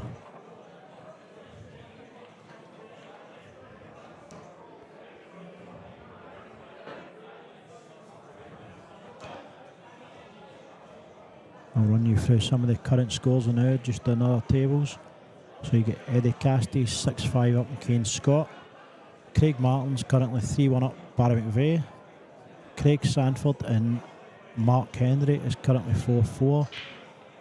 Mark Boyle, just speaking to him there, he says he's shattered. He's 6-1 up in Simon Dixon. Stephen Campbell's 4-3 up in Stuart McAllister. Matt McAllister Jr. is currently 6-0 up in Cammy Bartley. Johnny McDermott's 5-1 up Logan Hunt. Next one's the one you're watching now. Davy Forrest, Stuart Weeks is 1 each, and Keir Hamilton versus Stevie Stores. Keir's 6-0 up.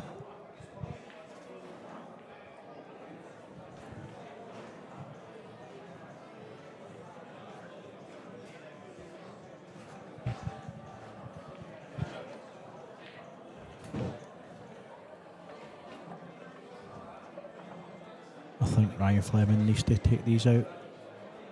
Don't want to be giving Scott a 3-0 lead in a race to 7.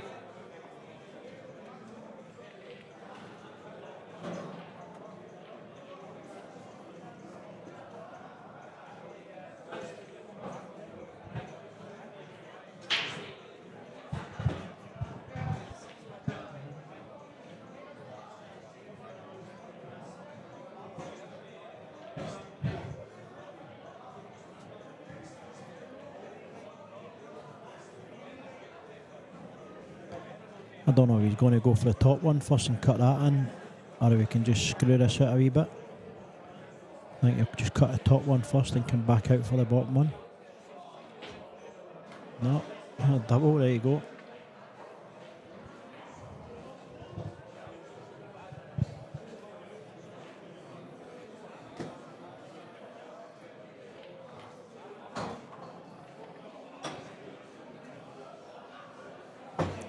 So without the commentator's cuss, it's looking like 2-1.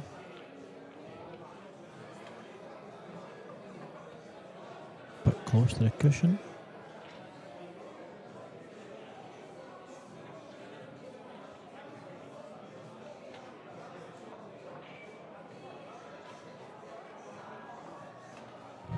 Nice finish from Ryan there.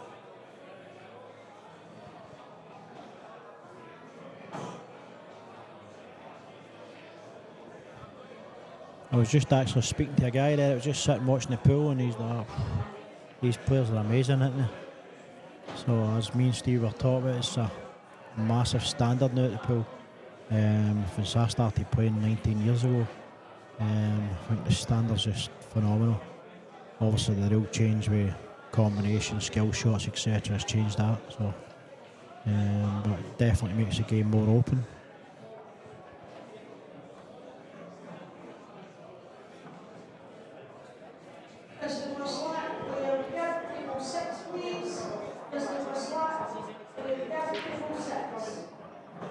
Chris Slack, I just think the stuff him on TV tables all the time, he's brilliant.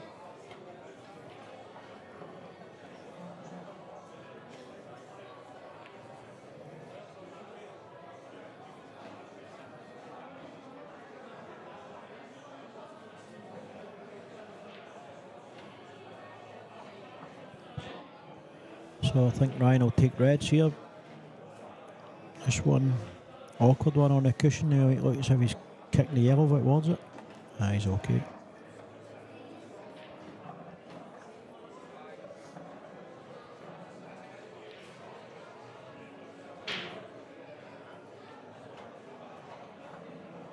That's a great wee shot he's played there.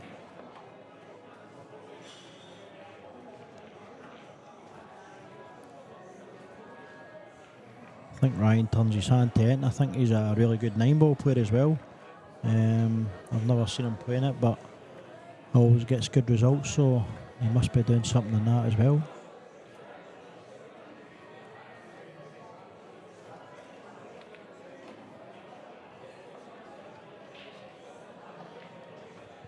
Eddie Casty and Kane Scott's now on the hill, 6 each. I think Eddie was well ahead at that one point as well, so.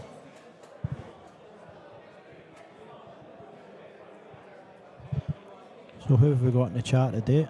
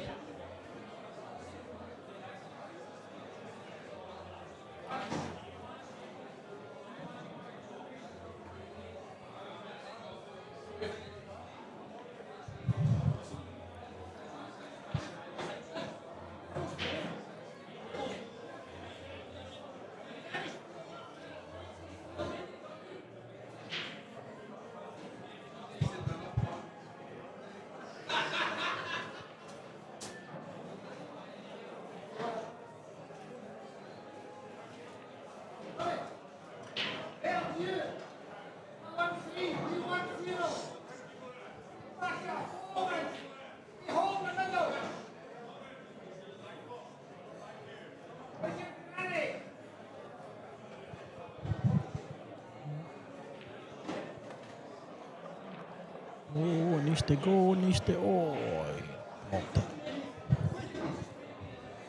I think I would have just dropped that in there and took the one in the middle, then the last one up with the top bag.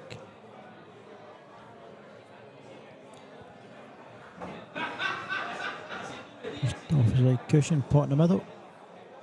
Not easy, bridging over the ball either. Unlucky. I think we'll be in trouble now.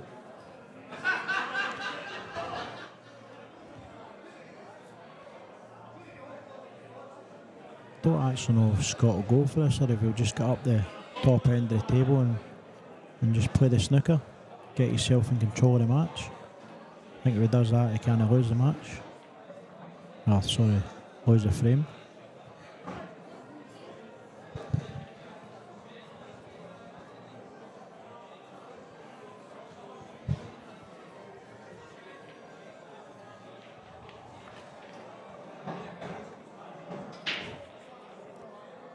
He might cut this in the middle and go into the two with having the other yellow over the middle bag.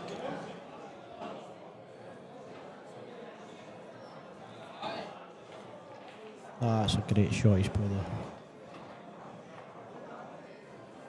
I would have been looking to be smashing at him, that's the difference.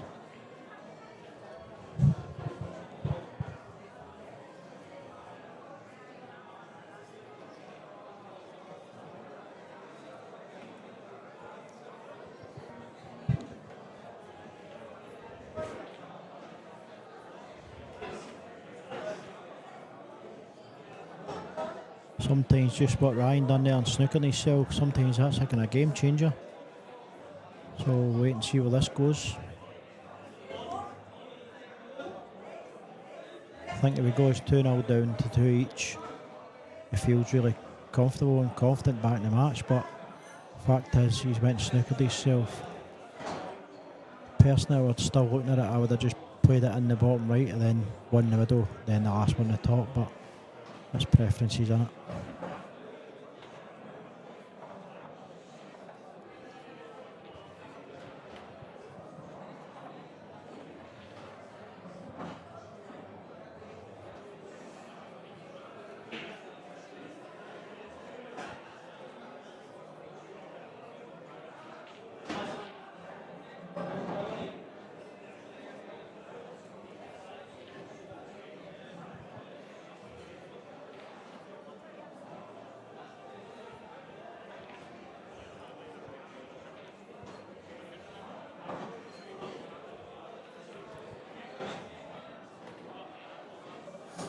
This isn't easy either. I think he needs to get down somewhere near the red. By doing that, he's going to need to watch the middle pocket. I think looking at it, he might be a bit close to the middle pocket.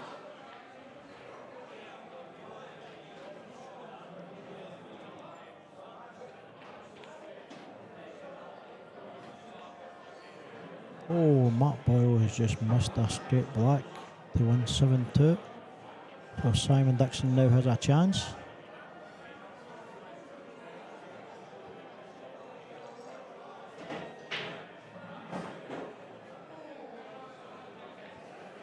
It's saying on here that Keir Hamilton beat Stevie Stowers 12-0.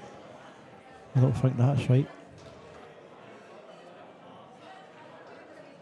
Massive shot here, Scott.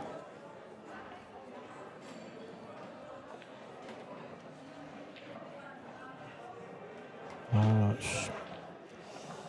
think I would have tried to screw down, try and get this side of the red, but I think his problem with that maybe was going near the middle bag, so he's left himself a very, very tricky pot. I think if he plays that, it's in off, so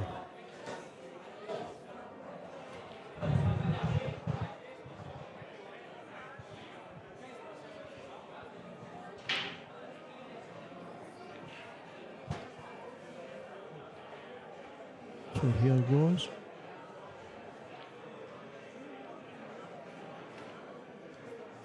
Oh, that's a great shot he's played. Brilliant, Scott.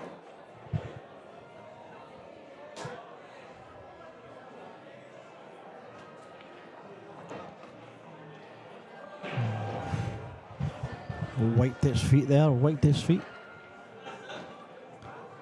And Simon Dixon's just finished off that frame, so it's now 6-3.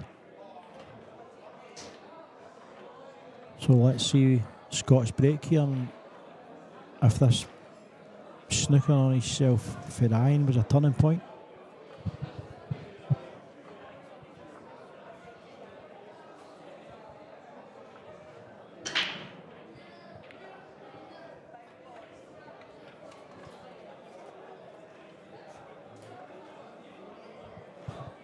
Morgan's trying to get Ryan's boy in there.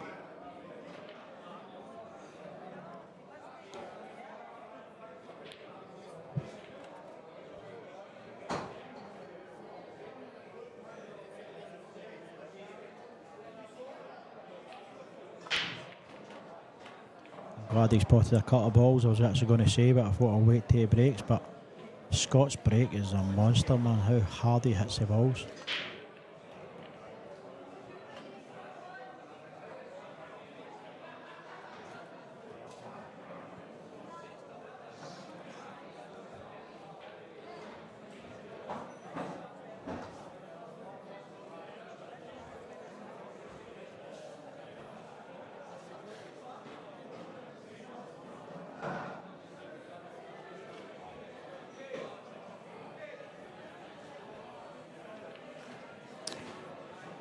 So he's only got one tricky ball, whatever he decides to take.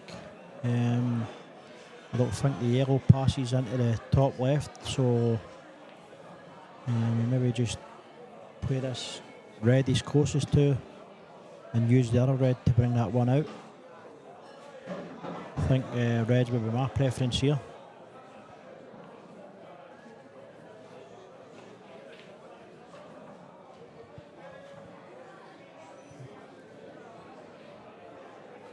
So just screws it back a slight touch and uses the other one for the cut to bring that red out. I think he's going to land on the one, he's using it now.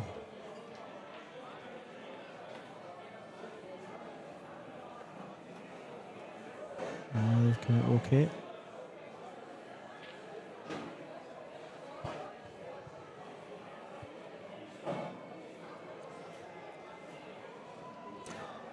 So Kane Scott has beat Eddie Cassidy 7-6. The other scores, Craig Martin's currently 3-2 up Barry McVeigh. Craig Sanford is now 6-4 up Mark Hendry, sorry. 6-3 Boyle against Simon Dixon. Stephen Campbell's 5-4 up Stuart McAllister. 3-1 the current game you're watching. Stuart Weeks is 3-1 up in David Forrest. And it's now showing Keir Hamilton's 2-0 up in Stevie Stowes, so that's went for 6-12-2. And young Blair Gibb, young boy, is 1-0 up in Christopher Slack.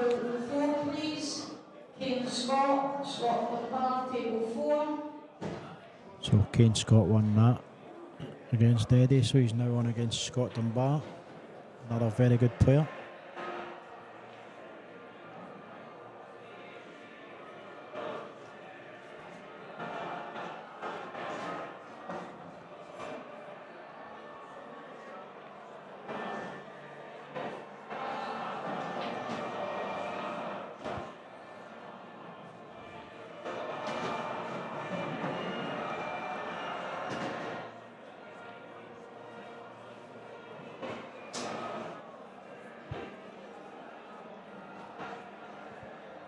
So one good positional shot.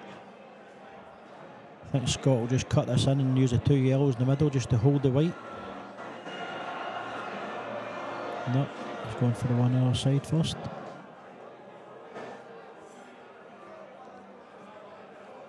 Everything I say, Scott does the opposite.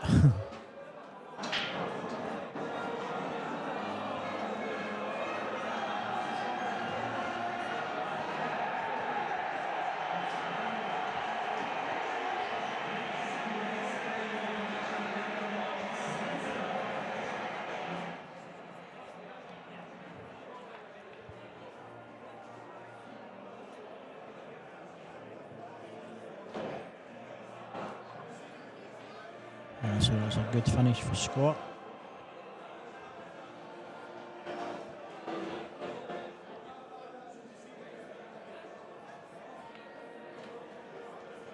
Yep, 4-1, as I said. Ryan just snookering himself to go 2 each was probably massive. I think against Scott Gillespie you need to be taking any chances. I know Ryan's a fantastic player as well, but you definitely having to be taking any chances because you don't get very many of these top players.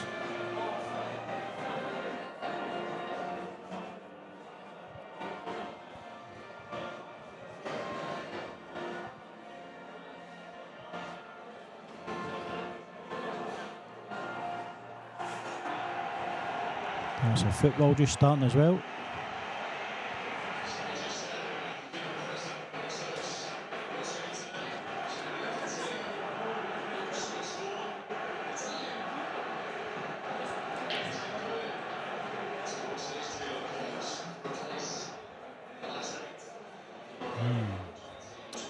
Try break. It's not going Ryan's way now, so let's see what Scott does here.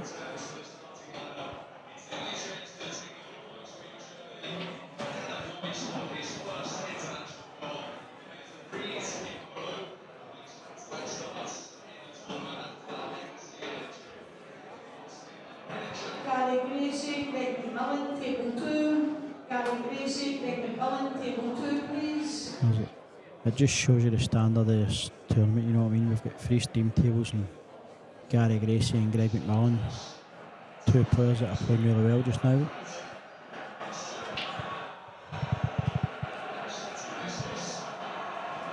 I think on the stream you want to see everybody, but it's not possible. But I think they try and get the best games possible on. So I was looking at Lewis McCool and Morgan McInnes. Hopefully that's going to be on the stream because I think that'll be a cracker.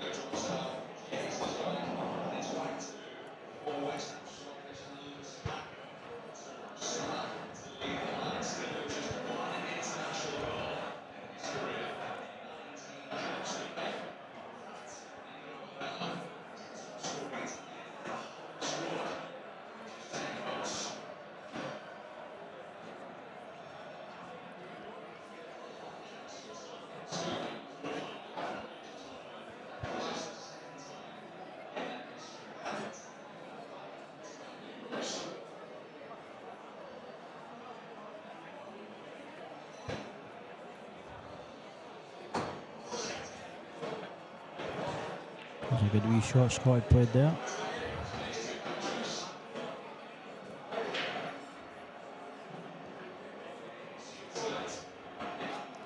I think he'll cut this one on the left hand side, then use the one in the middle to come out with a side cushion, one in the bottom, and then other red in off the yellow for the black. As you can straight over here just now for this. Yep. Yeah, he's played that well.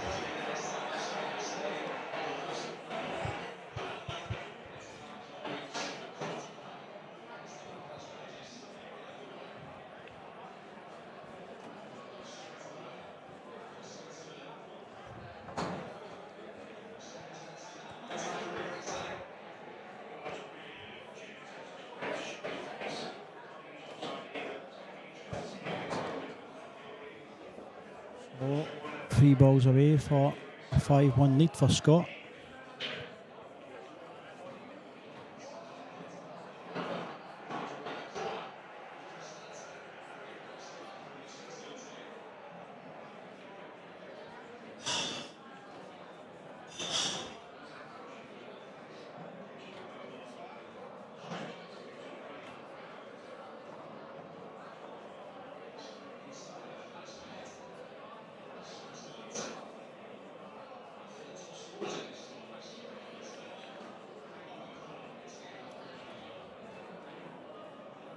We knew we're coming a wee bit more, but should be okay.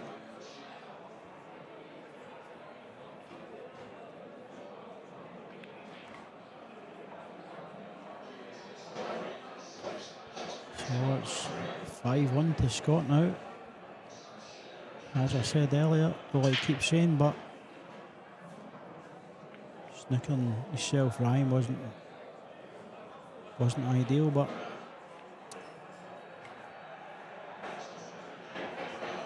that's pool. We all just see play the shots the way we see it in it.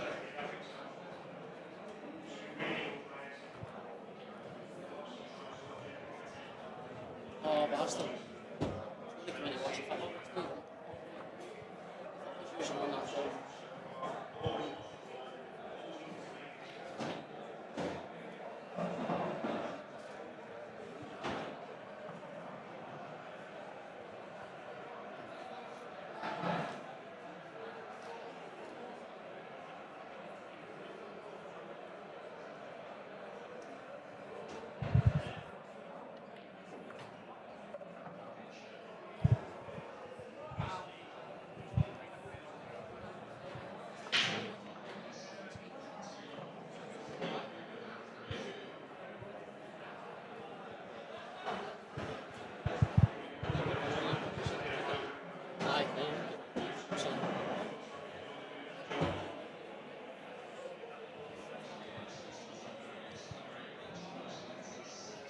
So Stevie's away just now, so joining us just now is the best young up-and-coming talent, I would say so, is young Gio Edgar. Welcome, Gio. Cheers, mate. 5-1, Gibbsy. Yeah, it was Gibbsy went 2-0 up, then Ryan pulled the frame back and snookered himself in his second last ball, and it's went the way it is for there. Which is this for the break here? I've not seen.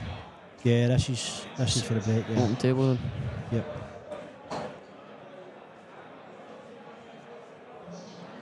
Taking on the long yellow with the can and the two on the side cushion, I believe. Missed it. It's left it not bad, to be fair. I was just saying that there, Gio, when Ryan snookered himself to go 2-all, and sometimes that's where it changes the match for there. Aye, the momentum shifts all the time. When it's against you, it's hard to get it back. You could be breaking tap-ins all the time, getting the ball, getting chances, miss one chance, and then everything just starts going wrong for you. Especially at this standard, Gio, you know yourself. Aye. It's massive. Anybody can beat anybody, can't they? Aye, definitely. See, that's what I was talking about, but the momentum change. Ryan would normally put that 10 out of 10. Aye, I think you would have wanted yellows, obviously, but where Gibbsy's left to white, he couldn't get one, so obviously Gibbsy got away with it a wee bit. Missing the yellow and leaving the white kind of in behind the other one, but he's back in with good chances. The balls are better now than what they were in his last visit. I think he can just kind of stop this, try and kill the pace of the white here and leave the yellow to the middle, which he has. Many games you played today, Gio? I've played 2, mate. 2 games. Take it you fared well? I've been alright. I played really well in my first game. Second game, I was good enough. It's good enough. Just taking my chances, so hopefully I keep taking them. That's what I was just talking about with Stevie there. Like, I used to be, when I would play, I'd be playing the player rather than the table, and it was messing my head. But I've started just playing the table now, and I feel as if I'm playing well. There's nothing the guy can do when he's sitting in his seat. Doesn't matter who you're playing. Yeah, I know. So who have you got in the next round? I have. Yeah, I don't know. I do not know.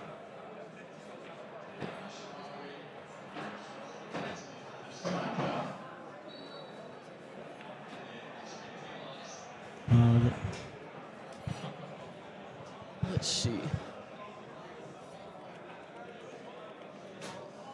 I have Dougie Adair, Oh, Dougie Adair. which should be very soon, as all the games run a bit more on.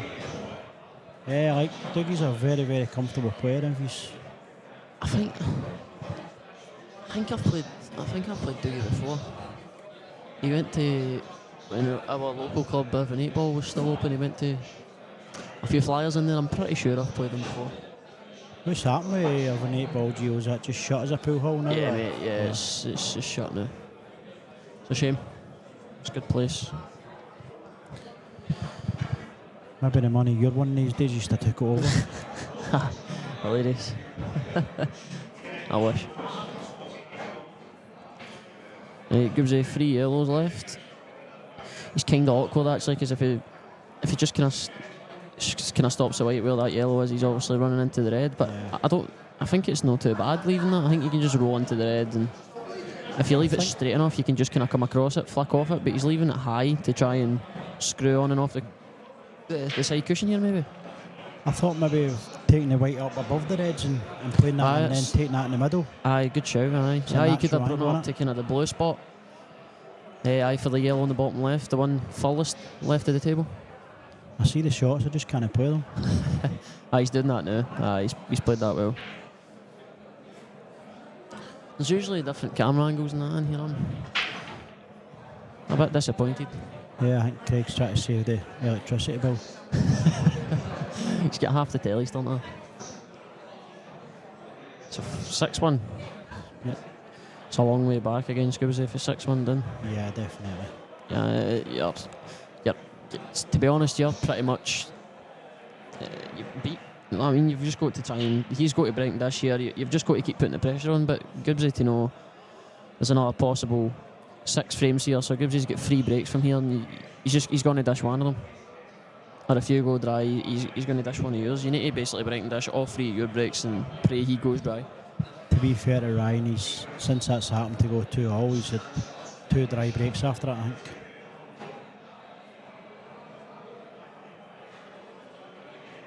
How cool is that?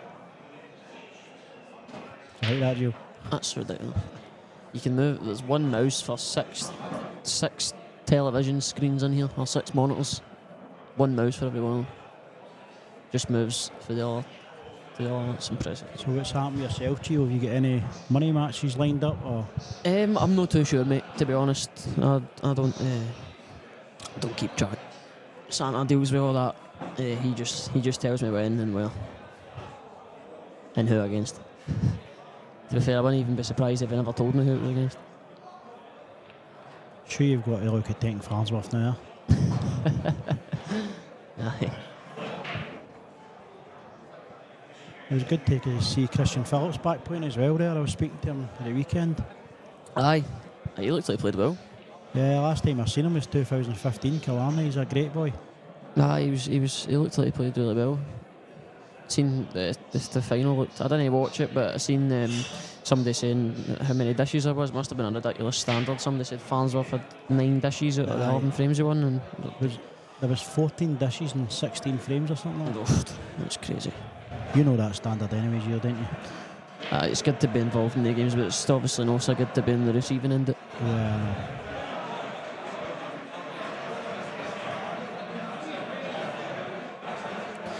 Gives in first chance to win. It's just not gone for Ryan at all here. I think he's just screwed that back a bit too far. Would you try and take this fellow off the red now, Gio? I think for you it looks too tight. Yeah, it does look tight, but don't it? I don't know if it'll go. I think he's brought the weight back too far. He's kind of thin on this early. He might have to play this with right hand side, to avoid the other yellow. That's a great he's shot he's played played. that well. That's a great shot. Very good shot. I don't know if he's. I think he looks quite straight. He's not got the angle to screw that and bring that off, has he? I think I would maybe roll in the yellow he's closest to here, and then play the double on the yellow furthest right of the table into the left middle, and then it's just roll in the left middle, roll in the right middle, black in the top left. I think that yellow goes by the other yellow, Gio. Yeah, that's what he's playing. Yeah, it does. Yeah, that's what he's played for. He's playing the double, and this is a match winner here. If you get this double, then you've got 3 drop-ins, because the white's going to be pretty much round about where this yellow is that he's doubling right now. I love watching Scott when he's playing well. He's fantastic, isn't he? He's brilliant. He's won everything, and his trophies don't lie. Yeah, great shot. Yeah, and that's the match over. Just coming round to make sure. A shame because I genuinely thought this could have been a It cracking could have been a match. cracking game, yeah. I don't know who's next on stream, but I would like to see it being the Morgan and Lewis McCool match. Yeah, I'd imagine it will be. Again, that could go easily 7-6, or Lewis could go 1-0 down and hand the match. I know. I love Lewis. He's a great guy. Oh, He's brilliant. But he's mental. He's absolutely mental, but he's brilliant. What a character. I was watching his match with James Jack, and James is so unlucky. Oh, on the decider. Yeah, I seen and- it. Oh, it's And I says to disgusting. Lewis at the end, and he says, "We shouldn't have hit the ball harder." And Well played, Gibbsy there. 7-1. Yeah. It's a good result against Ryan. Ryan's a cracking player. 7-1 is a convincing result against Ryan. I was just saying that Ryan's turned his hand to anything, I think he's quite a decent 9-ball player as well. I'm pretty sure he is, aye. You never took 9-ball yourself, Joe? No, mate, no. I played one 9-ball tournament in my full life. I think I played. It was in the Scottish. I think I was must have been about 15. I won one game and it was against Dylan Stanfield. Me and him had never played. I don't even know if he'd played before. Me and him, it's like the first time I'd ever played. I don't know, it might have been the first time he's ever played as well. Oh, it was terrible. But it was a good laugh. Who you representing at Scotland this year, Joe? No one. No one. No, I'm not attending, mate. I'm not attending. According to your dad's Facebook post as well, you've been playing well at the snooker as well. Aye, getting there. I only play, well, when the league was on once a week. To be fair, I was playing with my pal Dom. I was playing with Big Dom. We were practicing a wee bit, but we're just kind of, I'm not playing safe. We're just going for a bash and try to hit breaking these safeties and all that, just gone mental. I was maybe playing once a week when the league was on, but I was starting to hit a good ball, but it's not been on for a while now, but I've not played it. I think I've played once in about nearly 2 months now, and I've got the final of the snooker league singles on Sunday, next Sunday. But I was glad to see Dom won the lowers last night. aye, last night, that's I brilliant. always like to see the Brilliant. person that beats me won it. Dom's a kind guy, man. He played well, man. He got pulled out quite a few times last night. He played a lot of frames. Must have played nearly 10 frames. I think I'd played 6 before I played Dom, and I says I usually give the break away because my break's murder, and I was going to give him a break, and then I thought, You broken off. no, then I broke in off. He finished. I had a nightmare last night for him to listen at Lowest Pool. You need to tell us what you done after you get put out, Gio. No.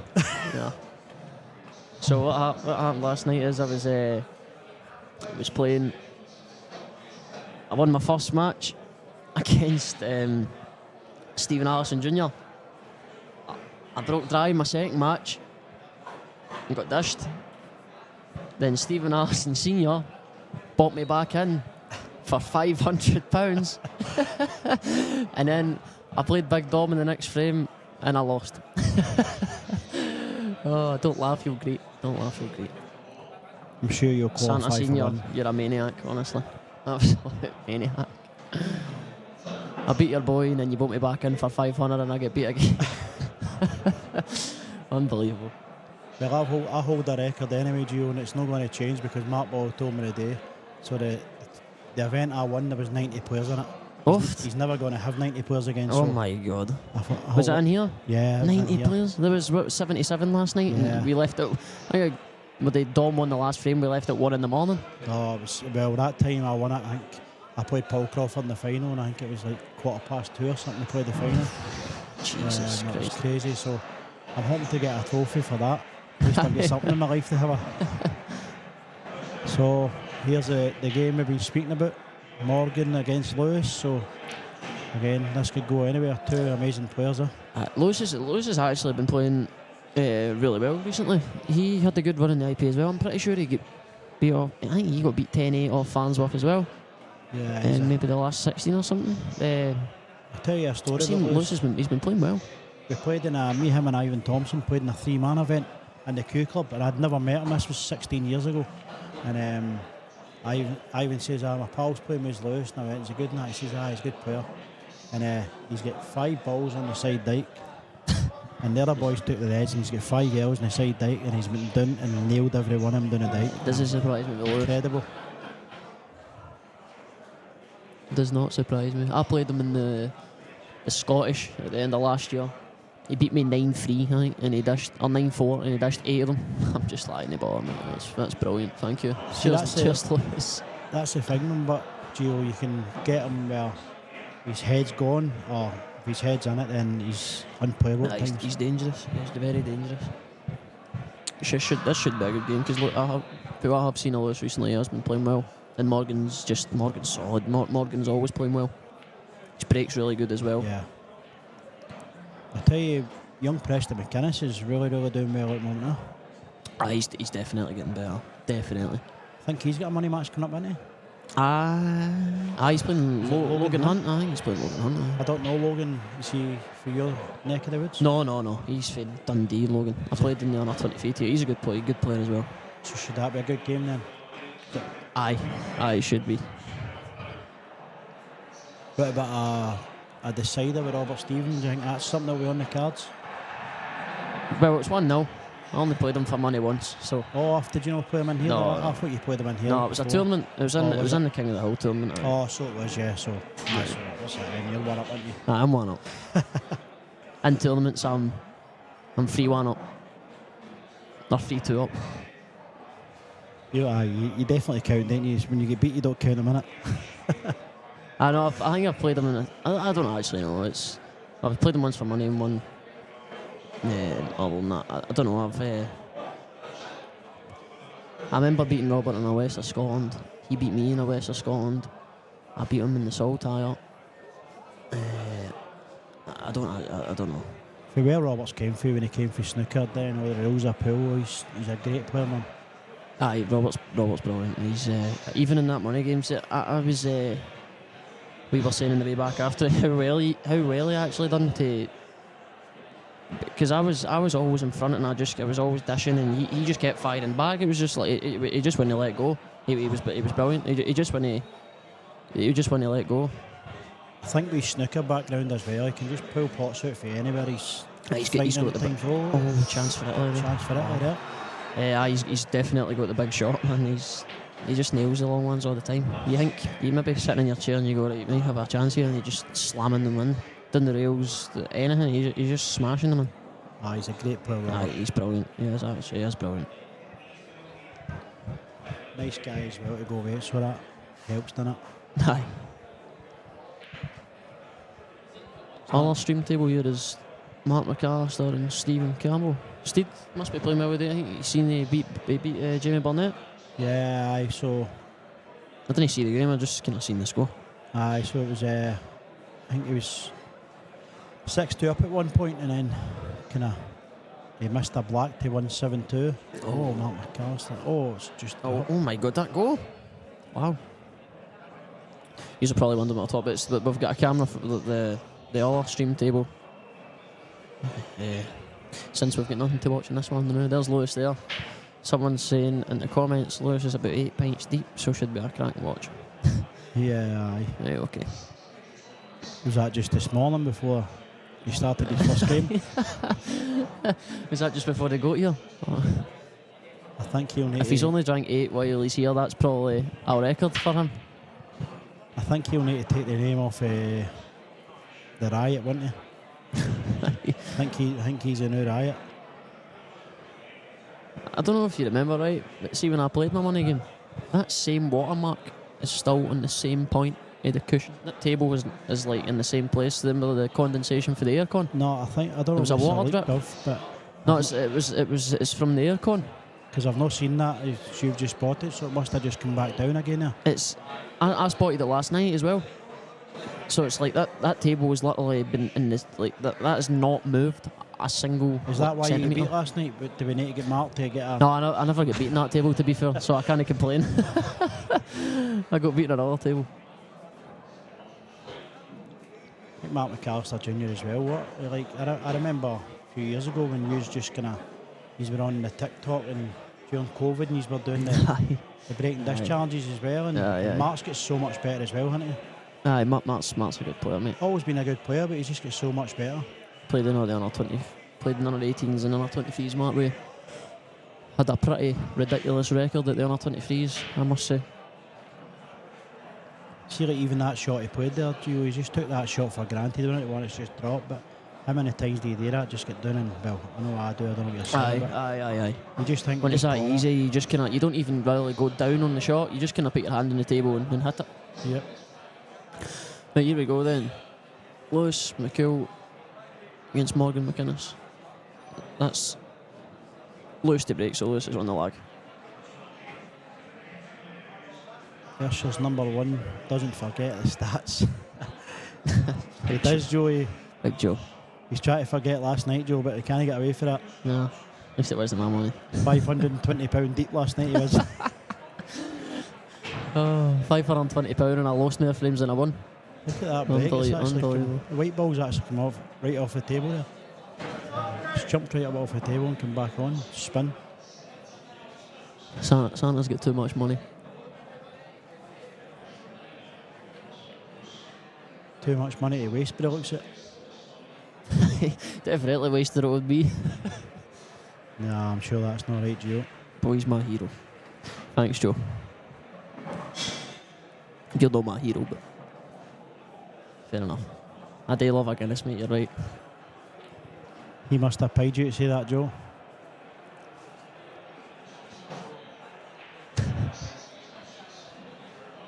Did Lewis go right? We're not even watching this game, man. Yeah, Too I many saw. thought, right, Lewis went dry, so Morgan's at the table. Morgan. Open table. Balls That's are what a I'm saying, bit he's not- scrappy here. He's not potted the ball, but the ball spin right up off the table. And come Oh, back on. aye.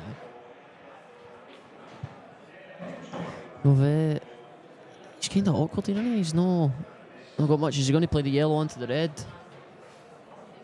And then a red down here will go off the yellow at the bottom right to open the bad red up.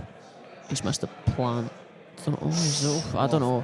I don't know if he's played the plant or he's played it off the cushion off the red, but if it, Switzerland's foot. Oh, Oh, what a save wow. that is. still there. I said you, I fancy Switzerland to beat Italy. Offside. Yeah, Italy have been pretty poor. I'm not sure if Morgan was playing the plant there or he was playing it off the cushion off the right. I'm not too sure. For me, I'd have been wanting reds, so I think he was playing the plant. And if you're down the bottom of the table, you can play the. Lewis can now basically. Oh no, the yellow's hanging now, so he can't. So now yellows are the better balls. Do you know, I wouldn't be surprised here, Gio, if Lewis plays a Three ball plant? No, I wouldn't be surprised either. I would be considering it. Or if you can plant the yellow next to the black onto the hanger and try and go across and just miss the yellow and nudge the red full ball. But it's obviously a really intricate shot. Unless he pots this and goes across and hits the red, no. Just fire in the plant. You can play the yellow closest to the bag now and go into and come off the cushion and go into the red.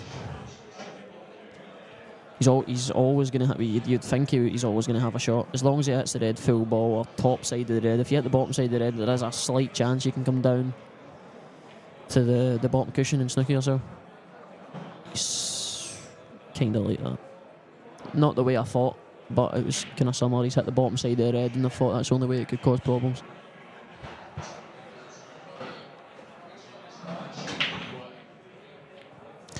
So what's Lewis got now? One thing I would never do, Gio, is predict a Lewis McCool shot. Aye, that's probably a good shot. That's dangerous to do that. I'll be wild, right? Is he taking on the thinnest cut of all time here? Exactly. He is. Then he's not got it.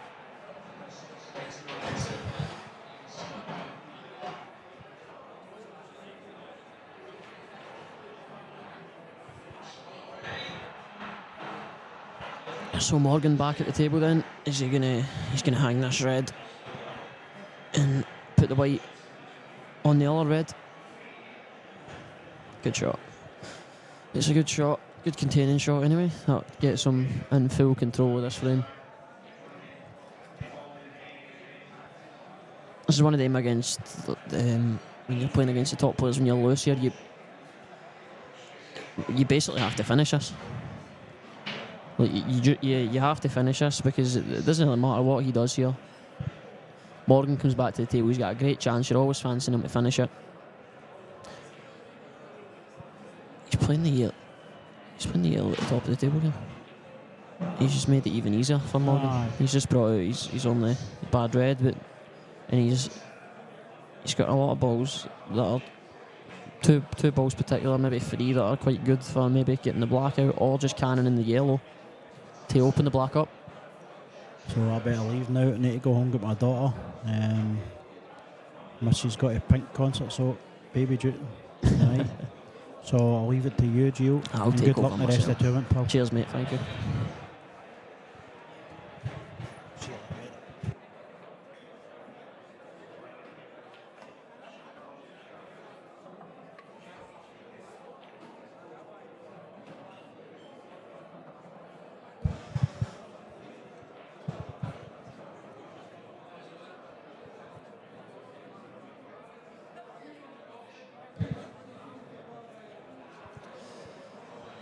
Not being left myself, I'm being joined by Johnny McDermott.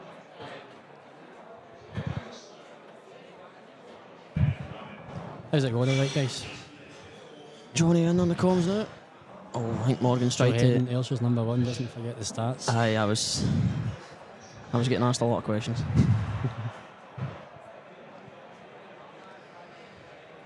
Apparently, I'm Joe's hero. Joyce is about 100 heroes, isn't he? Everybody's Joe's hero.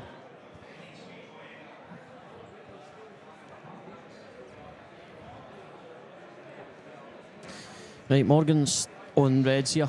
He's tried to cannon into the black or the yellow there to open the black up, and he's no, so he's now here. Can you play the red that's over the bottom left? Is it far enough away from the cushion you can screw into the yellow? It's played just now, yeah. Aye. I think so.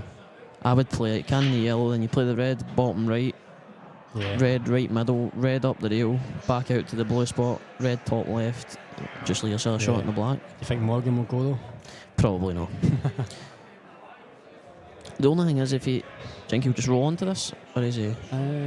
You can't roll that red up the rail and hang it because you're leaving him a Yeah, the perfect angle. yeah. Yeah, he's rolling onto it. Played the double kiss. I mean, I guess he is still massive favourite now, isn't he? But Aye, he's left the white in a good place as well. That's very 2-1-able.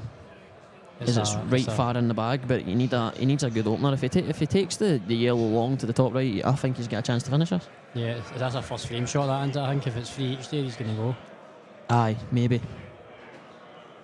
Also, Lewis has got the yellow over the left middle to smash into them, but I'd be fancying the 2-1. The only thing about it is you can't really drop it in because you you're not can take the leaving white much. out, don't Yeah, you? you need to screw the white out, and you need to get good on it for a start, which the yellow over the left middle allows you to do that. But What about yourself? Who do you play now, do you know?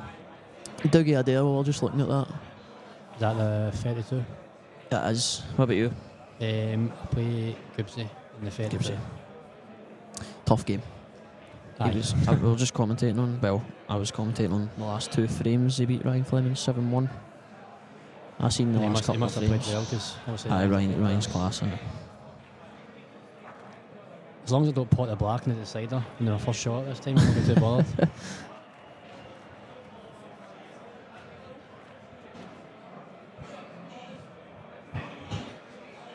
Lewis has just rolled onto yellow on the top cushion.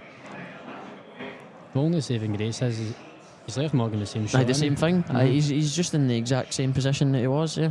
Apart from Lewis's balls off the top cushion. I think he's going to go. I think it's a better chance this time, because I don't think you can fail to hit the yellow, can you? Would you cut it thin with right Cut hand it thin, side? I think, yeah. Only problem is if you put the yellow straight onto the black. Yeah. Oh no. It's been a lucky here. Oh no. He's actually okay, I Just think. get away with it a wee bit. The only problem is he's moved the red closer to Yeah. the top left hand side cushion, So and now he has to come over the table more for it, Yeah. because you can't really leave it thin unless you come twice across for the And if he black. can't get the white out a lot here, he's going to struggle to get the right angle after that. Aye, he's a bit Definitely going straight. to struggle now, isn't he? He basically has to stun this dead and then stun it up the rail, rather than leaving an angle just to naturally come across. Don't like that myself. See if he just dropped that in there, it would have been perfect to just roll this in the middle, and the white would come over to the left a wee bit, and then he's got a good angle just to naturally roll that up to the top right. No, he's Played tried that to well. stun that dead, and he's played that well. How can he get to here maximum, maybe in the middle?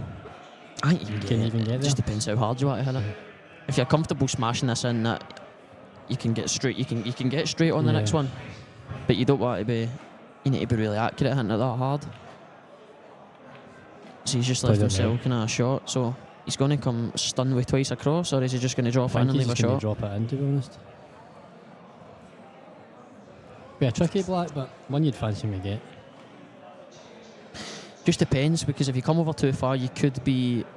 You might not be able to get your hand on the You're table. looking at hampered in the yellow, maybe. Maybe not really hampered, but you can't get your hand right on Yeah. the table because that's kind of in the way a wee bit. I don't know. I think you might. Is he just dragging it in with a think bit of so. check side, bit of left hand side? Yeah, he is. Oh, missed it. Well. He's played that too soft with too much side because Yeah. it's kind of swerved the weight that It much. throws off quite fast. Yeah, doesn't it? it's threw off too much because he's played it a bit soft. If he plays that harder, it's not going to throw as much, but obviously the weight would come over a lot more.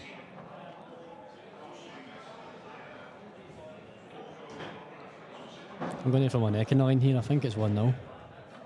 To who?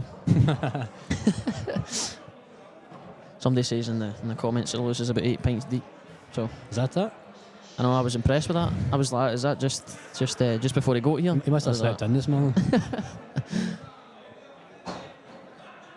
What a play when he's on it, the way. He's stone cold sober. Look. They could run last weekend, I'm sure. I know that's what I was. I think That's what I was Farnsworth saying. being 10, 10-8. 10-8, Yeah, that's what I was saying just before you come in. He's played that well, really well. You know, you're not missing the black for right behind that. No. Tables are recently reclothed, so they are playing pretty slidey. If you're dropping it, it's definitely generous. I think you can play as hard as you want, really, can't you? Oh man, there we go. One thing I never do, yeah, they are playing generous, but that's just the way tables are when they're done. Every table's pretty much the same. But it's, I'd have been doing anything there but playing like topspin. Like he's topspinned the straight black for the side cushion. I just feel more comfortable hitting the middle of the white or below the middle rather than above the middle. And pool, because the white ball's smaller, it just seems unnatural to be playing You with. play with, is it a 9 mil you play with as well? No, mine's is 8. I just got a new Q. Is it? It's 8.35. You were a 9 mil though, weren't you? Used to be, and then it went to 8.1. Was that just with the tips getting changed in it? Basically, yeah. And then my new Q is 8.35 apparently.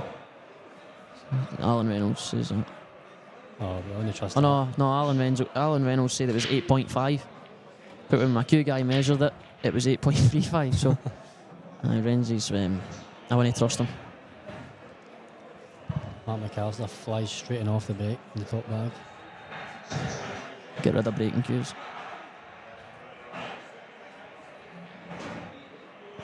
Lewis is in again. These Yeah. reds are lovely. Yeah, nice, isn't it? What's your route here?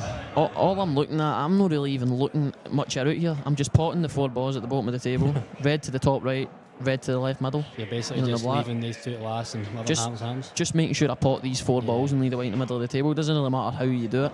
I think it's one of the open. I wouldn't be playing this, so I'd be playing the one at the bottom right then. Can you just roll through and Yeah. cannon the yellow? I think you can. If you just roll through and rest on the yellow, you're perfect.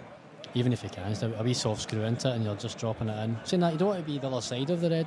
Second last round. You don't want to be coming down the way. No. I think we'll just try to find problems here. I think he's rolling into the yellow. A bit harder than I'd like, but does he need to stun this in? I don't think so. I think you can drop it dead weight, but it's not really a shot you like. They need that, kind of is it? awkward queuing, is he not? If he drops it dead weight, is he not straight? No, it's good. It's just, I How don't do know. you play this? Do you I'd just drag this in, Or do you aye, kind of a wee soft screw here? I'd drag this in, I I'd think. drag it as well. Because I think I've got more chance of getting into it too much. Yeah, with a soft screw. With the soft screw, aye. End up leaning the double. Screw the weight to the side cushion. Leave it to the same bag. I'm just dragging this in, I think. Switzerland are all over Italy. Oh, he's just played, fair enough, he's just played the stun. Oh, it's a And it's goal. 1-0, I was right. It was coming. It's 1-0 to Switzerland. There's actually a slightly thin on this, isn't he? But I think if he pots it 2 cushions. slow, he's good off. 3 cushions maybe. Yeah.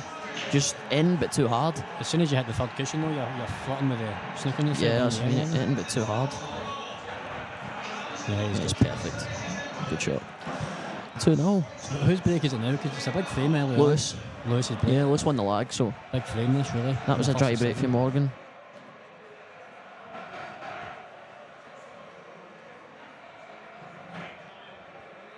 You don't want to be going 3-0 down against No. Lewis, because if he gets a bit of rhythm, he's dangerous. And he's a buzz player, isn't he? Yeah, he is. If he's He's a in front front of you, runner. you just, yeah, he is a front runner, 100%. Funny story about Lewis. I once played him in the Saltire, 5-3 behind, didn't play one more shot and won the match 7-5.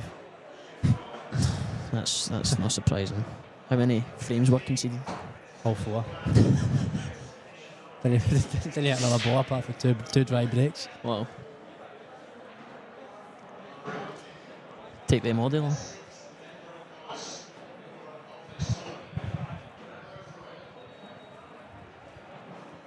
Craig Stanfield, Mark Boyle, table 4, please. Craig Stanfield, Mark Boyle, table 4.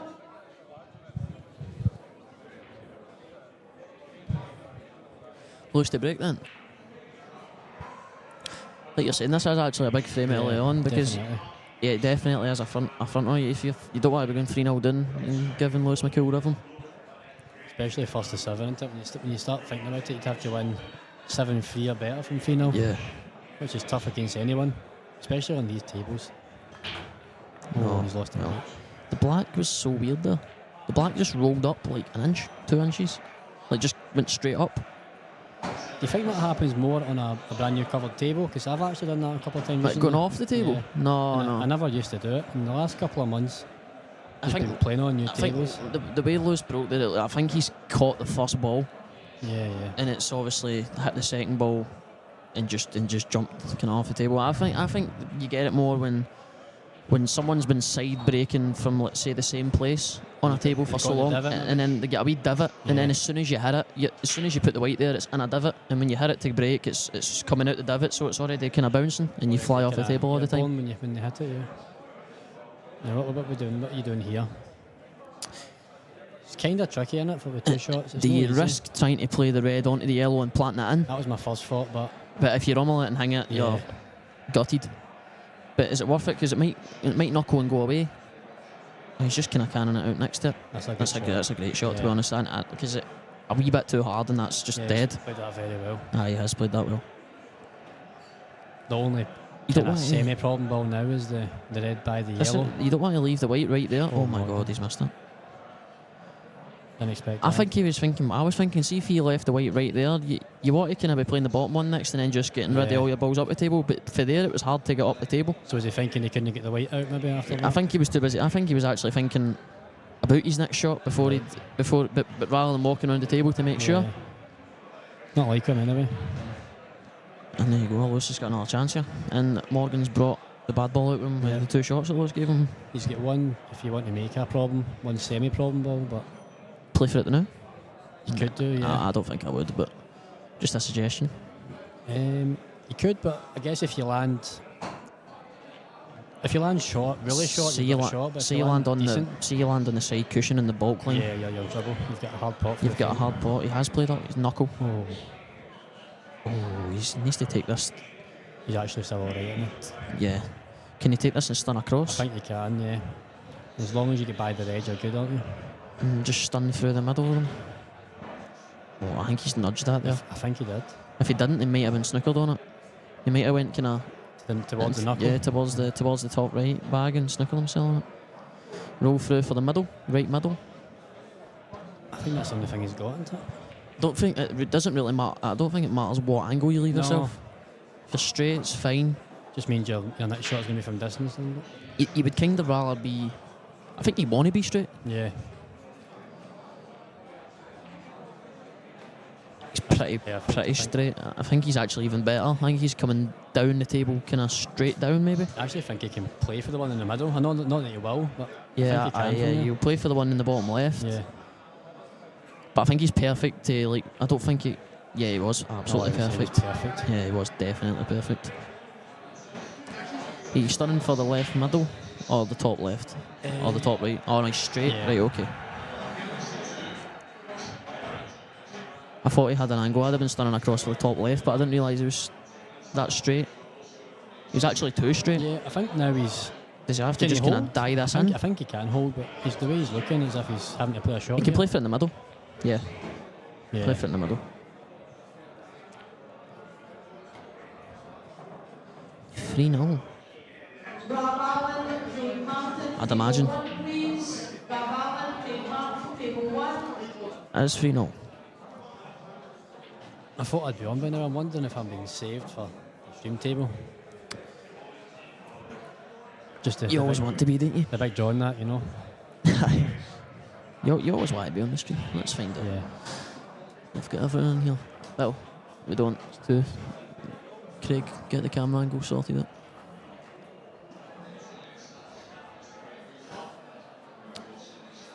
No, right.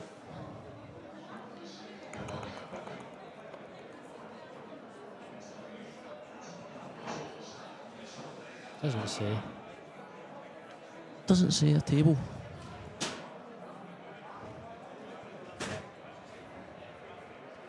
No one's scheduled next for the stream table, so we don't know yet. That's impressive.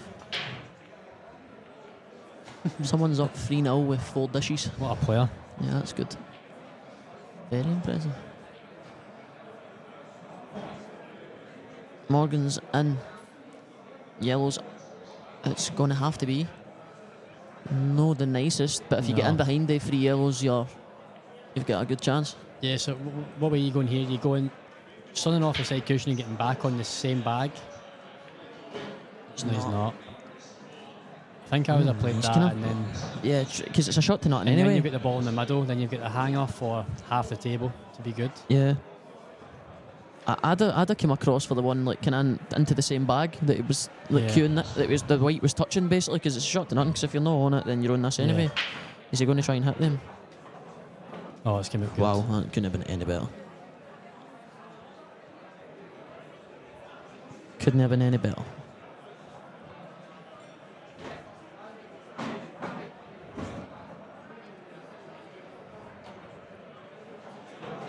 Maybe it could have. The only thing that can go wrong here is a 2-1. I think he won. Do you know what I mean? If he rolls through, Is he screwing into the yellow? maybe. Yes. You want the 2-1 I then? know. Yeah. You wanted the 2-1, but it's double kissed.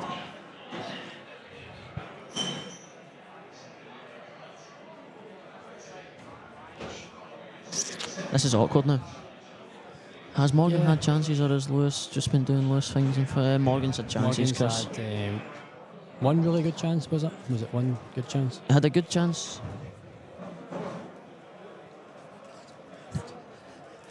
He had a good chance in the first frame, Morgan, but he's landed awkward, to be fair, and he's kicked a red closer to the side cushion than where it had to be, and it made his finish harder. He didn't get them. He had an unbelievable chance at Played that 2-0. very well. Lewis went in off in the break at 2-0. And no, Lewis went off the table. Morgan played a great first shot, opened all the balls up, missed with the open table, Lewis cleared up. Then Morgan has broken dished from there. Yeah, he for took 3-1. them really well too. He has. He's played these last 2 shots there were very nice. So it's 3-1. Morgan's on the board. Oh my god, oh my god. Mark McAllister.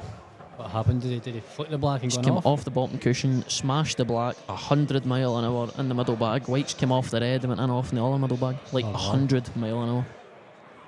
Sick. The ball fell out. Smart's break. Can I get a price in the white ball flying through the window here? 1 to 3. Super boost, even money. 10 max bet. Take it.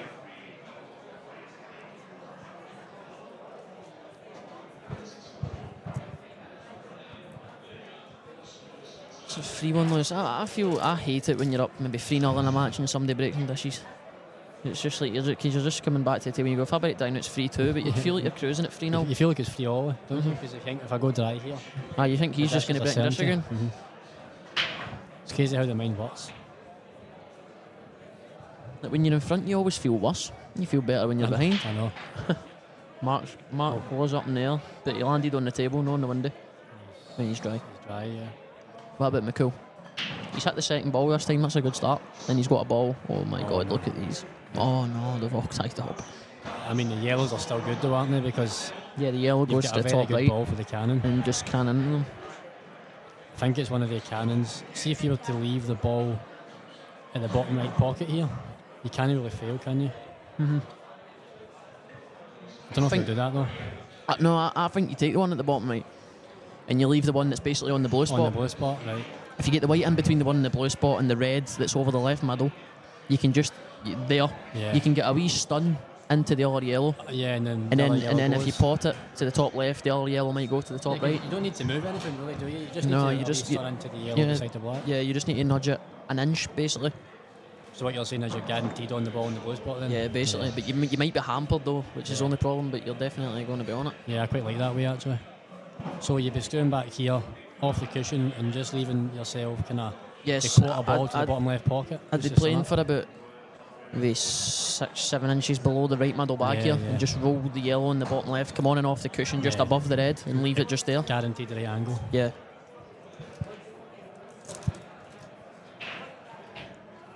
Where his hand is, not where his cue is. I'd be playing for where his hand was.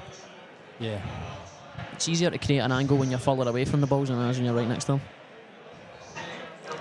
Onto the football, is this who England play the winner of? It sure is. Wow. Well, this is perfect. He can stun straight up now rather than topping this. He actually, if he had cue ball in hand, he'd be putting it there. His white ball so far in this finish has been on a 5 pence. It's all about this shot really, and the next one. He's still playing ball on it, running off the cushion too hard. Far too hard. He's perfect as well. He can't play the wee delicate cannon now though, because he's not straight enough, I think.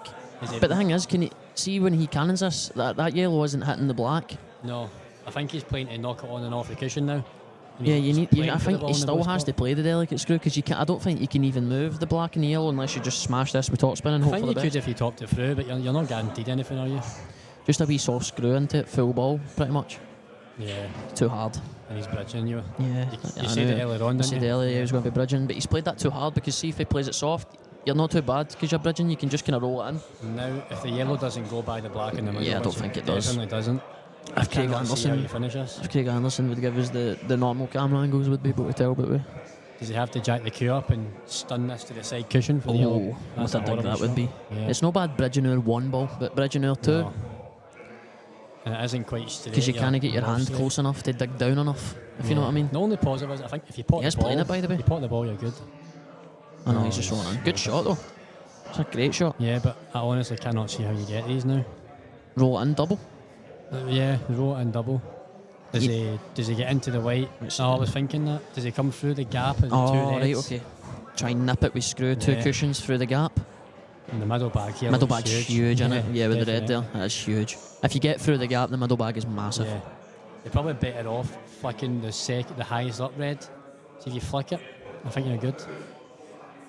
Aye, like you mean two cushions, half ball it in the top hand side, and come straight. You'll come straight across. I mean, if you actually said that and then played it, it would be like, wow. Yeah.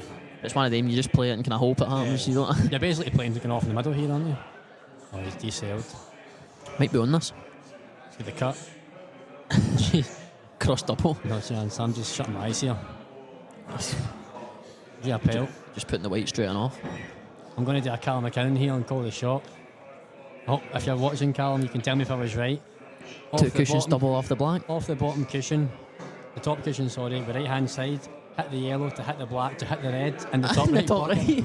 I'd be going two cushions, full in the face, 100 mile an hour, off the black, just missed the red, off the side cushion, double in the top left.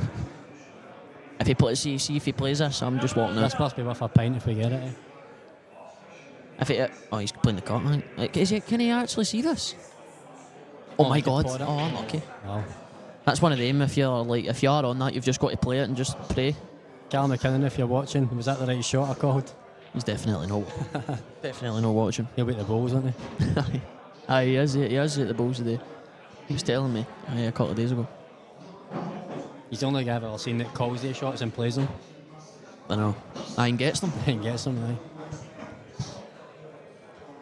It's one of them. If he leaves himself that shot, he never gets it. But if you leave him it, he'll get it.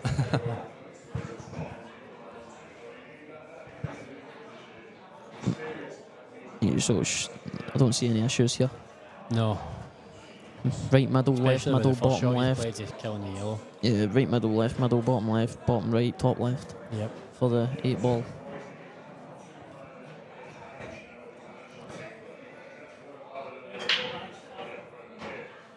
Quick refreshment break.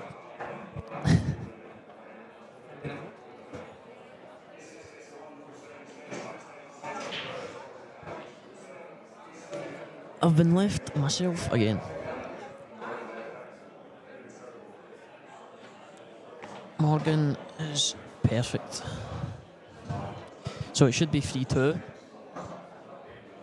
Lewis had half a chance there, to be fair. It was an awkward finish. He had to...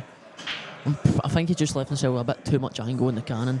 He just kind of hit it too hard coming on and off the cushion. I think maybe the run inside just sprung it off the left-hand side cushion.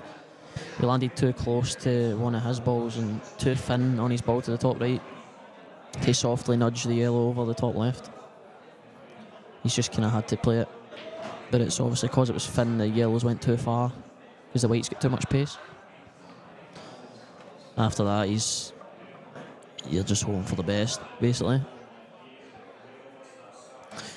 But 2 shots from Morgan for where the balls were, he's never going to miss. Barring a kick, roll off, a bounce out,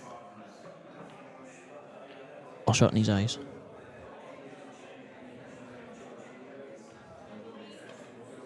Mr. Graham Russell, how are we? You're always watching the pool. I don't know how you do it. I don't know how you do it.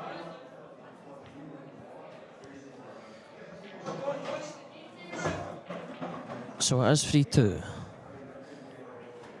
Didn't miss anything then. No, he took them the exact way I said. The bugger, he's bowling. Yeah, I said that, Mr. Graham Russell in the chat. Long time no see, Graham. Hope you're keeping well, mate. He's always keeping well. Did Graham recently won something, didn't he? What was it? Was it the Player of the Year? The East Ayrshire Pool League Player of the Year. He sure did. It's only special players that have won that before, Graham, isn't it?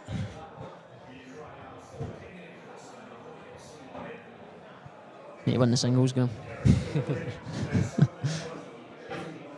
I didn't even show up to that one this year either. Did you know? No. I don't know why. I can't even remember. I think it was the day after my money game. That was never happening. Did you get your name in the trophy? No, did I? No. No. Sort of pool leagues that you need to take. I don't know. That might just be a common thing. I don't know, but it seemed right to me. You had to take the trophy yourself to get your name engraved on it. There's about 40 Neil Gillespies, and then myself, Jordan, Mark, and Gio.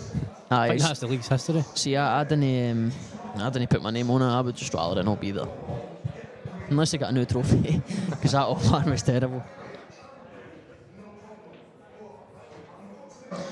Yourself and Big Callum. Yeah, I don't know what you're talking about, Graham.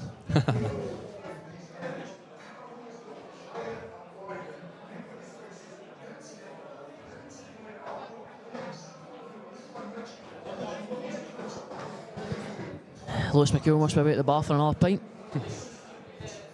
They say it was 2 for 1, so... He's definitely not on the head 8 then, Fraser. If he's on the head 8, there's something wrong going on here.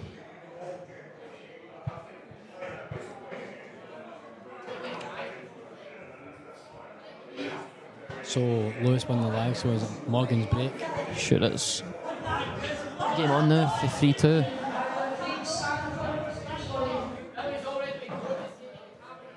How can you still hear Anton with the headset on? I've got a headset on and I can still hear Anton Connor. How's that not a surprise? The game on table 3 here It's still 3-0 with 4. I mean, it's been like that for about half an hour. Is it crashed? Oh, that's the game earlier. It said it was 12-0. Oh, I seen that. Aye, it said it was 12-0. That's the same game. This guy's some player. He's 3-0 up before dishes and he's won 12-0 in a first to 7. Hope I'm on his side. He's winning 3-0 with 4 dishes from the break. And he won 12-0 in the first to 7 earlier. This guy's quality. Chris Slack and Blair Gibb 5-all. James Gillen and Keith Robertson 4-all. Chris Slack must have beat Anton. What a tie that would have been to watch. Chris Slack and Anton Connor. You'd have had to put earplugs in. You'd have to put earplugs in watching that game. I don't know if I'm 100% right, but I know Slack was up 6-0. Mate, imagine Anton Connor and Chris Slack talking to each other. Need to arrange that money match. First to 20. Oh my god. They wouldn't even get a frame played. Oh, no, what's going on now? For 3-0, he's won 7-3. You still get 4 dishes? That's poor. So for 3-0, 7-3 in the space of 10 seconds. I know, that's terrible. This game getting played, Lucas, they've been Lewis is away for a pint. And the 2 for 1 apparently. Oh, they're hugging, look. He's saying sorry. Saying good finish, mate. I was at the bar.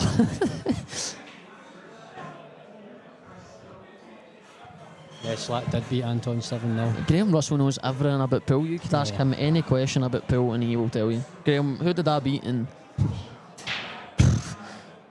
August the 9th, July 2018, 19? He would come up with something. I kind of scored under round. And how many dishes I had? 9. He knows everything about pool, man. Apart from how to play it. Oh, that's so... the blacks went in. Sorry, Graham, that was a bit harsh. I was about to say that was unlucky, but... He's been turns lucky. out it's lucky. Aye. He did hit them very well, though. Joe Heron, he's not as good as me, Joe. Minding the caravan. Aye, Joe, I remember, aye. He's not, Joe, he's better than you. You're good, though. That's what all you do is watch pool and all. You retired last week, but you just watch pool every day. He's quite a few retirements, old Joe, hasn't he? See, since you left, he's just had a good few. What is it really? Why is it just Ayrshire boys in the chat here? And Ferrier? Where's everybody else? Let's get some comments, questions, anything. You were good, to be honest, Joe. No, he wasn't, Graham. That'll be you. That's Graham. That's Joe's your hero. You're Joe's hero now, Graham. Give him a compliment. That's Shuey's hero.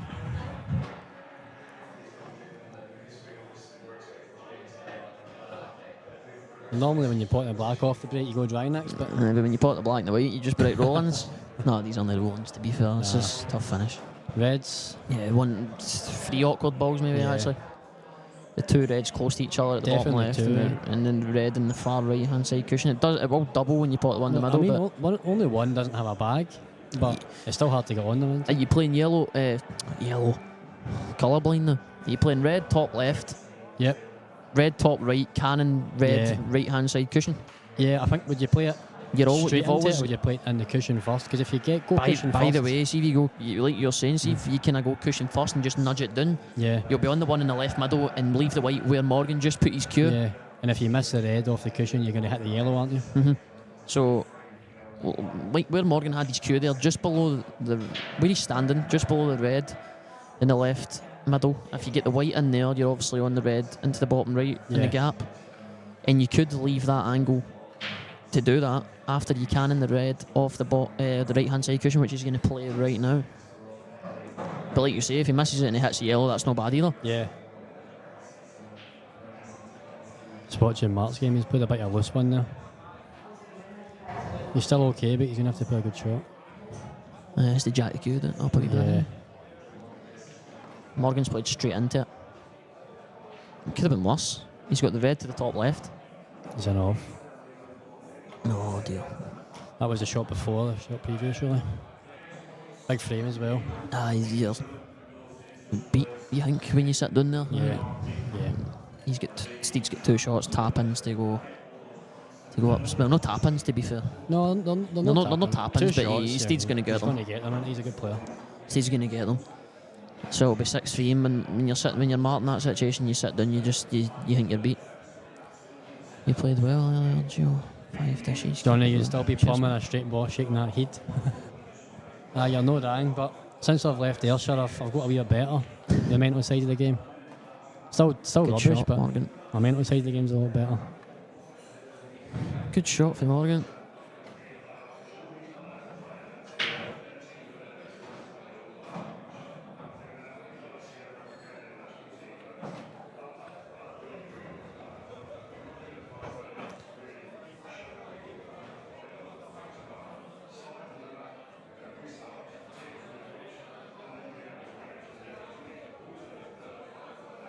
Oh, Steed missed.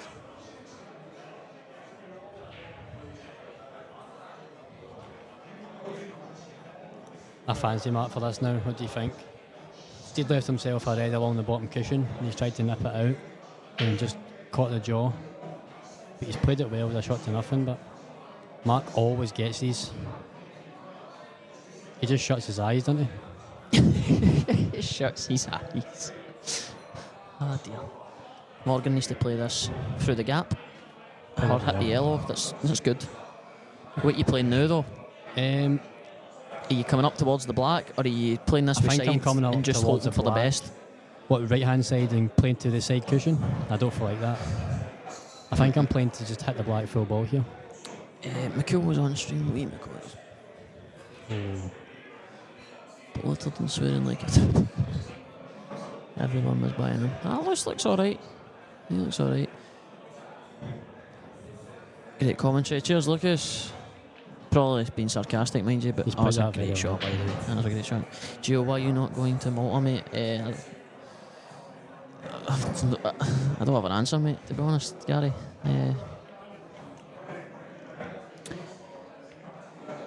No, mate, I honestly don't have an answer for that question. I don't know. I don't want to, basically. I can't be bothered, basically. You check the forecast for the time of year, wasn't it great, was it ahead? Was it not?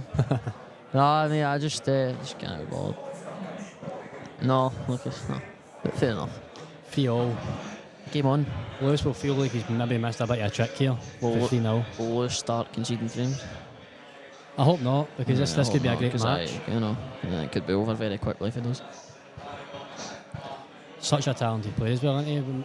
I'm sure, was this the Scottish final this year? I'm sure it was, wasn't it? Aye, it was. McCool beat, I was saying this earlier, McCool beat me in the quarters 9-4 or something, or 9-5 with like 8 dishes. Yeah, he is ridiculous when he's on it. Good as answer as any, mate. Cheers, Gary. I mean, I don't actually have an answer at all. It's Santa told me to put my name down. Santa didn't get the job. And then that's pretty much it. I just, no, that's it. I said no to a place in one of the teams. I want to obviously say what team. I just didn't fancy it, to be honest. But I think Santa would have peer pressured me to go. That's why he told me to put my name down. Can he say no to him? Oh, what a goal! What a goal! 2-0 to Switzerland. What a goal that was, by the way. I actually missed it. It's a screamer, mate. Figuring out Lewis's finish here. I need to start watching the pool and know the football. And I mean, it's a good chance. What's he on? It's still open just now, but I mean, got to be Reds in, the innit? Reds are good, yeah. Reds are good. And Is even though the black's top? on the rail, I think you're going to have a big bag. Yeah, you need to pot that red clean past the yellow to leave yourself a big bag though. I mean, even if you don't, you still fancy that black if you get on it, but I think it's one of them. See, if you do move the yellow, in the back of your head you think, oh no, I need to pot the black now. Okay, that's for a goal. Tracker. Screamer. Is this red to the top right left too thin? And does this yellow go past the red to the top left? Because I think he's hitting yellows here. He might be. I don't think the red's too thin. I mean, it is very thin, so the white's anywhere, but I think he would get the pot. How's the tables playing, Lucas? These are the best tables in Scotland. Yeah, they're perfect, honestly. I don't think I've ever played in here and came away from a tournament after winning or losing thinking there was anything wrong. No, these are the best tables in Scotland. Yeah, Evening, big sure. Chick looks after them. Good luck next Sunday. But thanks, Warren. I'd imagine that's Warren Fullerton. Next Sunday? What's next Sunday? Hey, I'm in the final of the snooker league singles against Alan Duffy, my old coach. Oh, wow. Your first coach on it? My only coach, basically. Aye, but aye, I'm in the final. But see how it goes. See how it goes. First to 4, first to 3, I'm guessing. First to 5, I think. First to 5, that's alright, isn't it? Maybe something 4 or 5, anyway. The semis was 4, so it would be 4 or 5. Probably 5. Michaela, if you're watching, you want to come and ref it? If you're watching your boy here, you can come ref. That's a bit of like the passing of the bat in that, isn't it? Alan Duffy versus yourself. Oh, no, it's snooker, man. There's the talker back. About time you're back, Stevie.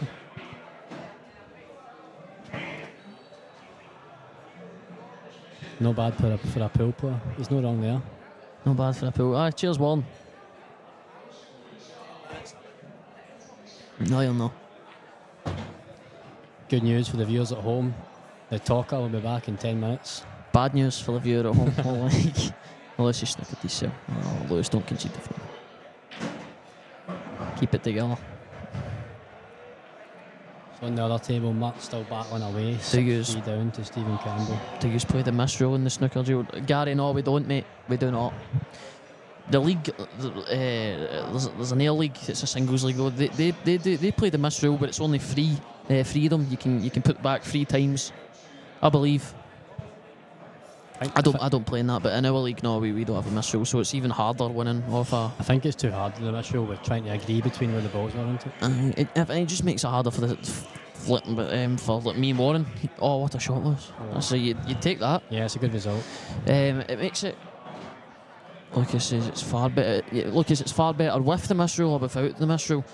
In our league, we don't have it, so it kind of makes it harder for the likes of me and Warren who are playing off a scratch, because if you can put, you maybe begin away 50 or 60, and you put somebody in a good snooker and they just miss the tip by a mile. But it'd be ideal if you can put them back in a couple of times and you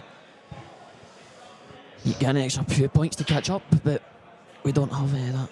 Yeah, Lucas, you think it's better with it? Wee man, you're on holiday. What are you doing watching the pool? And I'll get a beer into you. I know, you're on holiday. I believe you're in Tenerife. I don't know, what are you doing watching the pool? Miss rule was only brought in for the pros. Ah, right, was it?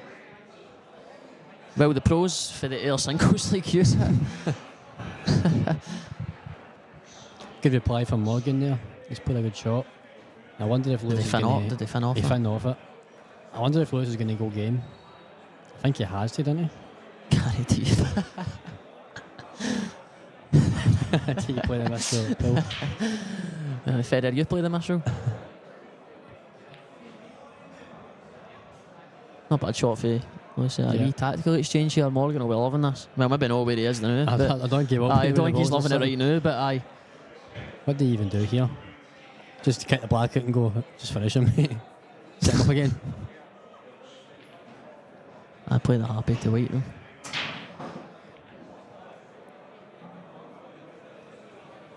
Happy to hit the white rule. I was going to say, is that a typo, Federer, or are you just happy to wait? Happy to hit the white rule. Fair enough, mate. Depends what nick you're in.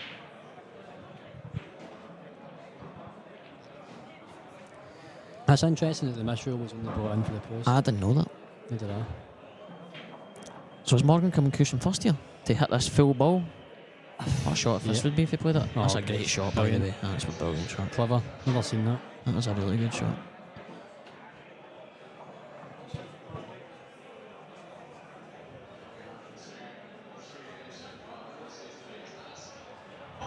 Oh, that'll have hit the bar. It's looking like the Italians are going packing. England will be loving this, won't they? The reigning champions. Yep. They beat England in the final last year. Not last year, the Yeah. last time it was on. 3 years ago, Yeah. rather than 4 years ago, because Yeah. it was Euro Was it the 2020, it was in COVID year, wasn't it? 2021, wasn't it?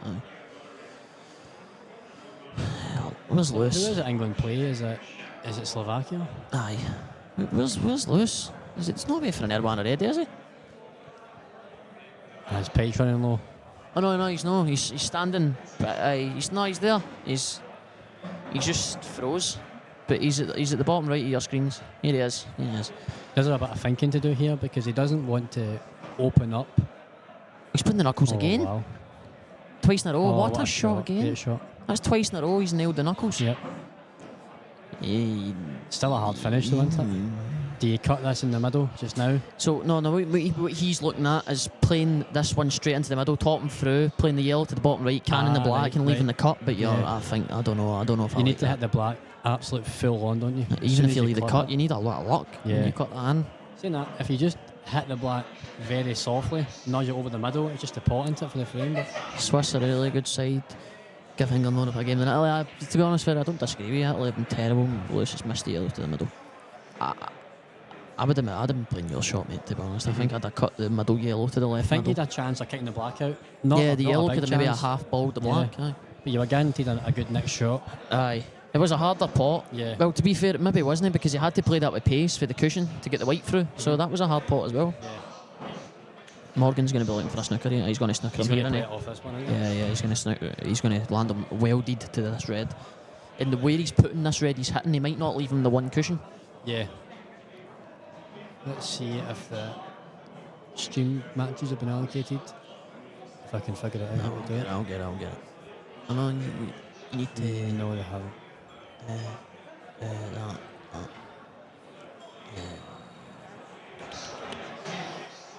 That's tomorrow. That's tomorrow. That's no use. I mean, I'm hoping I'm here tomorrow, but not 10 in the morning. No, No. it's not. It's looking like me and you, though. My game's been kept. Or is that just because we didn't? But it is looking like me and you, because No. these two, well, I suppose. We're either good or we'll just lean this because we're I in the hope I'm that commentary one. booth. Oh, through the gap and off. Tough black for Mark Oh. McAllister here to keep himself in the match. Quite happy that Lewis didn't pick out. Morgan would have probably. I took that. Could it well. 6-5 now. I wonder who it is to break. When's your next game, lads? Lucas, we've been due on for... our next game's at 4:15, mate. 2 hours ago. I am running splendid as usual.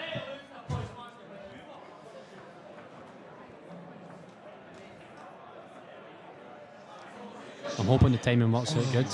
Talker comes back and we're both on. That's a pity for everybody watching. I'm sorry we need to hand you back over to Stevie soon. By the way, if he's covered the red to the middle. I think he's... Oh, is he on the one at the top actually? is Aye, he? he's on the one at the top. Who's playing then? On the stream tables we have Stephen Campbell, Mark McAllister, which is 6-5 to Stephen Campbell. With 7 dishes in the match, good standard. On the main table we have Morgan McInnes and Lewis McCool. And what is the other stream match? Is that it? Is there only 2? Aye, 2 streams. Oh, is there? I thought there used to be 3 stream tables. I'm not certain, but I think the next 2 games... I'd imagine the next game on this table that yous are all watching, table 8, the main table, will be Johnny McDermott and Scott Gillespie, and I'll take a wild guess and say the other stream table that Steed and Mark are playing on now is close to finishing. I think I might be going on that one. What about this? So What about what's the Mark's hold up? chance here for I don't know, 16? mate. Everybody playing too slow, I think. I mean, I finished my last game about 3 years ago. I've only played one match. I've played 2, but that was a good while ago. Just looking at the table and when Stephen Campbell and Mark McAllister. Mark McAllister's got a very good chance To sign to off. go hill. I think it's just all about the 2 balls in the middle of the table. Start commentating like Renzi, and is Morgan going to play the draw? the drawback through the gap. Or is he He going can't to play get too much angle. the high with right English? Right English off 2 cushions. 2 rails, man. Aye, 2 deals, that's right, aye. Slacking here. Ah, that's like, aye. It's not natural. What is he looking at? What is it? Maybe the bank. That Oh, good shot. then I would from be Mark. shocked. What is he playing? However, He's what talking does- this with right English. He is. He's just needs played to it watch so doesn't well, a by the bad way. slide. He's played it really well. Yeah, Really, perfect. really well. What do the Americans say for plum? Perfect. Have no idea. I don't really mark what you did. Does that yellow go? I don't think it No, does. I don't think it does. Morgan's actually kind of landed that kind of wrong, so he's perfect. He's And in it's the just literally 50-yard line. this is a plain ball, Yeah. top cushion. Wee You'll bit be right, maybe. No, it was perfect. plain ball, straight on the bar. I'll be 4-3 from 3-0 down. I don't know what Morgan to break. I don't know what Mark's done. No. I mean, he's no. I looked away, and I looked back, and he's just not in a good position anymore. Is he playing the Coltat here? Surely not. Oh, he has. He has. Oh my god. It's Oh like- my god. Oh, what a shot. Oh my Wow. days. Wow. That would have been on the highlight reel. would See, have to be been. fair, look how disgusting he He landed. couldn't get on the black, but I know. That would have been unreal. it would have been one for the highlight reel, that's for sure. Oh, to dig that would have been. And you got to fancy Steed here, don't you, to get these away? Aye. You'd think so, surely. I guess he does have maybe one shot to play, doesn't he? He's got to get on the ball in the cushion, but just kind of finding progress. Mark Fleming and Alan Barnes, 5-4 to Mark Fleming. 5-4. So the scores on the doors, let's see. All the scores on the door. We have David Forrest and Stuart Weeks, 5-0. Blair Gibb, 6-5 up on Chris Slack. James Gillen, 6-5 up against Keith Robertson. Craig Martin up 3-2 against my good mate Rap Allen. Mark Boyle up 6-0 against Craig Sandford. This game, Morgan and Lewis 4-3. Anton Riley up 2-0 against Colin DeSwart. Mark Fleming up 5-4 against Alan Barnes. Gary Gracie leading 5-4 against Greg McMillan. And Steed up 6-5 with a chance to beat Mark McAllister 7-5. I've only seen Stephen Campbell play once. I've seen him play he's many missed. times. Has he been slightly lucky there? Oh my God, he's still. What did Steve do? He potted the ball to the top right, stunned across to the middle of the baulk line, but he left himself touching the red and had to play a red that was long and relatively tricky. Enough of the profanity in the chat, guys, please. See, to be fair, Lucas, I actually seen a picture of you playing snooker on holiday, mate. So you can't. you were practicing. Well, I can't get worse now on holiday. Oh no, man. Honestly, never mind. It's bad enough watching the pool. I mean, wanting to play it when you're on holiday. No, I was just beside a chat at my table and getting beat. Trying to tell some random guy that you're a world champion. Morgan, was that Morgan? That was Lewis, wasn't it? That was Lewis. That was Lewis. Could tell by the shoes. Is it open? Mark's cut that in, and he's got a shot. Yep. That red's there. He just has to pot this Yeah. for 6-all. And it would be Steed to break, but after the chance Steed had there, I don't even know what he done. What did he do? Steed. So he potted the ball to the top right, stunned over to the middle of the baulk line, but he landed touching one of his reds and blocked off the only easy pot, and he left himself a tester to the top left pocket and missed it. Morgan's played. Yep, 6-all. He's actually been unlucky with the safety there, Morgan, because Lewis can play the plant cut to get this yellow in behind it, and if he gets it, he's Yeah. got a good chance because the yellow's going to come over to the right-hand side of the table. Yeah, I'd say this is a good chance for Lewis to go up to get back to 4-all here.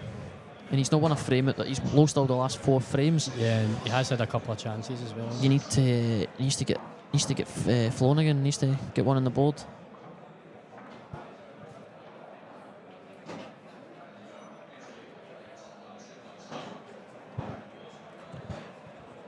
He's played the long one.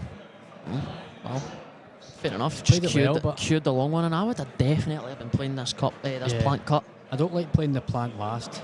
You could play it now because it's just a plain ball on and off the top cushion, back down the table towards the right hand side of the table. I don't know how thin it is though. You not think you might kill the first yellow?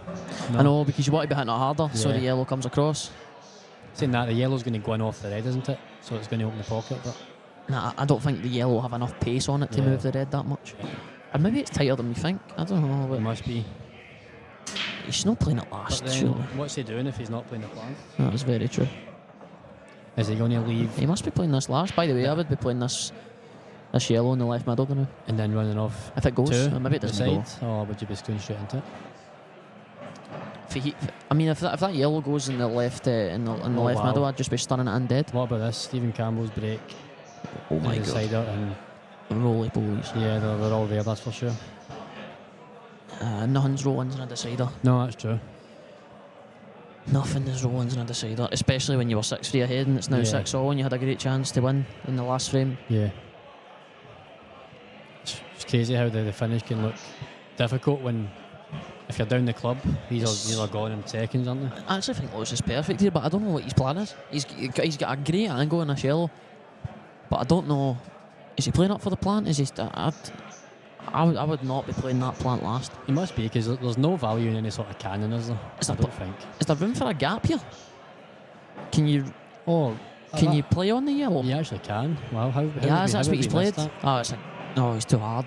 I thought, no, you made me be alright. I think he can pot the yellow, but If the yellow goes to the bottom right, he's still got a chance, but he can't hold. I don't think he Yeah. can hold it for the right middle.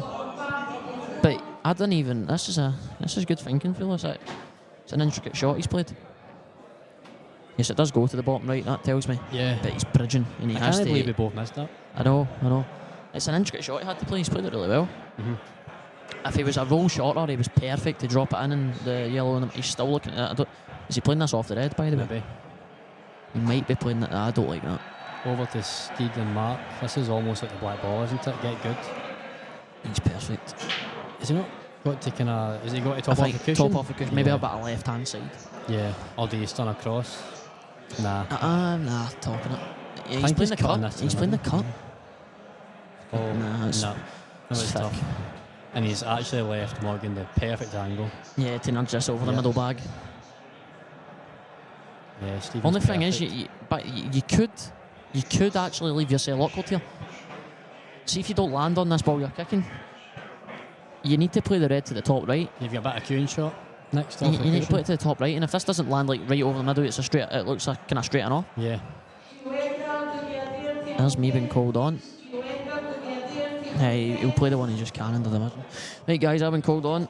I'll see you all later. I'm going to leave you in the capable hands of Walker the Talker now. Cheers, guys.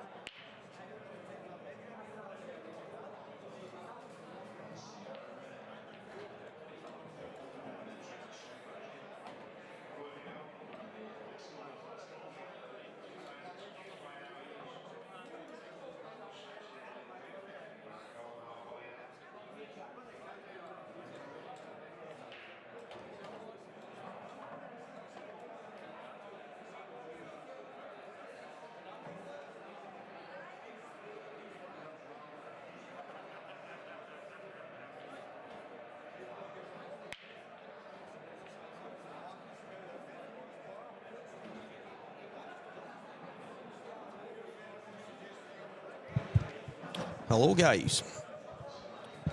Back in the booth after a bit of a family emergency. I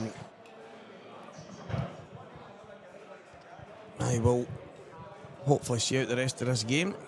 I've still got the boy pestering me on the phone.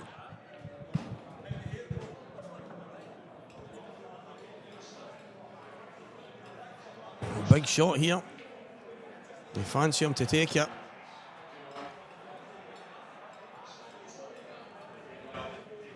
And he does so. Oh, 6 frames to 3.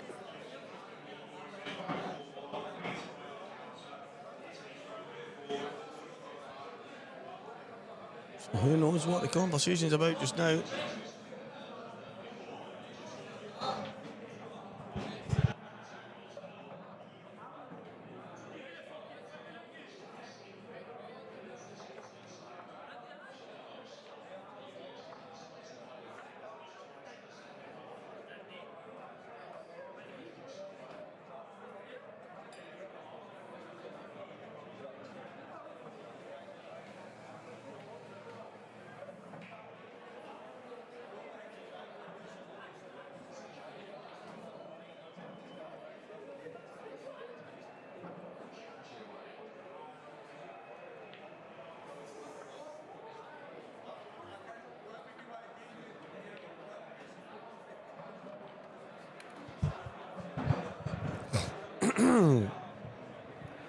Sorry guys, still got my son pestering me.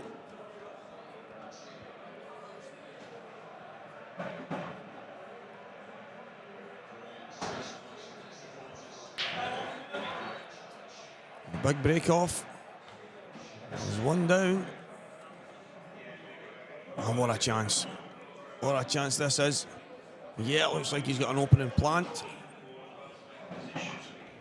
However, I would be very surprised if he doesn't get them. His only worry here is whether he can keep the first red that he's going to hit away from the 2 yellows at the side and keep it potting, or potable should I say.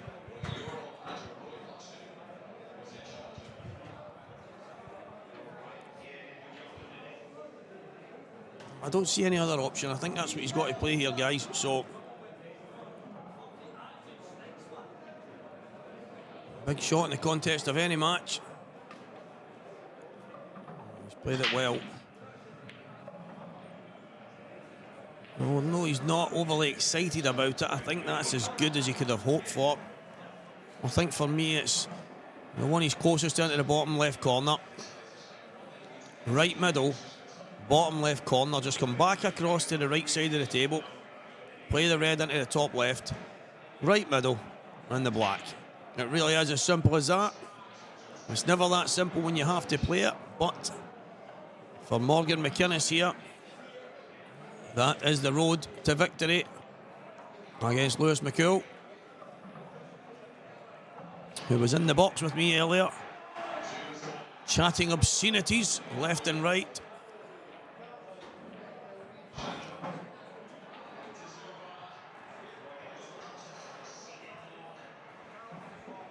What a man he is. Young Morgan putting him to the sword here. Needed a favourable flick there and he got it.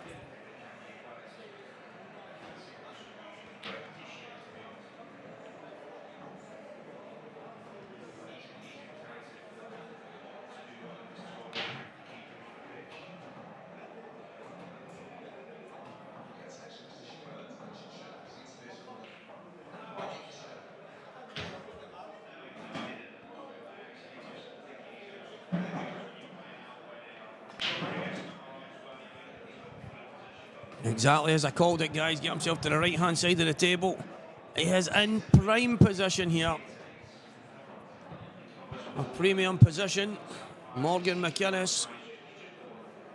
2 reds and the black away from victory against Lewis McCool.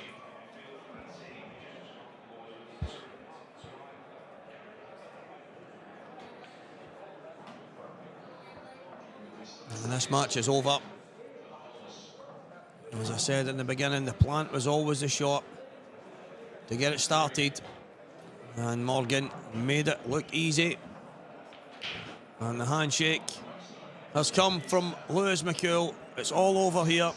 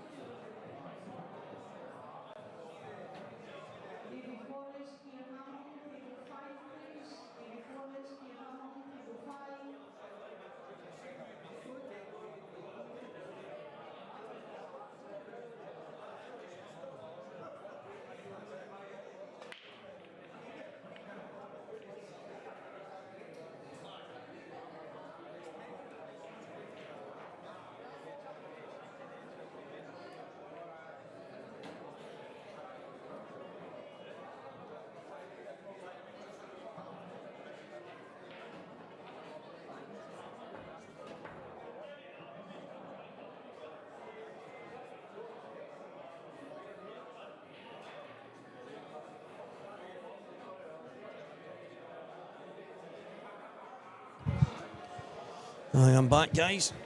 I was just running over a few things there.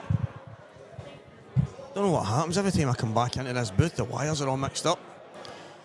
You would think that someone was coming in and making a mess of it. Probably me. So, tomorrow will be a long day in here. Looking forward to it. I'll be in here from probably 10 a.m.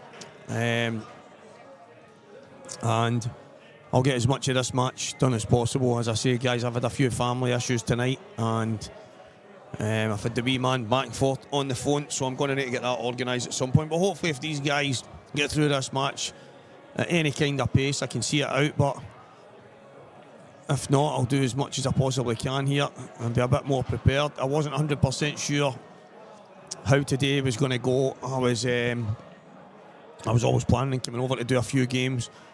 But as far as I was aware, the Sunday was obviously the main day for me. But now, after a bit of a conversation here and there, I think it will be pushed to entirety on the 2 days going forward, which is totally fine on my behalf. I enjoy it regardless. But I was always coming over to do a few games today. There's just a few things that have affected the situation for me at home. Nothing major, not crazy emergency stuff, but just a few things that I had to deal with, and unfortunately that's just the way it goes. Coming here to see my good mate Mr. Slack against Keith Robertson, who took my other mate Billy Stalin to the cleaners earlier.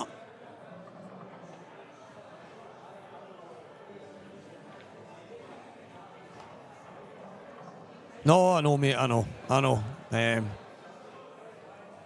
It's just obviously I don't like to have people wondering, maybe going like, what's happened? Stevie was in. It was, I mean, obviously there's plenty of guys that can maybe back up the situation here and there, but tomorrow is a fresh day. We'll be all go from the beginning of the day till the end, where we will crown the IM2 winner. And Christopher Slack off to a good start here.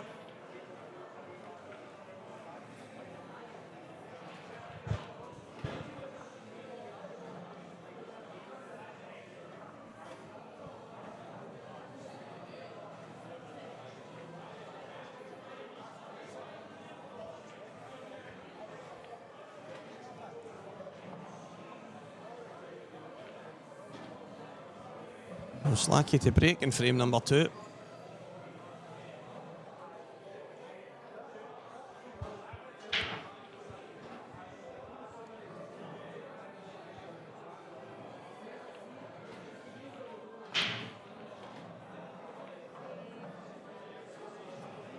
And the cue ball's off the table.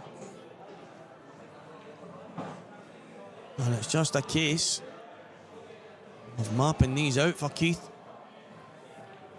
I mean, me personally here, I think it's the reds that are the balls. But to be fair, both are absolutely brilliant. With 2 shots, you have 1 free shot to get you going. From there really shouldn't be any issues whatsoever. He'll just drift this red down over the pocket. That's good enough. And it's actually worked out a bit better for him now. Gives him a bit more scope with the cue ball here.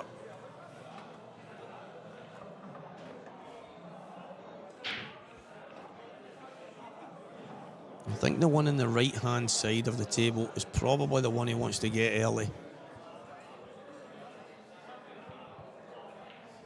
If he can, maybe get on it. I don't know if he can get on it now. I don't know if he can run into the yellow. The one closest to the right middle. I'm going to suggest he can. And I don't mind this actually, because he can leave that one into the right middle to last and take the hanging red first. Or screw up, play that one into the right middle and then pot the black. So that's probably the way to go. As I say, I do not mind playing it this way. It's probably the right way. He wasn't going to go that way. He's taken a few seconds to work it out. Once he did, Keith seems to have it mapped out perfectly well. And for me, the only mistake I can see that can be made is if he doesn't get prime position on his last yellow. Doesn't want to land short.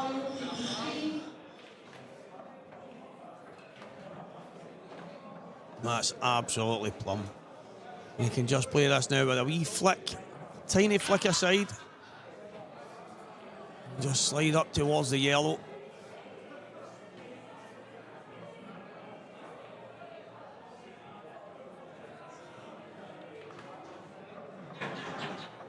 And that's just about good enough. We would have liked another roll there. I can just drop it in. And this match is going to be all square.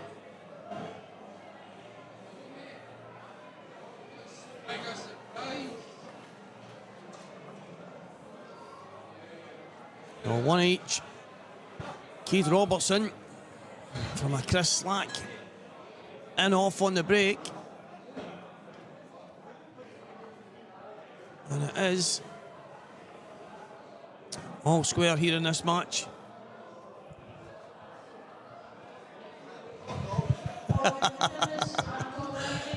Oh, I almost had Anton Riley in the booth there, but then he's been called onto the table. If anyone remembers, at the beginning of the day, I said he was my tip to go quite far. And I think, if I'm correct, he's heading in the right direction. I'm trying to look at the scoreboard to see who he's playing. And maybe get it on my phone.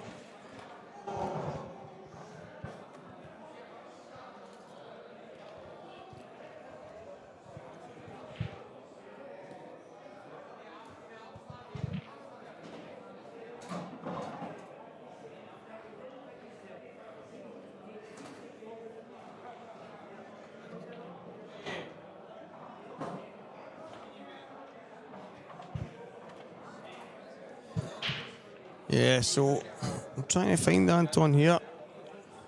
Trying to find him. Excuse me. So I've just been given some weird news that Stevie Cochran is in the mixed doubles.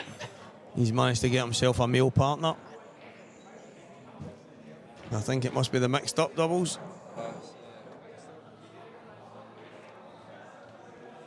So, who's your partner? Sean McMahon? Yeah. I don't know what's happening here, guys. I might need some help shortly. So, last 16, Anton Riley and Morgan McInnes. Like I said, guys, I fancied Anton to go far. Is this going to be as far as he goes?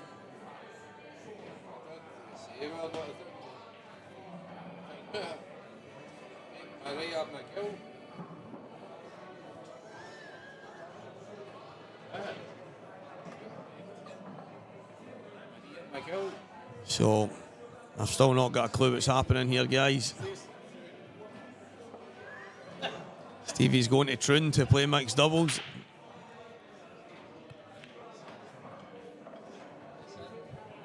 So, yeah. It's Troon. Keith, Julie delivers a brilliant finish there. They go 2-1 up on Christopher Slack. It looks like nobody's putting the score up for Mr. Keith. However, the news has filtered through that Stevie Cochran is in the mixed doubles, guys.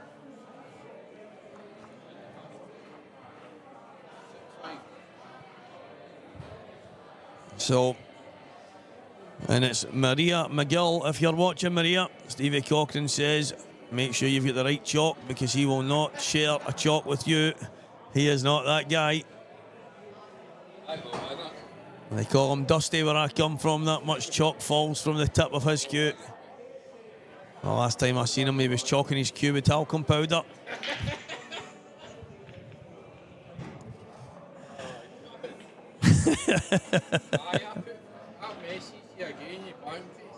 What's your name? What's your name?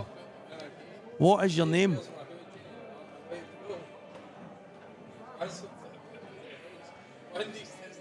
I spoke to you.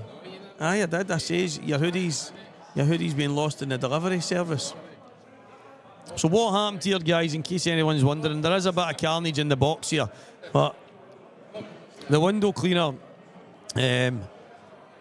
basically went to a few washing lines and got some shorts. For those shorts, he is getting a hooded garment to play golf. And I haven't seen him in about a month, but he's harassing me here for this garment. It's what a man, what a man. Stevie Windies, legend.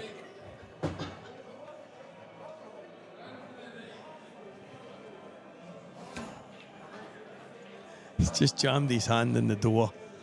Oh, if you don't know him, guys, he is unbelievable. Absolutely crackers. That's just a little touch shot from the tush there. Looked like it was close to foulage, but I think that red was very close to the cushion, so no danger and no hassle for Slacky. And that yellow's away. And is there an opportunity here for Keith Robertson to kick on in this match? I can't actually see anything clean. I don't think that yellow passes the red. I think is he going to play a long plant? I don't see much else, to be fair.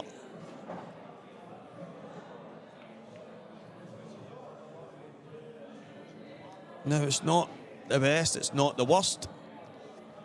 Slack has work to do here. If this goes, he's got a chance to finish it. I mean, zigzagged a few times there. I'm not convinced now, the way Slack played that he wanted to pot it. No, he's played a fantastic shot there. That is a fantastic shot, Chris Slack. That's the Tishano from back in the day. The old Roadhouse days. Slacky finding the magic.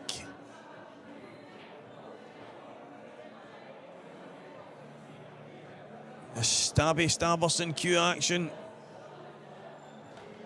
The cue up into the air.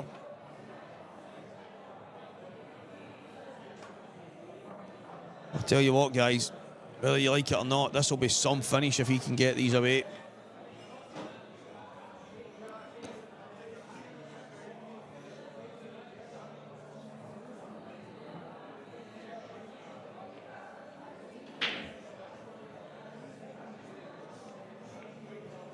Yeah, he's good at great.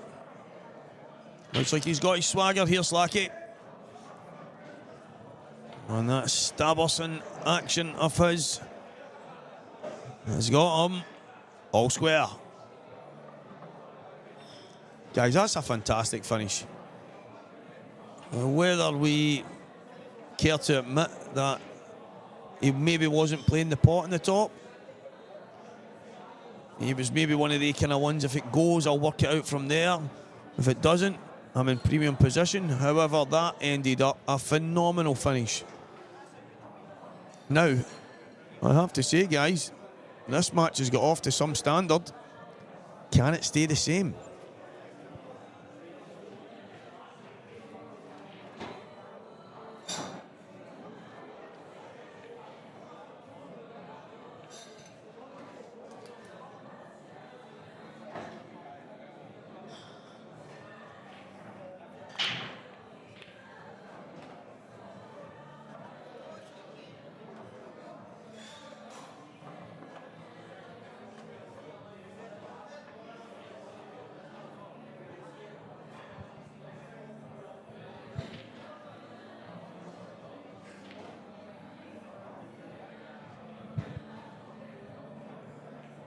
So another error from the break.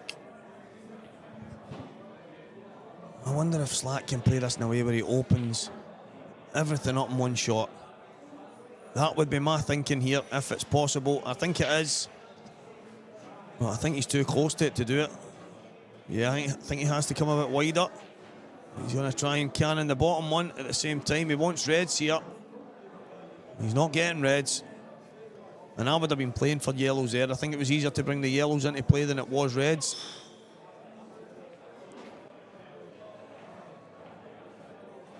I think unless he can play some kind of plan, he can play the ghosted shot. He can drift the red into the top left corner here, but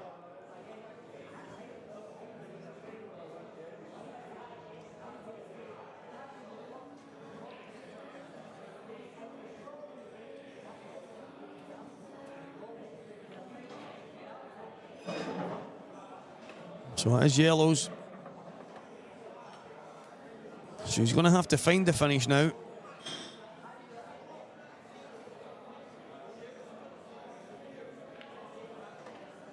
Needs a cue ball to stop. I don't think he's got the angle without forcing it here. But he's got a tiny angle. Now a kind of stun.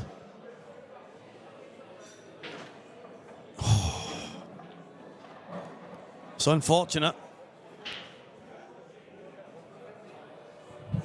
He's actually stunned it just a touch too much rather than the stun kind of coming the left-hand side. In fact, it looked to me like he played a straight stun rather than maybe stunning off the side cushion. The flick aside and just knocking it down. He's played it really aggressive. Unfortunately, he's missed it. And all of a sudden, I think he's looking at the cross double here. I think it's got more chance of maybe trebling rather than doubling here. I'll tell you what, high side of the knuckle, as long as it drops, it's the only thing that matters. Now, how do you land here? I think you've got to use the two reds. I think you're playing towards the red on the right-hand cushion. I think if he plays that aggressive, runs over to that side, he is perfect just to drift over to the left-hand side for the yellow in the right middle and the black in the bottom corner. Unfortunately, he's played it a bit tentative, and unfortunately for Slacky, it hasn't worked out. It's not a bad shot here for Keith. He's not left too much. Slack looking at a 3-ball plant here. This is aggressive. This is aggressive.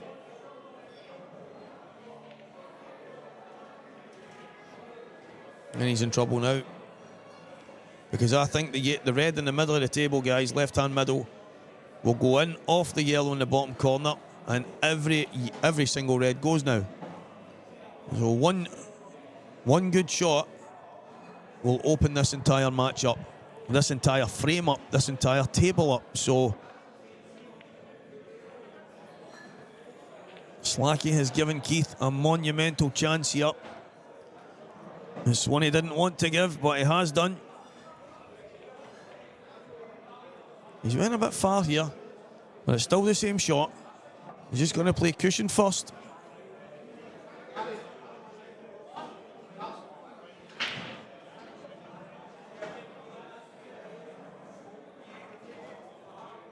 And this is a shot. Yeah. Fantastic stuff.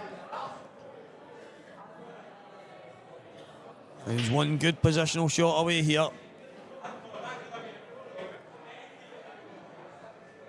And the options are to dig round off two cushions, or to check it with side, or simply screw off one cushion. And he's played it well. He's played it well, guys. That yellow was always a worry. Trying to take that out the equation with the one cushion screw across, and he's almost landed right behind it. But he's absolutely perfect by the looks of it. I think he's got just enough angle. Or has he? Or has he? Has it maybe come just a touch too far? I think if he goes two cushions there, he's a bit further left. And that'll give him a better angle on the red to get to the one on the cushion, but oh wow. Oh. Well, that was different. That was different, guys. I mean, as different.com/different comes into the equation, that was different. I'm trying to figure out what Keith was thinking there. As I say, he screwed off one cushion. As soon as you bring that into play, it's just became, oh my God. Slacky. He's got away with that one. That middle pocket should never have been in play. And he knows it. And I'm not sure that he can get onto this yellow. I think he has to screw. He has to screw as deep as he can and try and get up high past the black here and just maybe clip the red out the way. Yeah, trying to cheat. Doesn't work. And guys, this is chip and toss. One frame toss one way, another chipped away, and this is becoming a frame of simply someone hoping to go over the line rather than going and grabbing it by the short and curlies.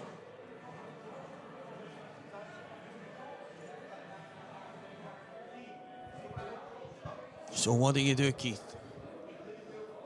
I mean, he could hang the bottom left corner and just leave the cue ball on the white, on the cushion, and it wouldn't leave much of an option.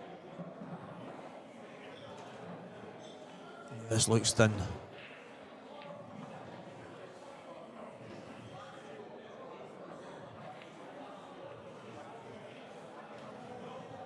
Yeah, I mean, I don't mind it. I thought putting the red over the bottom left hand pocket would have made him a bigger favourite, because he's going to leave Slacky a double here at the very worst to win the frame if he nails this yellow, which he hasn't. And the yellow is now as safe as it can be, and Keith is one pot kick away from stealing the worst frame of the day so far that I have witnessed. So congratulations, you two. This is madness. He's not played that full-blooded at all. It hasn't come out the way he wanted, but he's got a Barney rubble. Can he nail it? He can't.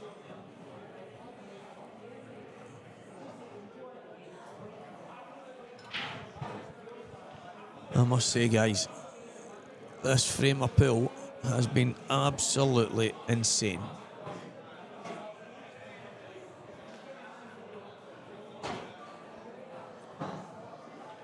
Now, the two yellows are in good position.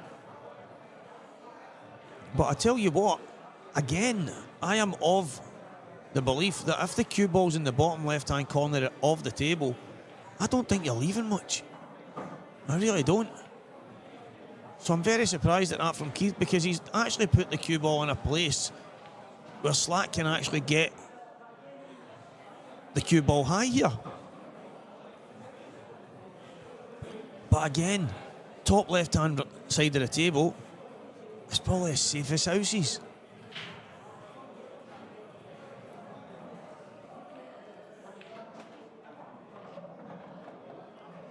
I think both of them are just that desperate to get over the line. They're not thinking about what the right shot might be. They are both being super aggressive, which is incredible, but there just isn't any need, guys. There's no need to be going for a finish here, forcing a finish that isn't easy. The two balls might be in the middle of the table, they might be wide open, but getting from one to the other is not as simple as it seemed.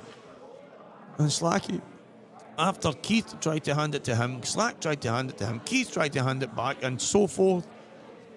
But it's Keith Robertson who's going to go 3 frames to 2 up here, and I can't help but think that there's a lot of shots in this frame that these two guys would have liked to have played again, because this frame could have been over a long time ago. Thanks for tuning in, guys. This is Scottish Pool Association IM Series Event 2. We're in McGoldricks Pool and Sports Bar. I am Stevie Walker, live on Scottish Q Sports streaming. All the matches, all the scores, everything is live via Q Score. And I appreciate everyone that's tuned in today. Tomorrow will be a different day. Tomorrow will be the business end. I will be here from the beginning all the way to the end. It will be great to have you guys on the function, chatting away. I look forward to that. As I say, guys, I've not got long to go before I have to leave tonight. But it is always a pleasure. And that cue ball is gone again.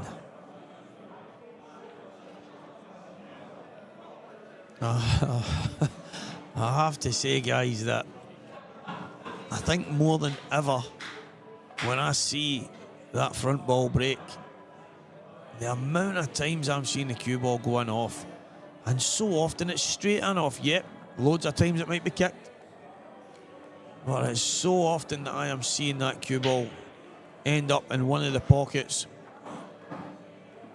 And I am a side break guy. I do hit the second ball. However, there's no guarantee that I get a ball. The only guarantee I've got is probably 90% of the time the cue ball stays on the table. A lot of the time I leave the balls wide open and maybe don't get a ball and give my opponent a tap in.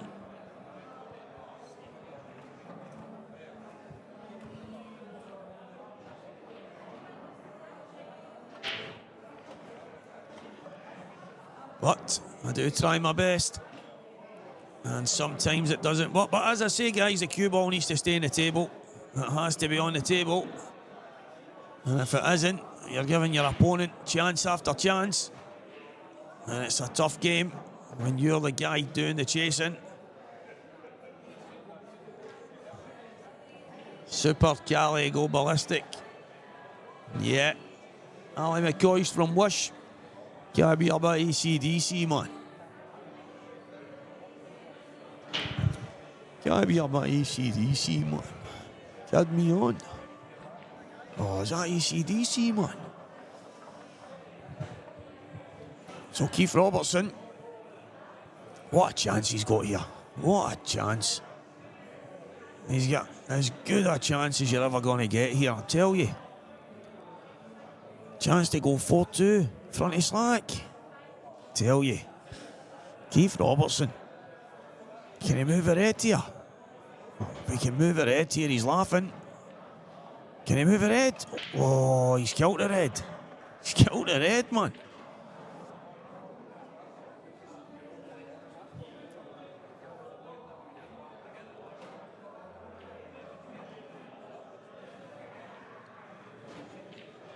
Now what can he do? What can he do from here? That is a question.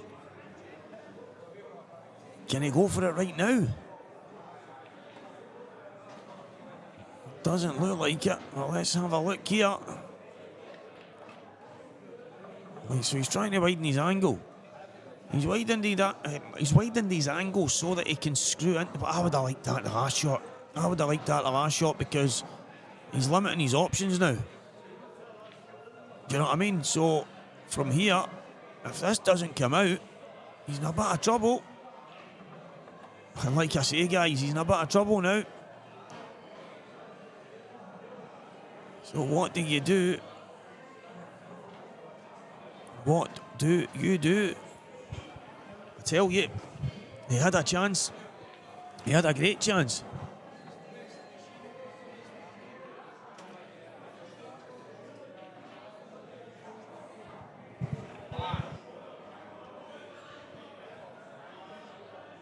He's unfortunate. Well, here we go. Chris Slack now. What a chance he's got. Step to the table. Red's wide open. Can you take them? That's the question. Yep, there's a couple of awkward balls, but you have to fancy Slacky here. What a chance this is. What a chance this is. to get it all square. And Keith really should be 4-2 in front. Oh, what a chance this is for Chris Slack. Oh, he's got away with that, man. He's got away with that. However, I tell you, the up and down isn't too hard here. It's not as hard a shot as you would think. He's aiming about maybe 8 to 10 inches up the right-hand cushion. And I tell you what, I fancy him to get these. I fancy him to get this, you know. I really do. Oh, he's too low. He's too low. Oh, he's double kissed. Oh, my word. You are joking me. He's double kissed it. The wham bam, thank you, man. And he is laughing his head off.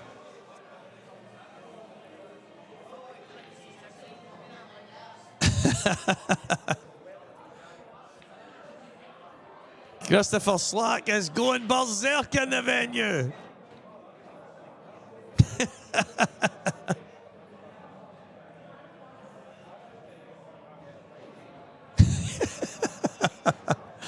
I'm surprised he's not put Keith off here. I am surprised his face has not put Keith. Keith was laughing there because of Slack's face. He was absolutely sick.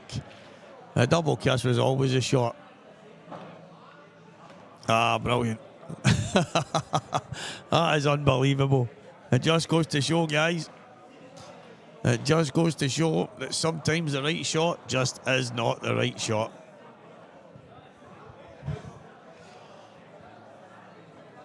Well, 4-2, Keith. Big favourite from here.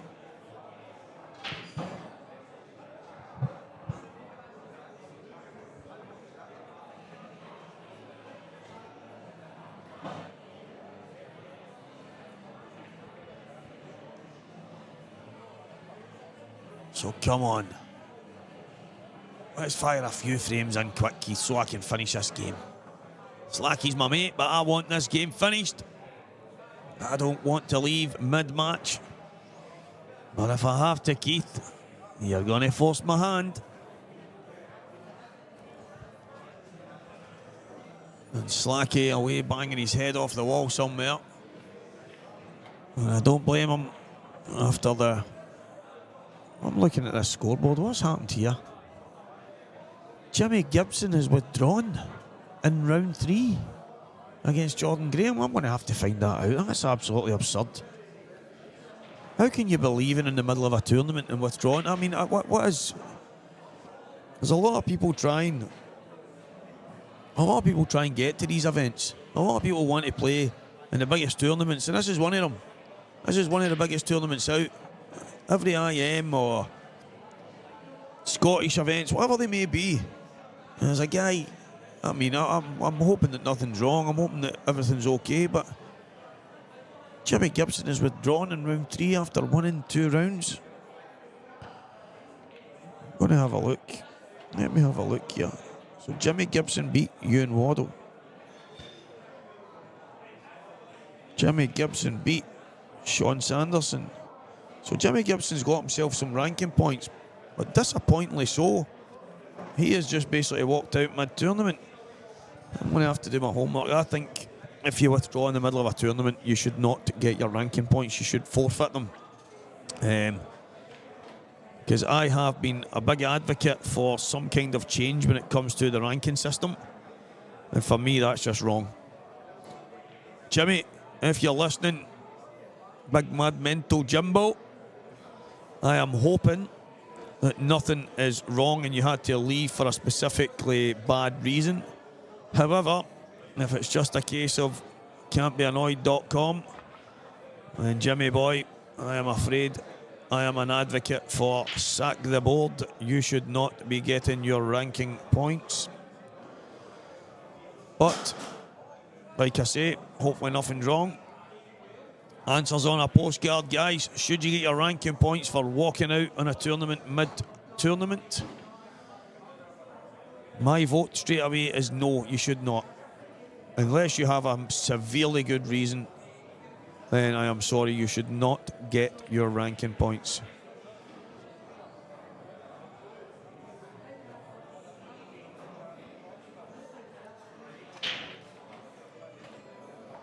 Anton Riley, 3-2 in front of Morgan McInnes right now. That was a surprising shot there from Keith. So many options to start off. And he's made things awkward by playing that plant first.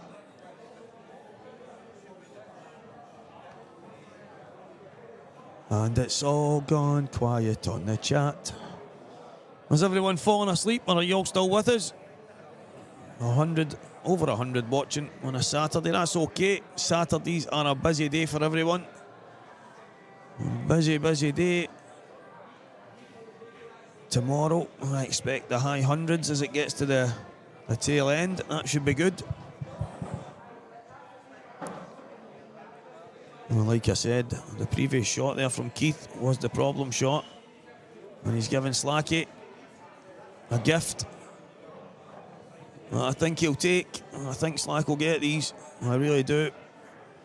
I can't see anything that's too awkward in this finish.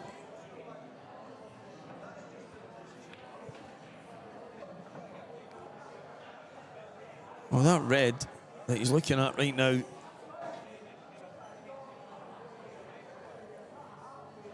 I think this is his only problem. I think the shot he played, he probably should have just ghosted it in off the yellow, and that would have given him a bit of scope for how to go about this finish. But it looks to me now like a moment ago there wasn't major issues, but where he's landed the white, I think he's close to perfect. He's going to have to play this. He's going to have to play this. Red in the bottom corner, flick the red up, close to the middle pocket, and then take it from there. That's what he's going to have to do here. Well, he's unfortunate there. He's played that a bit hard. If you ask me, that had to be played nice and easy, so the red landed low over the middle pocket, and he would have been nice on this red he's pointing at right now. So I think what you're looking at here is just a rush of blood there from Slack. What can he do here? What can Slacky do? Well, the answer, guys, is not great. He hasn't managed to do what he should have done, and that is get the finish. In fairness, it's not easy. Him and Keith having a bit of a conversation there. Far too much talking going on in this match. Not enough pull for someone in a hurry. They are doing my head in.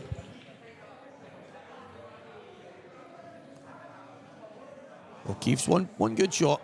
One good shot away here from winning this frame. I think all he has to do is just ghost this in.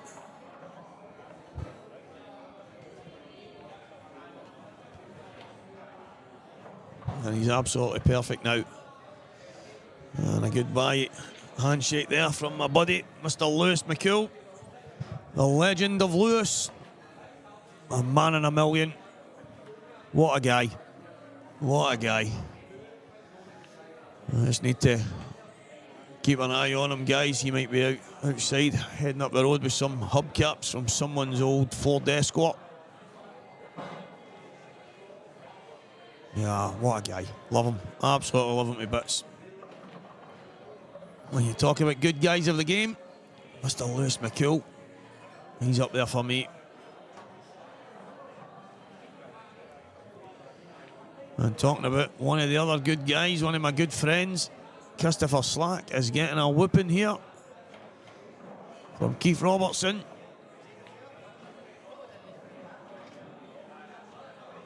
I don't know what he's talking about here. He's talking about lemmings and stuff.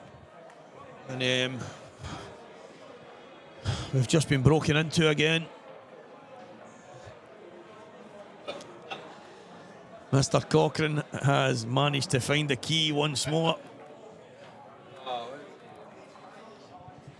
No, 5-2 to Robbo. And Christopher Slack still rambling on here.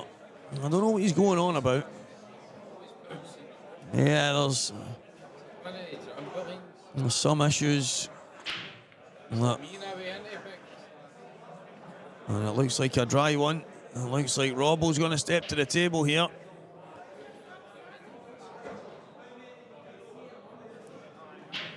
Keith Robertson. Big chance here. Has to be reds for me.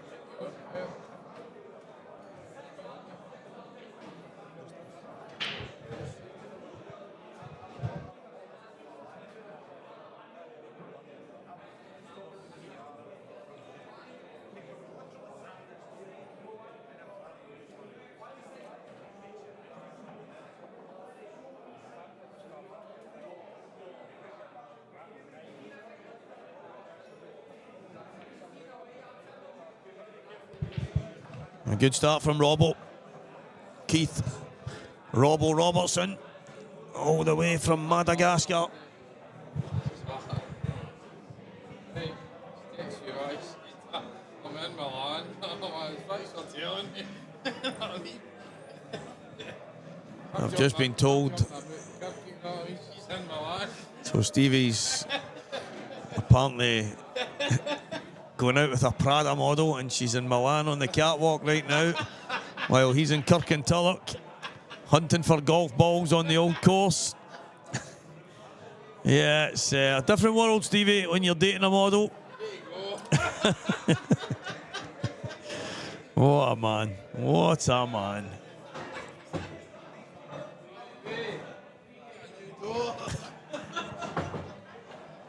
Aye. What a guy. What a guy. If you're ever in McGoldricks, guys, and Stevie's in, and if you don't know him, go and say hello. Ask anybody who he is, go and say hello, because he is an absolute diamond. He's mad. I mean, he might even have a block of cheese or a big giant bar of chocolate to sell you. He's always got something, but what a guy.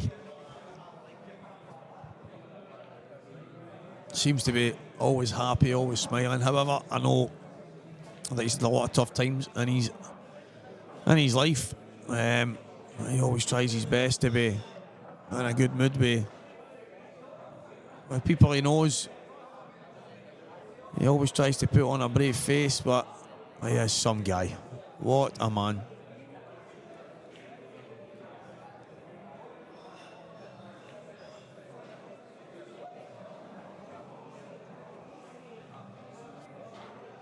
This is a massive shot. He needs the perfect position. And you know what, guys? I think he's got it. He has cued that like a dream. Like an absolute dream.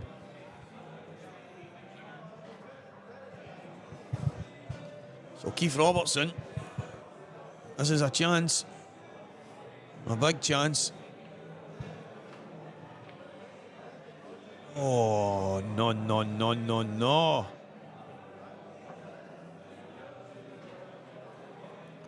You only have to look at where the cue balls ended up to see how much he's misjudged that. He's going to drop this onto the knuckle. That's a foul.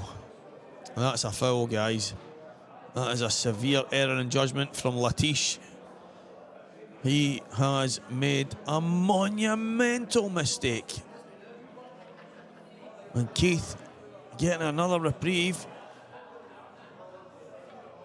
Yeah, Gary, that was he chicken winged that, Keith, and he's missed it really, really wide. Such a way that the cue ball went so far over, but look at what Slacky's just done. What has he just done?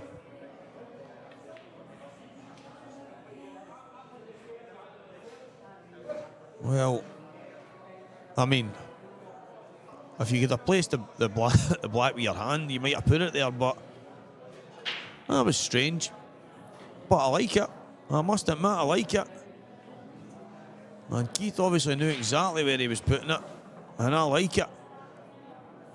I didn't even see smashing the black off 2-3 cushions and taking it up to the top corner. Look at this. What is going on, guys? that comes from the shot before. It really does. It comes from the one before, because he shouldn't be playing it like that. You look at the 2 yellows at the bottom left. Look at the size of the gap there. He only had to come back a couple of inches and then just play it in one cushion, and he would have been up towards what you would call the yellow spot on a snooker table. There was no need to screw the full way back like he did. It's a good shot from Slacky. Playing a shot to nothing. But Keith, I just can't help but think he's really made a huge error, and he's tried the screw shot. This frame should be won by Slack now. This frame should be won by Slack, and I tell you what, guys, this may well be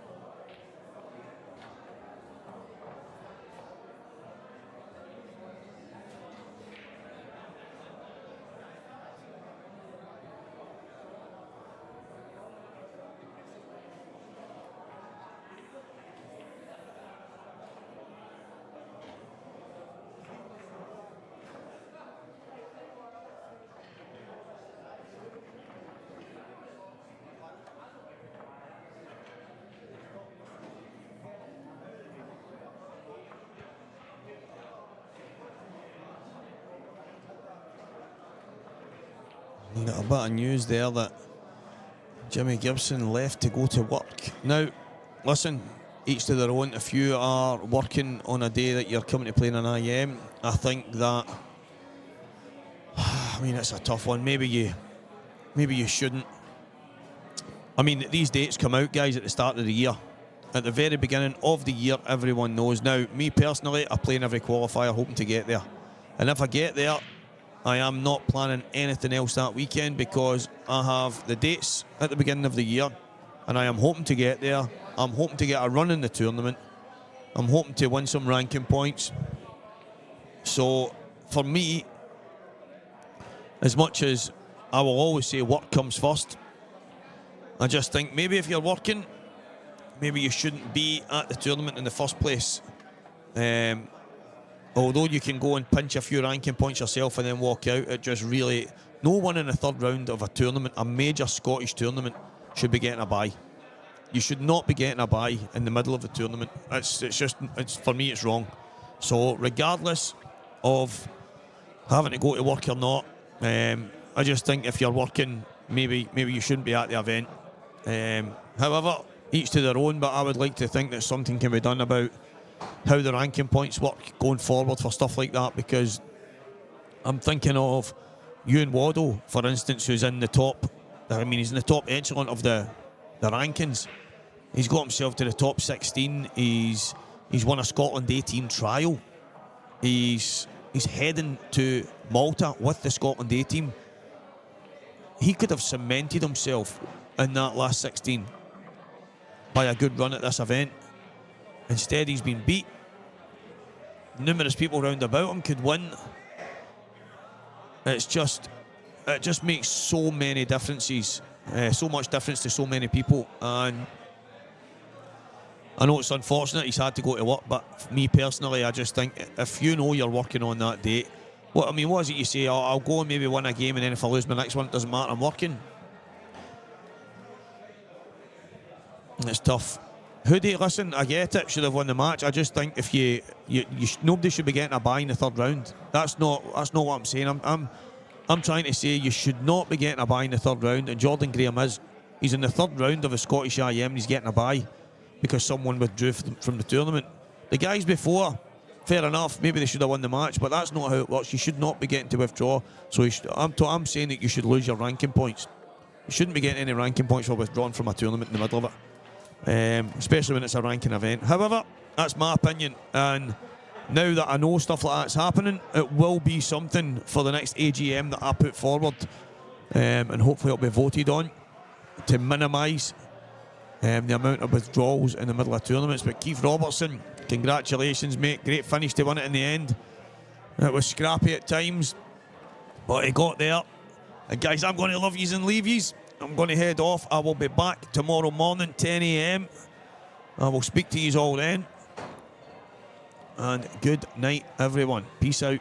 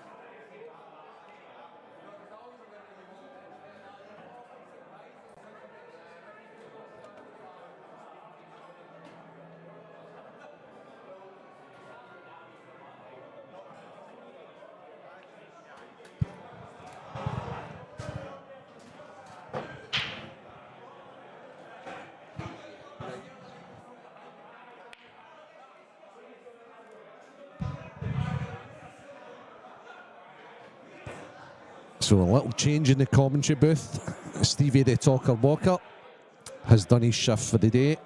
Fantastic to have him on board for the SPA. It was good to see a couple of the young lads, Gio Egger and Johnny McDermott earlier. So for this last match of the evening, and this is the last 16, so this is for qualification for tomorrow, it's Mr. Magic Mark Boyle against Scott Dunbar from Perth. And in beside me, my co-commentator for this match is young Preston McInnes. Hi Preston, how's it going? Not too bad. Yourself? Yeah, very well, mate, very well. Not a lot to do today.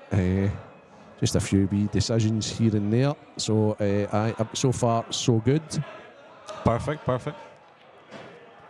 Always quiet at these events. Yeah, very much so. Very much so, apart from Stevie, who is some character. Stevie Windows. Wendy's. Aye. Livens it up. If you need any labs razors or golf balls or anything like that, Stevie's your man. Best of the best. So, Mark Boyle wins the lag. He's breaking. Where does he put his glove? I remember him wearing one. Mark Boyle has sacked the glove. Is that what you're saying, Preston? I think that's what I'm saying, yeah. Okay. And, I mean, does that affect your business? Do you like guys like Mark Boyle using the glove?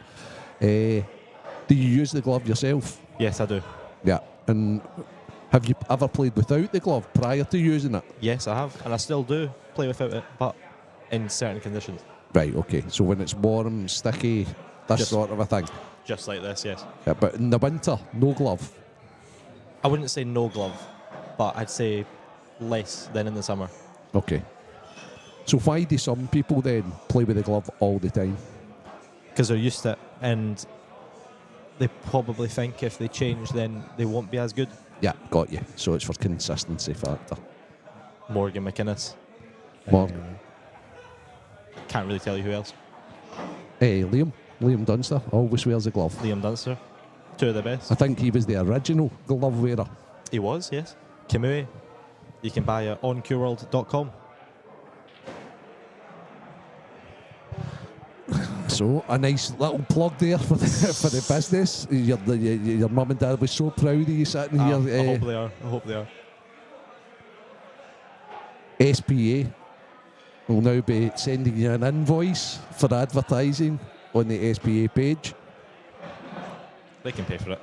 They can pay for it. Perfect. So, matches on at the moment. We have... Let me try and bring you up to speed, listeners, with all the matches. I know we've still got a couple of last 32 matches. Scott Gillespie 6-5 up on Johnny McDermott. And... and Craig... Oh, no, hold on. And Davy Forrest is 6-2 up on Keir Hamilton. So that's the last 32 matches. In the last 16, it's currently Anton Riley 4, Morgan McInnes 2, Mark Fleming 5, Gary Gracie 5, Gio Egger 5, Jordan Graham 2. All of these guys who win these matches will be back tomorrow. Yeah, they will be. That's poor from Scott. And I think Morgan McInnes is just... Yeah, there we go. Anybody that's watching the updates on Q-Score, it's now 4-3 Anton Riley. You can ill afford to miss chances against Mark. That's for sure, mate. And yet, Scott is running about the table. Yeah, I think he's trying... it's just the way Scott plays, to be honest with you. I think Scott only believes he can beat Mark if he gets a buzz on. Right. And hey-ho. Whereas Mark's taking his time. And that's the difference. Yeah, well, it's experience. Because Mark can play at quite a steady, high pace as well. But there you go. It's almost as if like... Oh, he's fouled. Oh, dear. Is he? Oh, that's the drip. It's the McGoldricks. It's the McGoldricks drip. The drip. I believe so. or he spotted something on the cue ball. Yeah. Scott Dunbar does use some very poor chalk. Okay, so is it, that's the thing with the big chalk debate. I was actually talking to somebody about chalk last night, and they were saying, "What do you make of this? That everybody then needs to use?" And I was like, "Well, not for me, but what's your What's my views on chalk? yeah, well, taking off your on cue world hat, right? So from a non-business point of view, do you think it matters? No. Right, okay. That's so honest. Right, but from a business point of view, you would like everybody playing with tie on? Absolutely. Yeah, okay. Do you think that it is less kicks? Yes. Do you think that everybody, if they play with tie on, it's much better? Yes. Do you think it could be ever enforced by clubs? Absolutely not. Do you think it could be enforced by a pool association? No. Okay. It would fall apart. Do you think it could be approved by an international body or a professional body? No. Unless they supply it for every single player. Yeah. And that is near impossible. But revolutionary nonetheless. It would be. It would be. No, for those events only. Yeah. But some players would still rebel against it because they don't consistently play on it. But rules are rules. Rules are rules. Some people break the rules. Yeah. But only if they're allowed to. Yes, exactly. You know, if it's part of the rules, that's the chalk you play with. That's the way it is. So, how would you go about this? On yellows.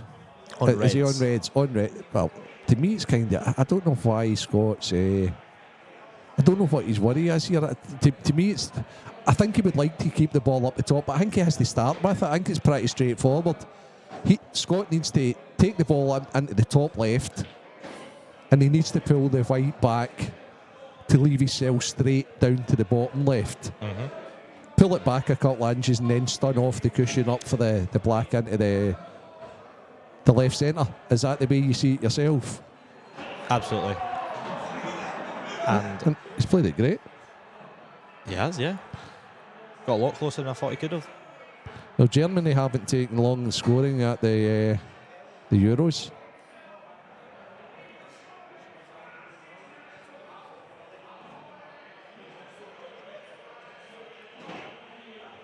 Scott seems to be taking his time more than this. I think he knows the importance of getting off to a good start.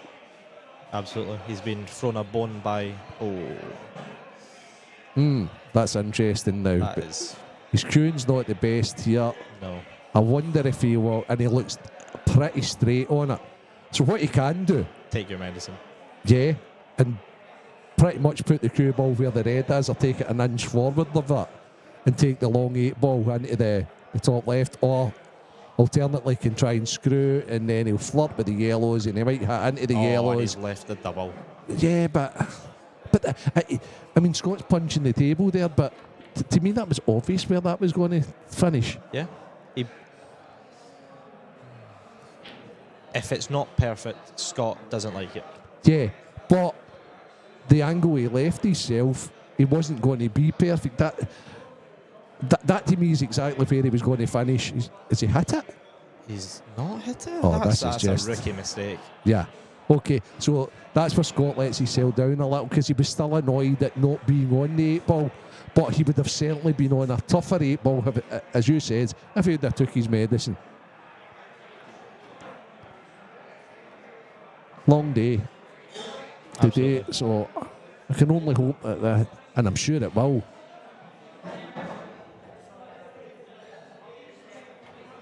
Get much better. What they talking about in the chat? Anybody still listening in the chat? Suspend him for the next 12 months. Baffling. Oh, who are they suspended? Scroll up. Oh, there's loads of talk about football and tables, and Must have been some other conversation. Gary Gracie 6, Mark Fleming 5. Maybe a shock for some. But Gary's a really steady player. He's been in the top 16 for many, many years now. And he is currently at the table. Gio Eggert is on the hill against Jordan Graham. Gio's playing some scintillating stuff at the moment.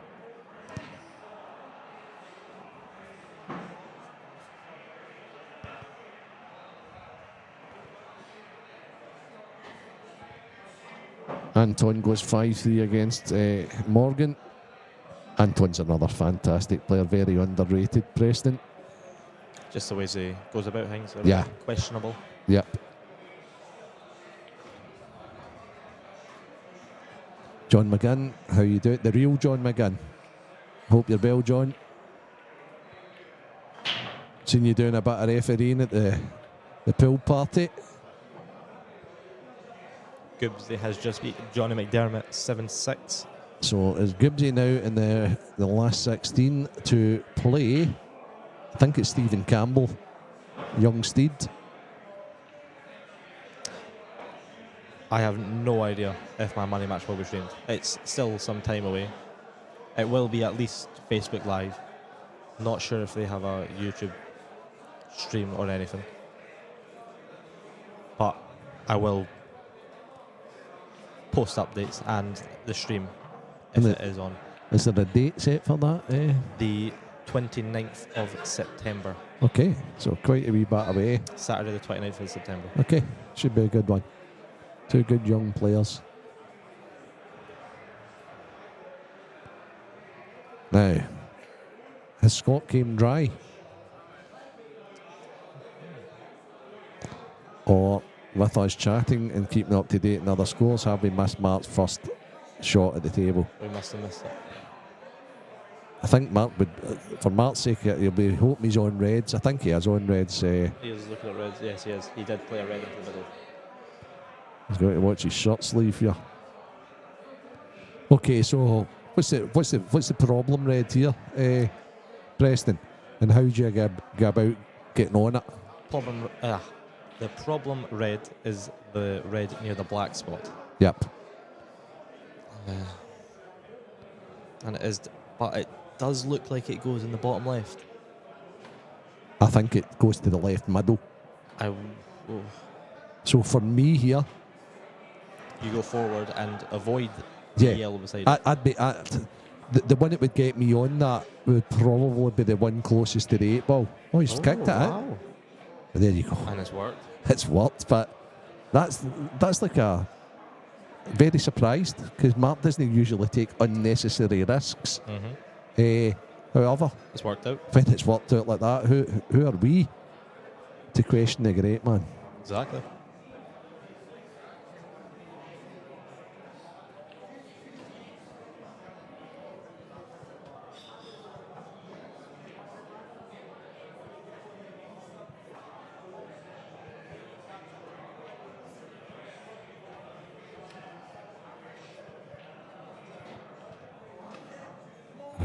Morgan's going to have to dig in hard against Anton Preston because he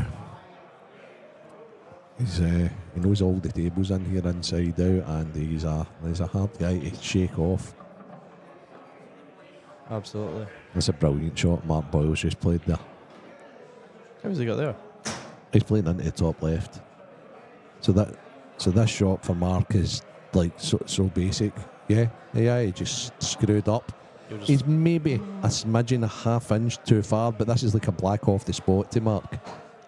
Yes. And because of his snooker background, he just will not miss them. Aye, never missing that. Floated it. Lovely shot.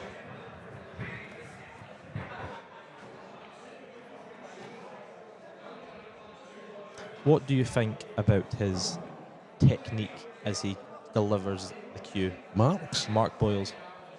Watch him. I mean, it's obvious it's sound. Watch him. He rises and he falls. Yeah. I'm not so sure Mark had that same technique when he played snooker. I don't remember having it. And in fact, I would say, I know for a fact he didn't, because what Mark, I've chatted a lot pool-wise with Mark, because Mark's like quite an accomplished coach and things like that. So I've chatted a wee bit of we knocked heads together on a few things. And what he did say was that he changed his stance for small ball pool. When he was playing in the snooker tables, he felt the snooker tables were taller, and so he stood with the boxer stance of the so he's right-handed, so it would be So it would have been the left knee bent and the right leg rigid, straight and rigid. But at this he bends both legs. Does he? Yeah, yeah. So he's used to the higher height. Absolutely, Stephen. Yeah. Absolutely.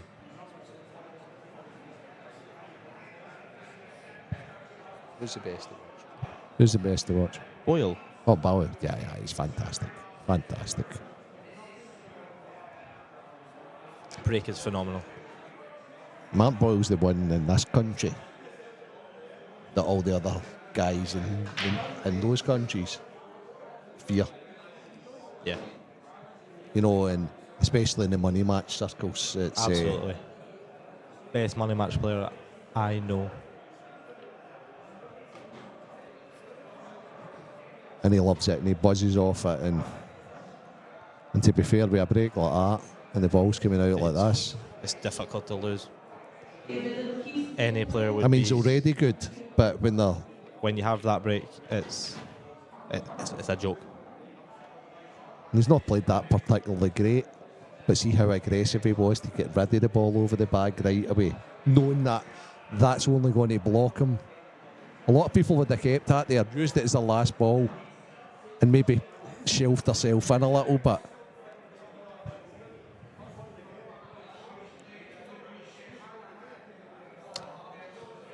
I have rumours of a Boyle Tom Cousins money match. Oh. In the near future. Oh, so it's going to be like a trilogy then. So a trilogy? There's been two? Yeah. Wow. I believe so. I believe there already has been two. I think Tom Cousins has won both. Oh. So, I mean, for that match to happen, it would be... listen, Mark's manager is the best. He's unreal. He is, he's unreal. He just loves it, you know, and he doesn't mind. I think Mark's phenomenal, right? But I think Tom Cousins is probably considered the best player on the planet at the moment. It's hard to argue against it. So to have already lost two matches and to go for it, and to go for it again, it must be. That's unbelievable. Balls of steel. Yep. He's played unbelievable. That well. He's played that really well. So Gio Edgar will be here tomorrow. The artist formerly known as Storm. Right, we need a new nickname for Gio. I quite like The Edge, because it's a literary. Something that starts with an E, so it's Gio the E Edgar. Fans, let's get a new nickname for Gio Edgar. He had a nickname, but he's no longer got that nickname because it's when he was involved with the ultimate pill. The dark side. The dark side, as Preston says. He's an IPA man. I'm on the fence. He's not what he upset now, then. I love what Ultimate Pill are doing. And I love the way that IPA is going forward. I like lots of things from Ultimate Pool. I think I've alluded to this in the commentary booth before. I hate the 6-red shootout. It's shambles. I don't know any of the players that actually like it, but I can understand why it's maybe good TV if you're not involved in it. I'd say a one-frame shootout is far more entertaining. Yeah, I would say so as well. No lag for break and Yeah. There are things they can adjust, but they are doing a phenomenal job as it stands. Now, back to the match, and somebody else that's doing a phenomenal job is Mark Boyle. Oh, finished it. Well, somebody's agreeing with my nickname, The Edge. Graham Russell. Yeah. Is Graham Russell an Ayrshire fella? Is he a Gio fan? Who knows? Graham, are you a Gio fan? Any reason why our corner...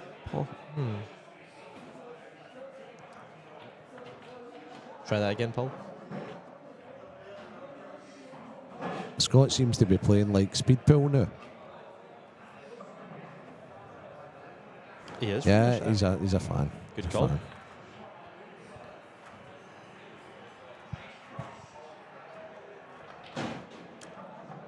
Stephen Leslie played against Tom Cousins in the Under-21 World Championships in Blackpool.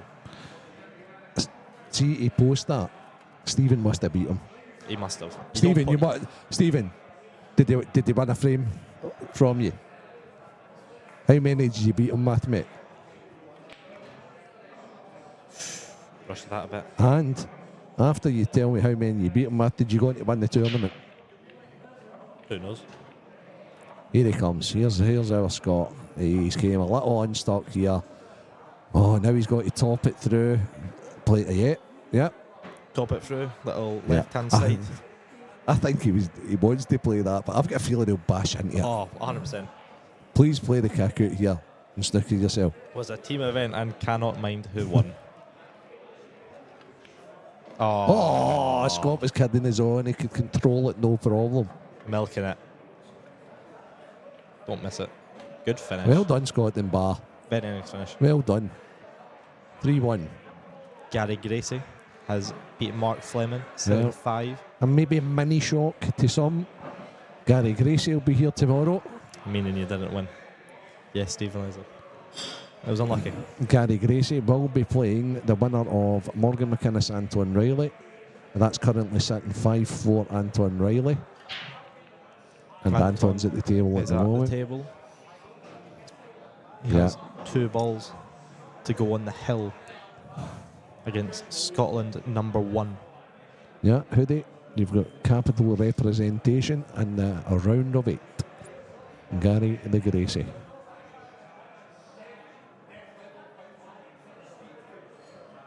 Oh, the German goal was disallowed. When did that happen? There we go. It must have been pretty much straight after they'd scored that. It shows you how dedicated the commentary team are. That we thought Germany were 1-0 up there. Oh, Anton Riley's not liking it. Oh, He's taking his time, which is so on Anton like. Scott is a decent snooker player, correct? Yeah, that he was, Stephen. I'm not so sure he plays anymore, but yeah, I heard. Oh, Both of these guys were decent. Mark was a pro at one stage. he was alright. Jimmy White beat Mark 10-6 and the winner qualified for the Crucible. When? That was, I don't know, you'd have to Google that. Jimmy White 10, Mark Boyle 6, I think it was 6 all at one stage. Oh. And that must have been And Anton has snookered Anton snookered himself. Preston's delighted. Oh. His big brother's sitting there. Oh, he's bashing it. Oh, Don't here you comes dare. Anton. He's bashed it. Oh, He's potted it.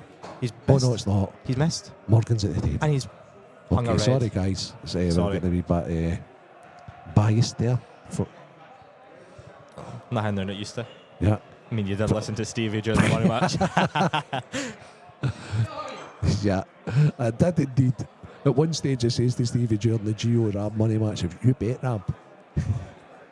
What And did he then he was like, "What are you talking about?" Oh, no. However, it was then Geo who messaged me and says, "Thought you were a bit biased there, friends." And I was Oh, like, it's harsh on come you. on, it's very harsh. Very I harsh. mean, you're a Glaswegian, but you also coached Gio. Not coached them, no. Managed them, yeah, not coached them. Gio's, Really? yeah, I didn't. I've never coached Gio. I've managed them since he was Wow. like 14 and came into the under 20. No. And the reason I take no credit for that is because the people that did coach him are, and the Ayrshire guys will know this that are listening in. A big influence in Gio's career was Scott Lynn, God rest him, who's no Yes. longer with us. Otto Pott from Ayrshire, phenomenal player, brilliant internationalist, just an all-round good guy. And then obviously Gio's probably number one coach was Jordan Templeton. They're the guys that helped Gio. But Gio's fast becoming, in fact, and I mean Stuart McCulloch's from that area and what have you, but Gio's fast becoming the best player that's ever come out of that area, to be honest with you. I think he already is. Yeah.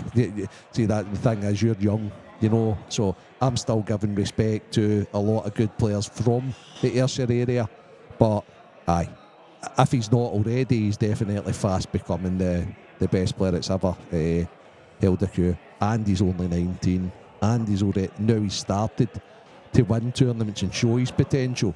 And I just think there's plenty more in the tank for him in the future. And I think he'll be there or thereabouts tomorrow. Pending his draw and all that sort of a thing. And so, no, phenomenal. Gio will play the winner of Stephen Campbell and Scott Gillespie. Players in McGoldricks get so many events, any reason?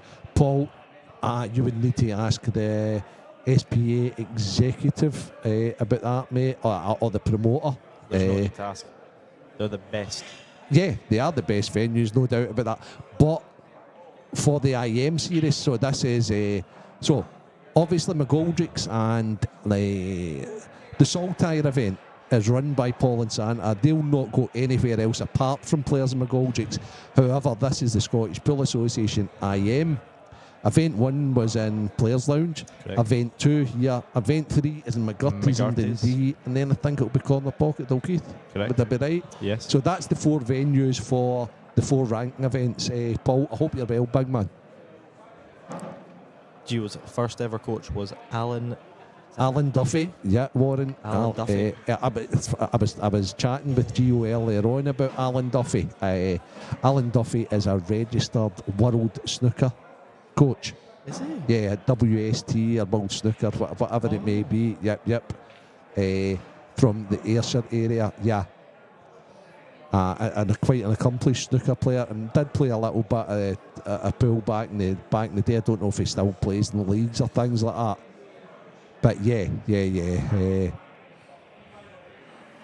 We were chatting, myself and Gio earlier on, and Gio does a little bit of coaching, and then we were talking about people that's technique's not the best. So I was like, if you've not got anybody in the area, you can say, well, you need to go to this guy first. And Alan Duffy was the guy, Warren, that we mentioned. You're more than welcome, Paul. Phenomenal shot by Brilliant, Mark Boyle. He's just Phenomenal shot. Don't know what he's apologising for. fantastic. 4-1 Mark Boyle. Morgan McInnes, 5. 5 each. Anton Riley, 5. Or as Preston says, 5 each. 5 each. 5 apiece. The winner of that plays Gary Gracie. Gio Egger will play the winner of Stephen Campbell, Scott Gillespie, in the last 8. 1-0 Stephen Campbell. Davy Forrest or Keith Robertson, the Friends. The Friends. Oh. The winner of that will play Scotland, Mark Ball. Who? I didn't notice they were playing each other. Yep. It's a lovely game.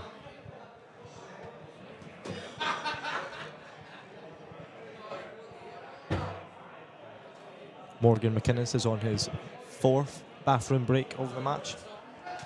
I might have to go and say something to him about that then. It is shocking. Has he got his incontinence pants on? No. I've Has no he, idea. has he forgot them? Right, I okay. can tell you.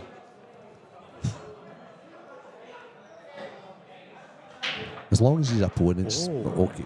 Oofed. I'm sure Anton is not fussed. No, Anton doesn't care. There's not a thing in the world that bothers Anton, to be honest with you. Do you still play any pool at all now, Renzi? Hoodie, sometimes I play.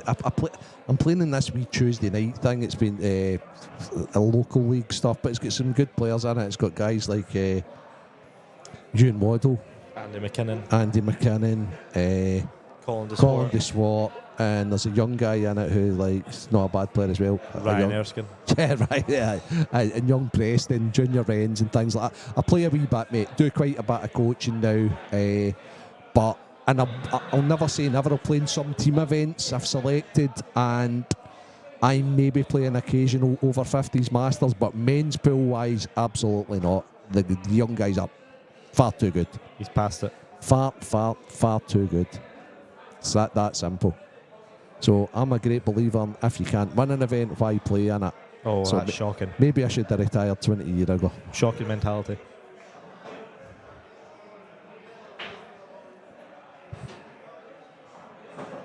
Morgan McInnes.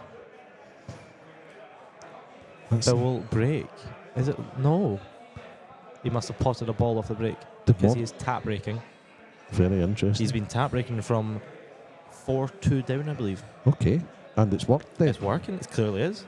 So, to me, Anton's not the ideal candidate to tap break. I feel like he is. No, I don't.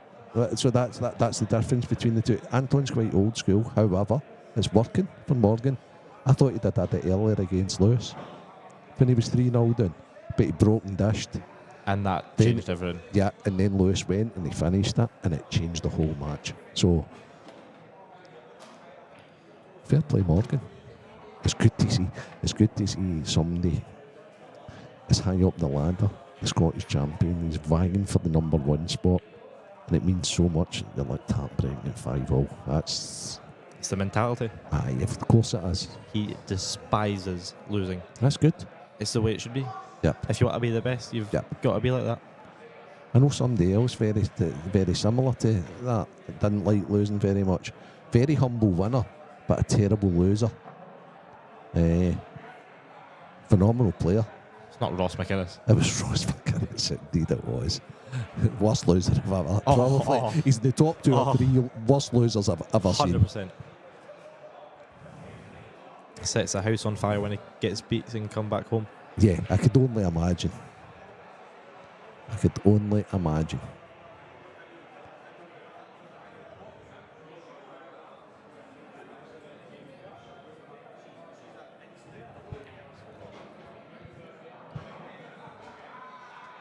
There we go. So Scotland Bars, yeah, is Oh, he's not done it. that's it. It's okay. Is Now, it? how would you play this shot, Preston? He needs to screw off the cushion, He doesn't does. He needs to be confident. he? You can't baby this in and hold. This Cannot. needs to be. Oh, then we've got a couple of stragglers just walking through the playing area. That's ideal. That's That's the way it ideal. should be. That's ideal. Oh, and the big bouncer just scratching his Oh, ear. brilliant shot by Scott Dunbar. Scotland Bar's not giving up here. Never does. Aye, sometimes. No, But never does. Never does. 4-2 Mark Boyle in the featured table. There's nothing else to be said just now, guys. It's still 1-0 Dave Forrest. It's still 1-0 Steed. It's still 5-0 Anton and Morgan. These are all the matches. All of these guys will be back at 3 o'clock tomorrow afternoon. Morgan has 2 shots against Anton Riley after being 4-2 down. And for anybody that doesn't understand that, it's Morgan has a free shot and a visit, if you want to use the proper terminology, Apologies. against Anton. Preston, you're just thinking of the run tomorrow, aren't you? Absolutely. And I would say your dad coming, I say, which will be a big benefit to you. If you're Oh. listening, Ross, He'll be coming anyway. he'll be coming. Maybe get him in the commentary booth with Oh, Stevie the Talker no. Walker. Get a Oh, drambuie yeah. in him. Yeah, oh yeah. So I was talking to your dad at the grand opening day of On Q World. I was down the day he's opened. Yes. Me and Junior were down, and he says, "Love your commentary, son." Talking about the Saltire, blah blah blah, and being the president of the SPA, etc. He was like, "But I don't like when you talk politics in the commentary booth." Which I replied and says, "Well, I never do, but Santa's a bad influence and Santa blah, blah, does. blah, right? Santa loves it, right? But it's his tournament, so he can say what he 100%. wants, right? It wasn't an SPA event. So I'm not going to talk politics, Ross, so let's talk about the choice policy, Preston. What do you think of the choice policy? I'm only kidding, Ross. I'm only kidding if you're listening.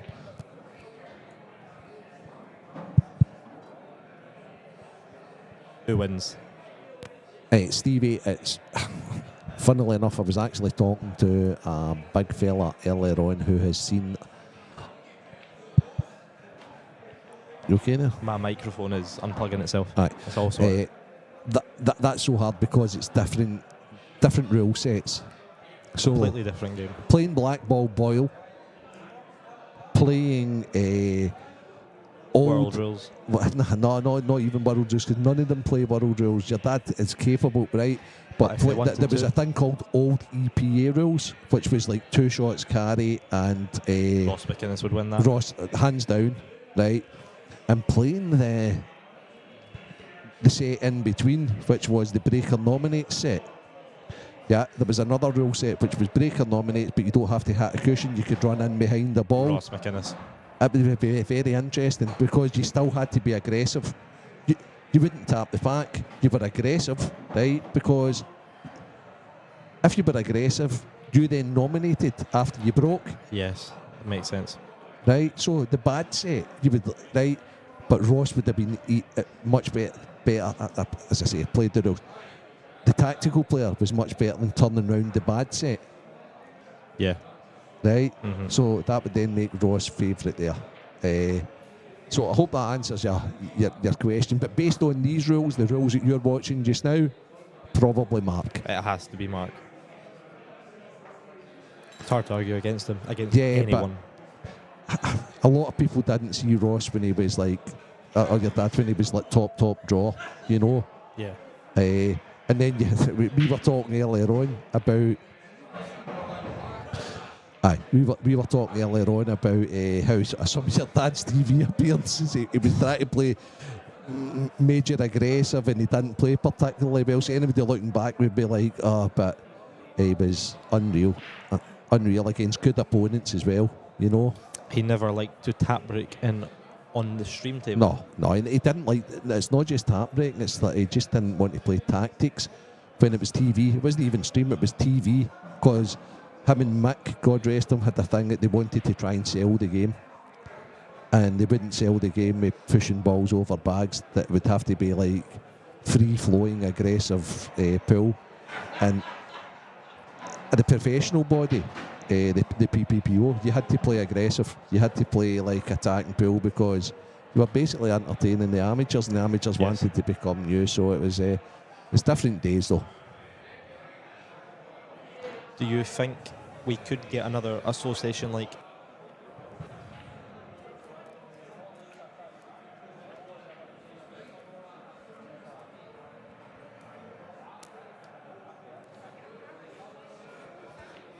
Guys, can you see the Preston okay?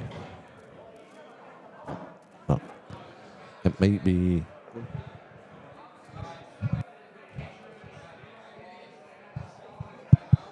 Well, not sure what's happening. Okay, so that's how it's back. Hey, what were you saying, Preston?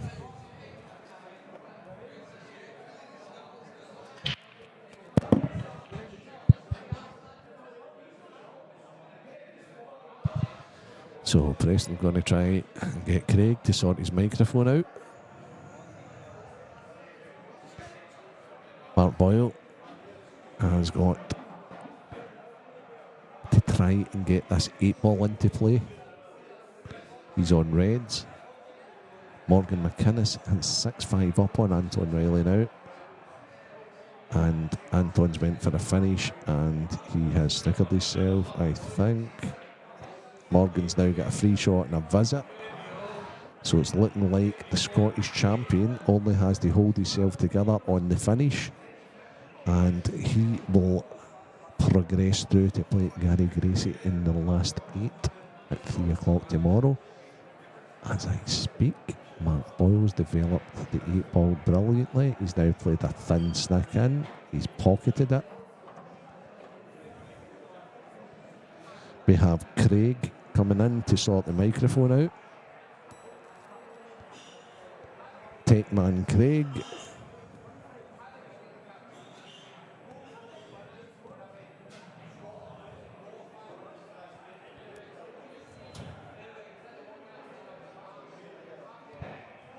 Hello, Renzi.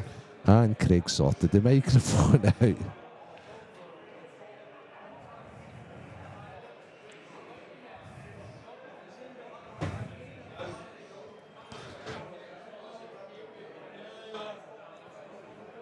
So we've had Stevie Walker, the talker, Gio Edgar, and Johnny McDermott in here all day. Not a single issue. Preston's in for 5 minutes. We're back. And he's managed to jigger, for want of a better terminology, the microphone up. It's all sorted. If your brother has a free shot and a visit. He does. And I was having a conversation with Mark Fleming. Yep. And he suggests that people are folding against Morgan. Okay. Can you Tell us why that is. Yeah, because he's somebody now. He's a name now. He's the Scottish champion. He is Number one. the number one. He is. We had this discussion earlier on about, and this, folks, is an interesting one. Okay, I asked a young guy earlier on, who are the best two players in here at the moment that we're playing, and Mark wasn't playing at the time, to be fair. Mark, he wasn't playing at the time, right? Correct. So, and he said to me, Gio and Morgan. And Scott Gillespie was playing on another table, and bloody blah. And that's how there is a wee change of the guard at the moment. For quite a while, we had the big three, or the big four.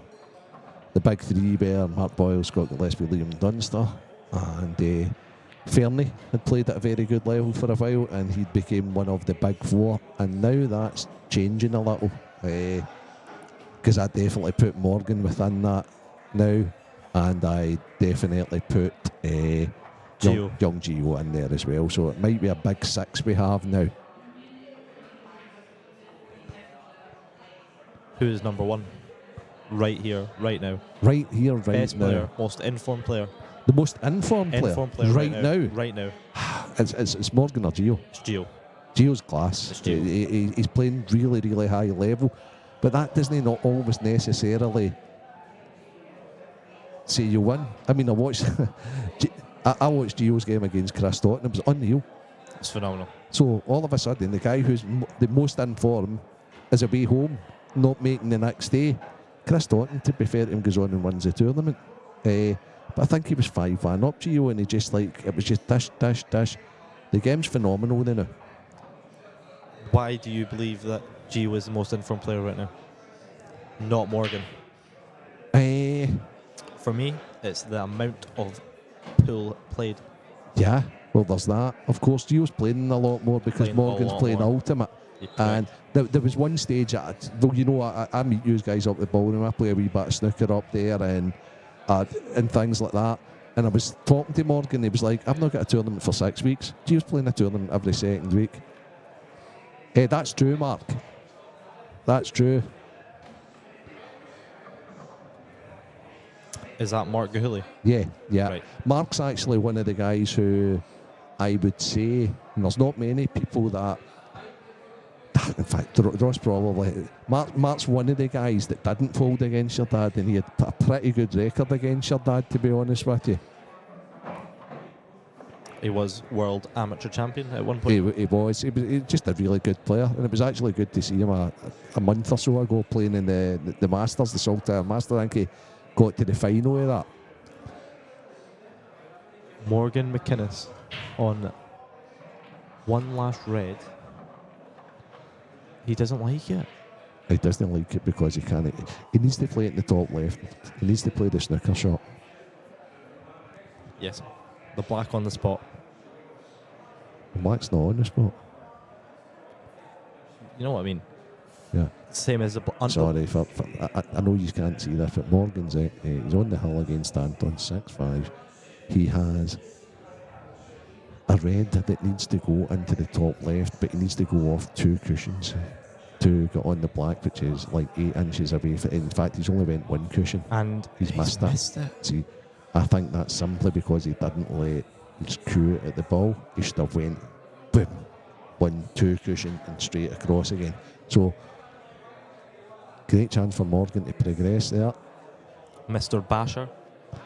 What are my chances this weekend in a field this tough? I don't think I've got a chance. But I'm playing well, playing my best that I ever have. So as long as I get a good result, I will be happy. The best advice I can give you, Preston's just one match at a time.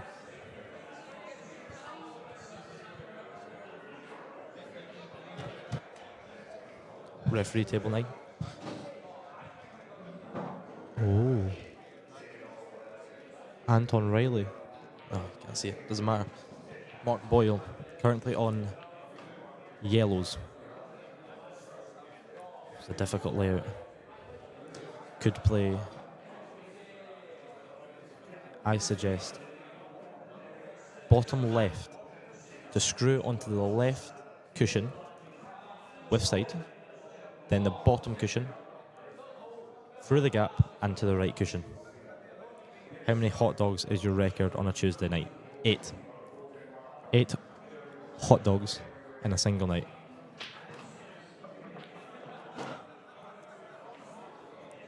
It's a good shot by Boyle.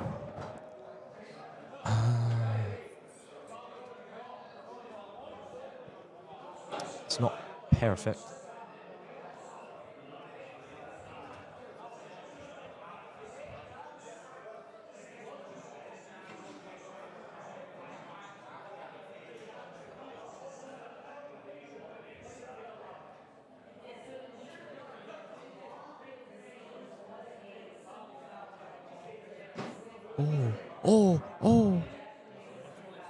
Oh, he's enough! He's enough!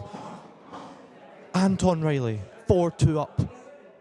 Went 6-5 down. And has smashed in a black.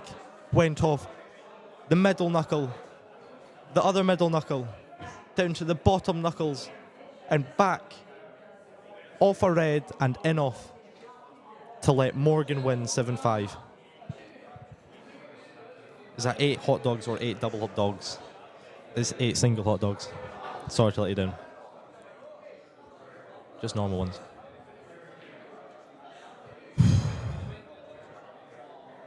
Nerve-wracking shot here from Boyle. Oh, he's not caught it right.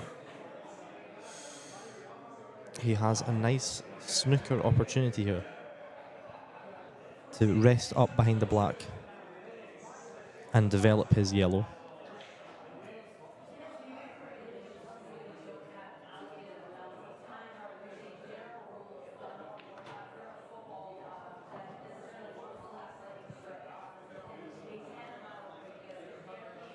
Oh.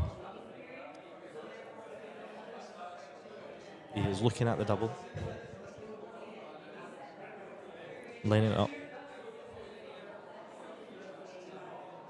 Jocking his cue.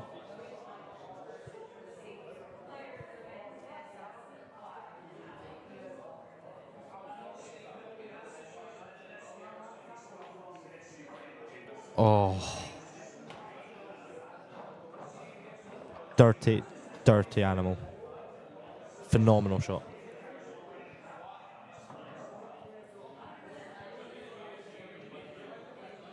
Phenomenal shot.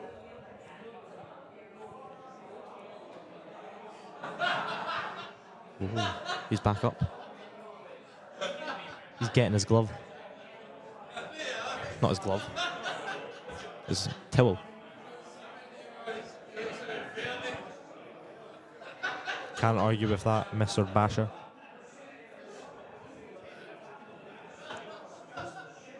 When Boyle is flowing, I don't know anyone that can beat him. Brilliant finish. Brilliant finish.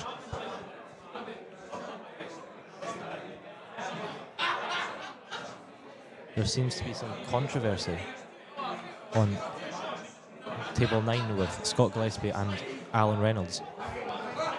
They are disagreeing about whether it is a total or not.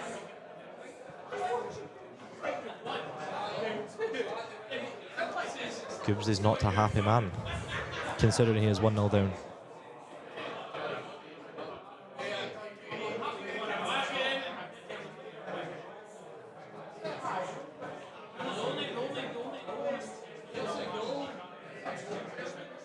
Oh, they're smiling. All sorted.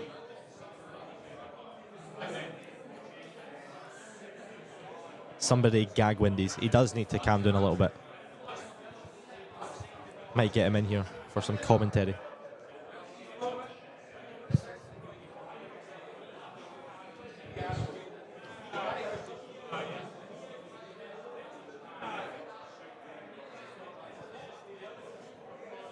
And here he is. The man, the myth, the legend. Alan Reynolds. Oh. Oh. Don't worry, John McGinn. He's ran away now.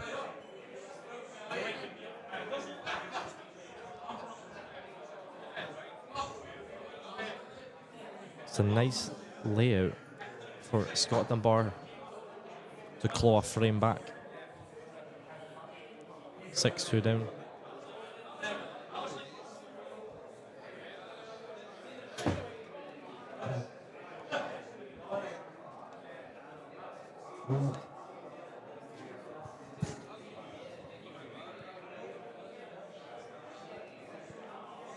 Welcome back.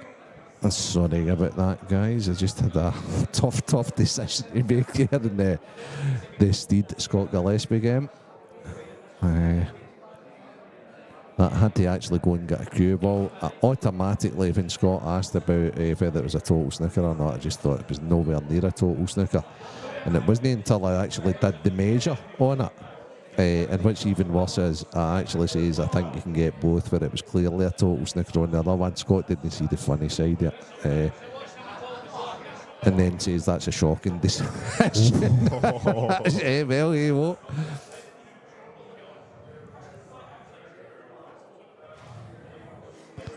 That's a poor shot. Which he was probably right about, to be fair. So, anyway. It's a poor shot from Scott Dunbar. Is Mark on yellows? Scott Dunbar's at the table. Oh, okay. Arrived at the table with 2 shots. Is he on reds? Open table, I believe. Okay. Well, the yellows are a chance, although the 8 ball's not great. Ref's decision is final. Yeah. But I think both players were in agreement that Steed and Scott are both good mates. Scott, to be fair to him, was quite adamant, and I've not got an issue. Steve, with then going and getting the cue ball, I should have probably did it in the first place. I think that was Scott's problem, and he's probably quite right, to be honest with you. And then when I did get the cue ball, I then seen that it was a total snooker. So there's nothing wrong with directing the official to do it the right way. So I've not got a problem with that at all. Ooh. It's a poor shot from Scott Dunbar. But he's still got a chance. He does. He's at the table. He's at the table, so he has a chance.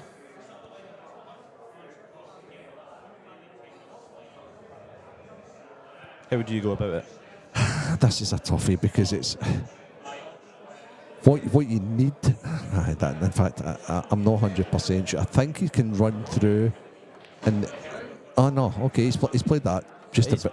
That's actually perfect because he's now got a chance to. It's a good shot. He puts this into the top left and he leaves himself angle, and then he cuts it in and he goes over and he tries to maybe just caress into the red, and then he's.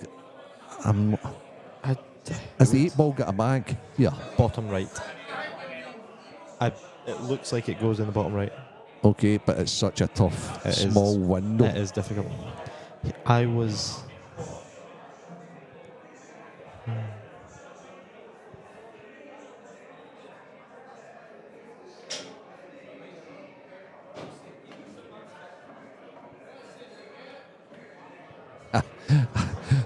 Scott's got a great sense of humour. Just know when he's playing and he's 1-0 down. That's for sure. He is as grumpy as they come. Oh yeah, when on the table. But not an issue, to be honest with you. Not. It's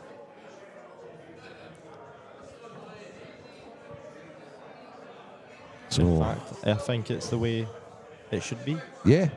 Yep. Serious. It's not a game. That's what I like about I'd probably say Scott and Liam especially. If they think they're right about a thing, they'll stick to it.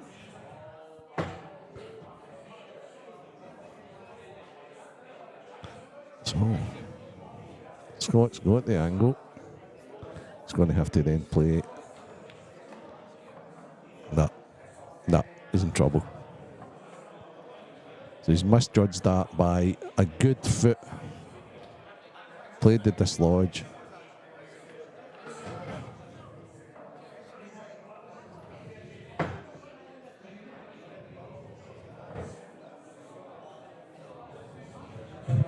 Right, I believe I have to go. Okay, Preston, lift thanks is for waiting. coming in. No problem. Totally appreciate it, mate. See you tomorrow. All the very best tomorrow. Thank you very much. And I'll see you at 10 a.m. tomorrow morning. Is that when you're on? Sadly, yes. Well, I'll see you then. That's when I'm back on as well. So, see you tomorrow, mate. So, Perfect. that's us. See you tomorrow. So, that's Preston away. He's away home with a happy Morgan, who's qualified for the last 8. And plays Gary Gracie tomorrow. So, the way the draw's working out, it's Morgan McInnes or Gary Gracie. We'll play the winner of Gio Egger and match 116, which is Stephen Campbell and Scott Gillespie.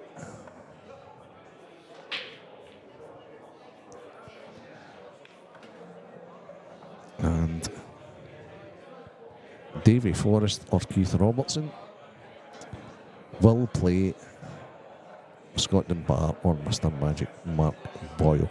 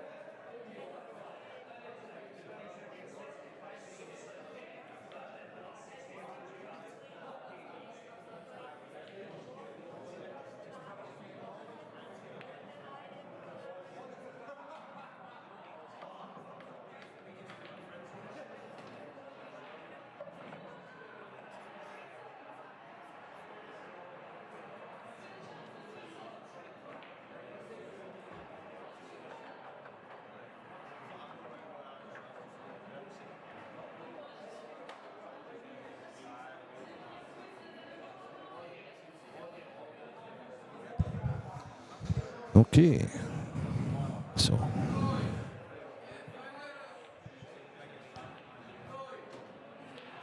I see Scott and Mars sent the balls up, so must be 6-3. 6-3 indeed. That's the score just changed over. Young Steeds 2-0 upon Scott Gillespie. And these are the featured games, stream games. The only other match in progress we have good friends Davy Forrest and Keith Robertson, and Davy's 4-1 up on Keith.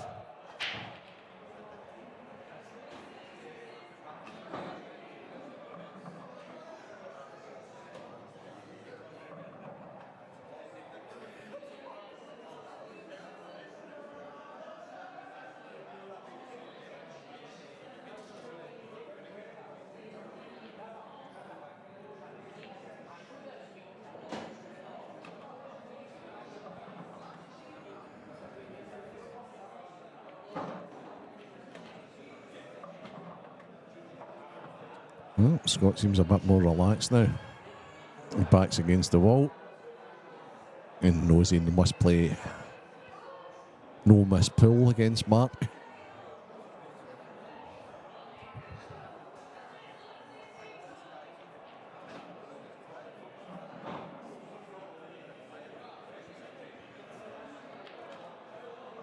Played that nicely. Round off 2. This is pretty straightforward. He's going round to check his work.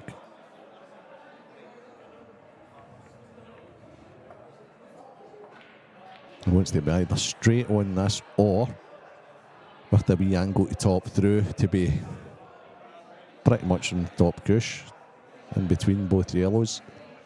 That's why he's just taking a wee bit of care.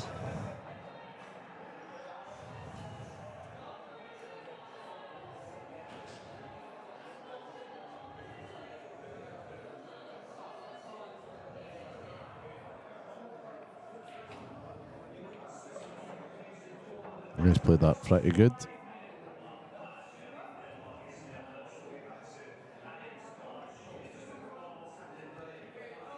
On the other table, we stood. Seems to be simple ball at the middle away for 3-0 lead on Scott Gillespie.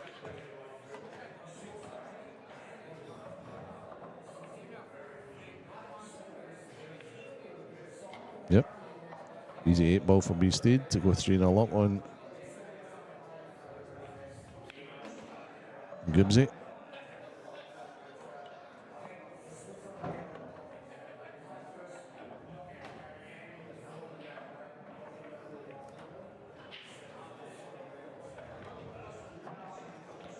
And this ain't over yet. 6-4.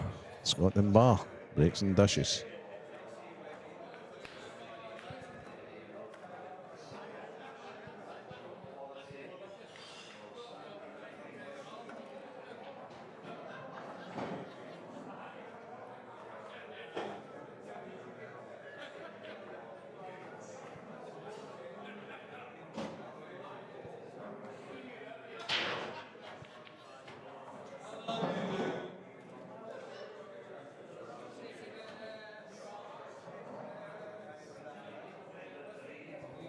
Sledgehammer break for Scott Gillespie in the other match. He's 3-0 down. He has potted 2 reds. And now, back to the match. We're commentating on.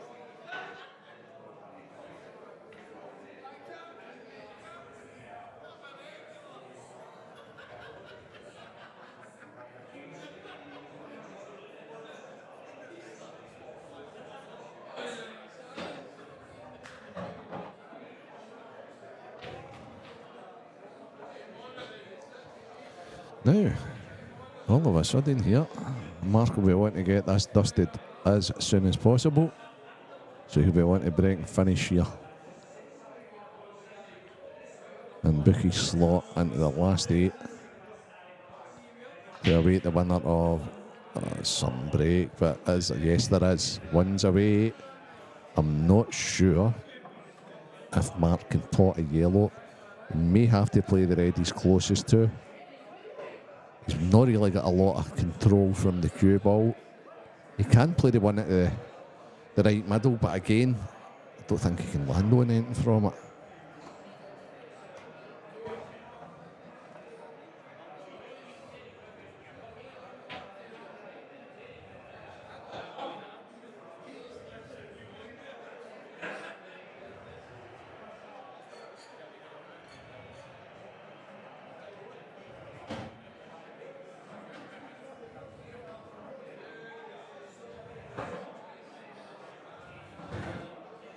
So I think he is electing the one into the right middle. But what does he connect to next? Okay. So he's actually much better on it than I thought. This goes into the left corner. And then the only shot he needs to get right is... He might even go upstairs just now, to be honest with you. No, he's fine. So this is the shot. Mark gets this shot right, and I think he will run out 7-4 winner. This is the big shot in the frame.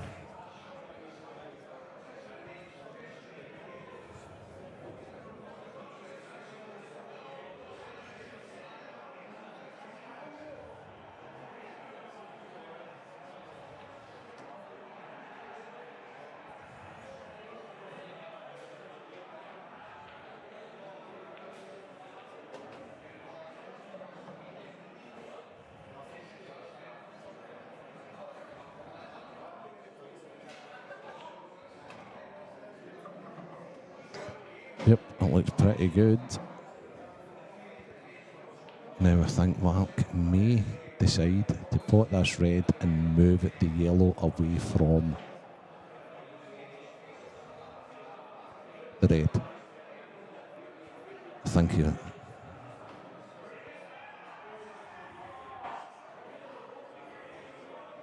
think he's just making his mind up what he wants to do here. I can't see Mark missing from here, to be honest with you. I think he's just taking his time over this one. He knows this is the shot. He's made his mind up. Indeed, he has kissed into the yellow. I think now it's pretty straightforward. I think he'll be going top right, left middle, top right, probably left middle again. It's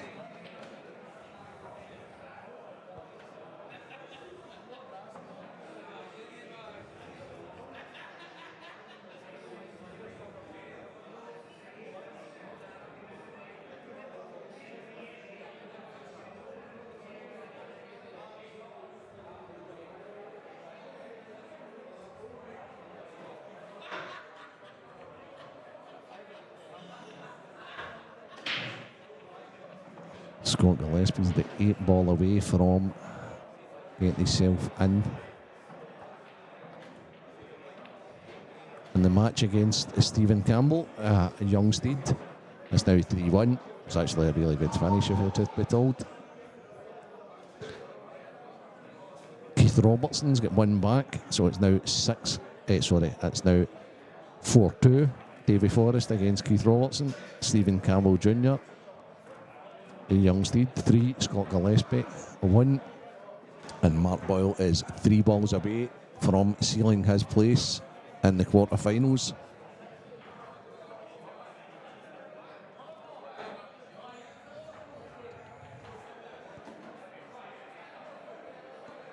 Mark is now 2 away.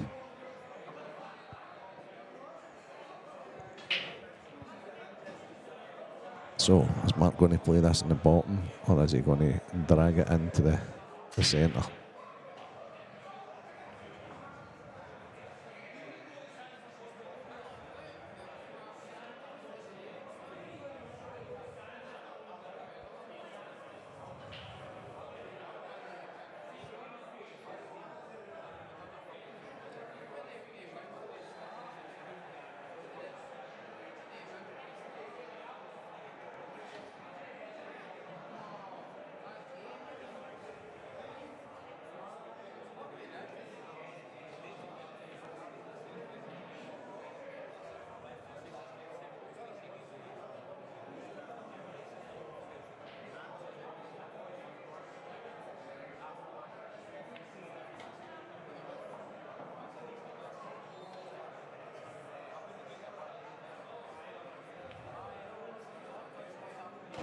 And there we have it.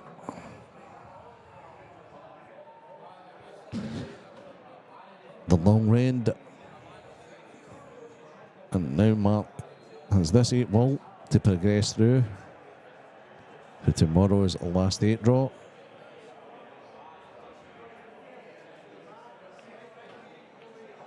Yep. Mr. Magic, Mark Boyle, new case and all, seals a 7-4 victory against Scott Dunbar.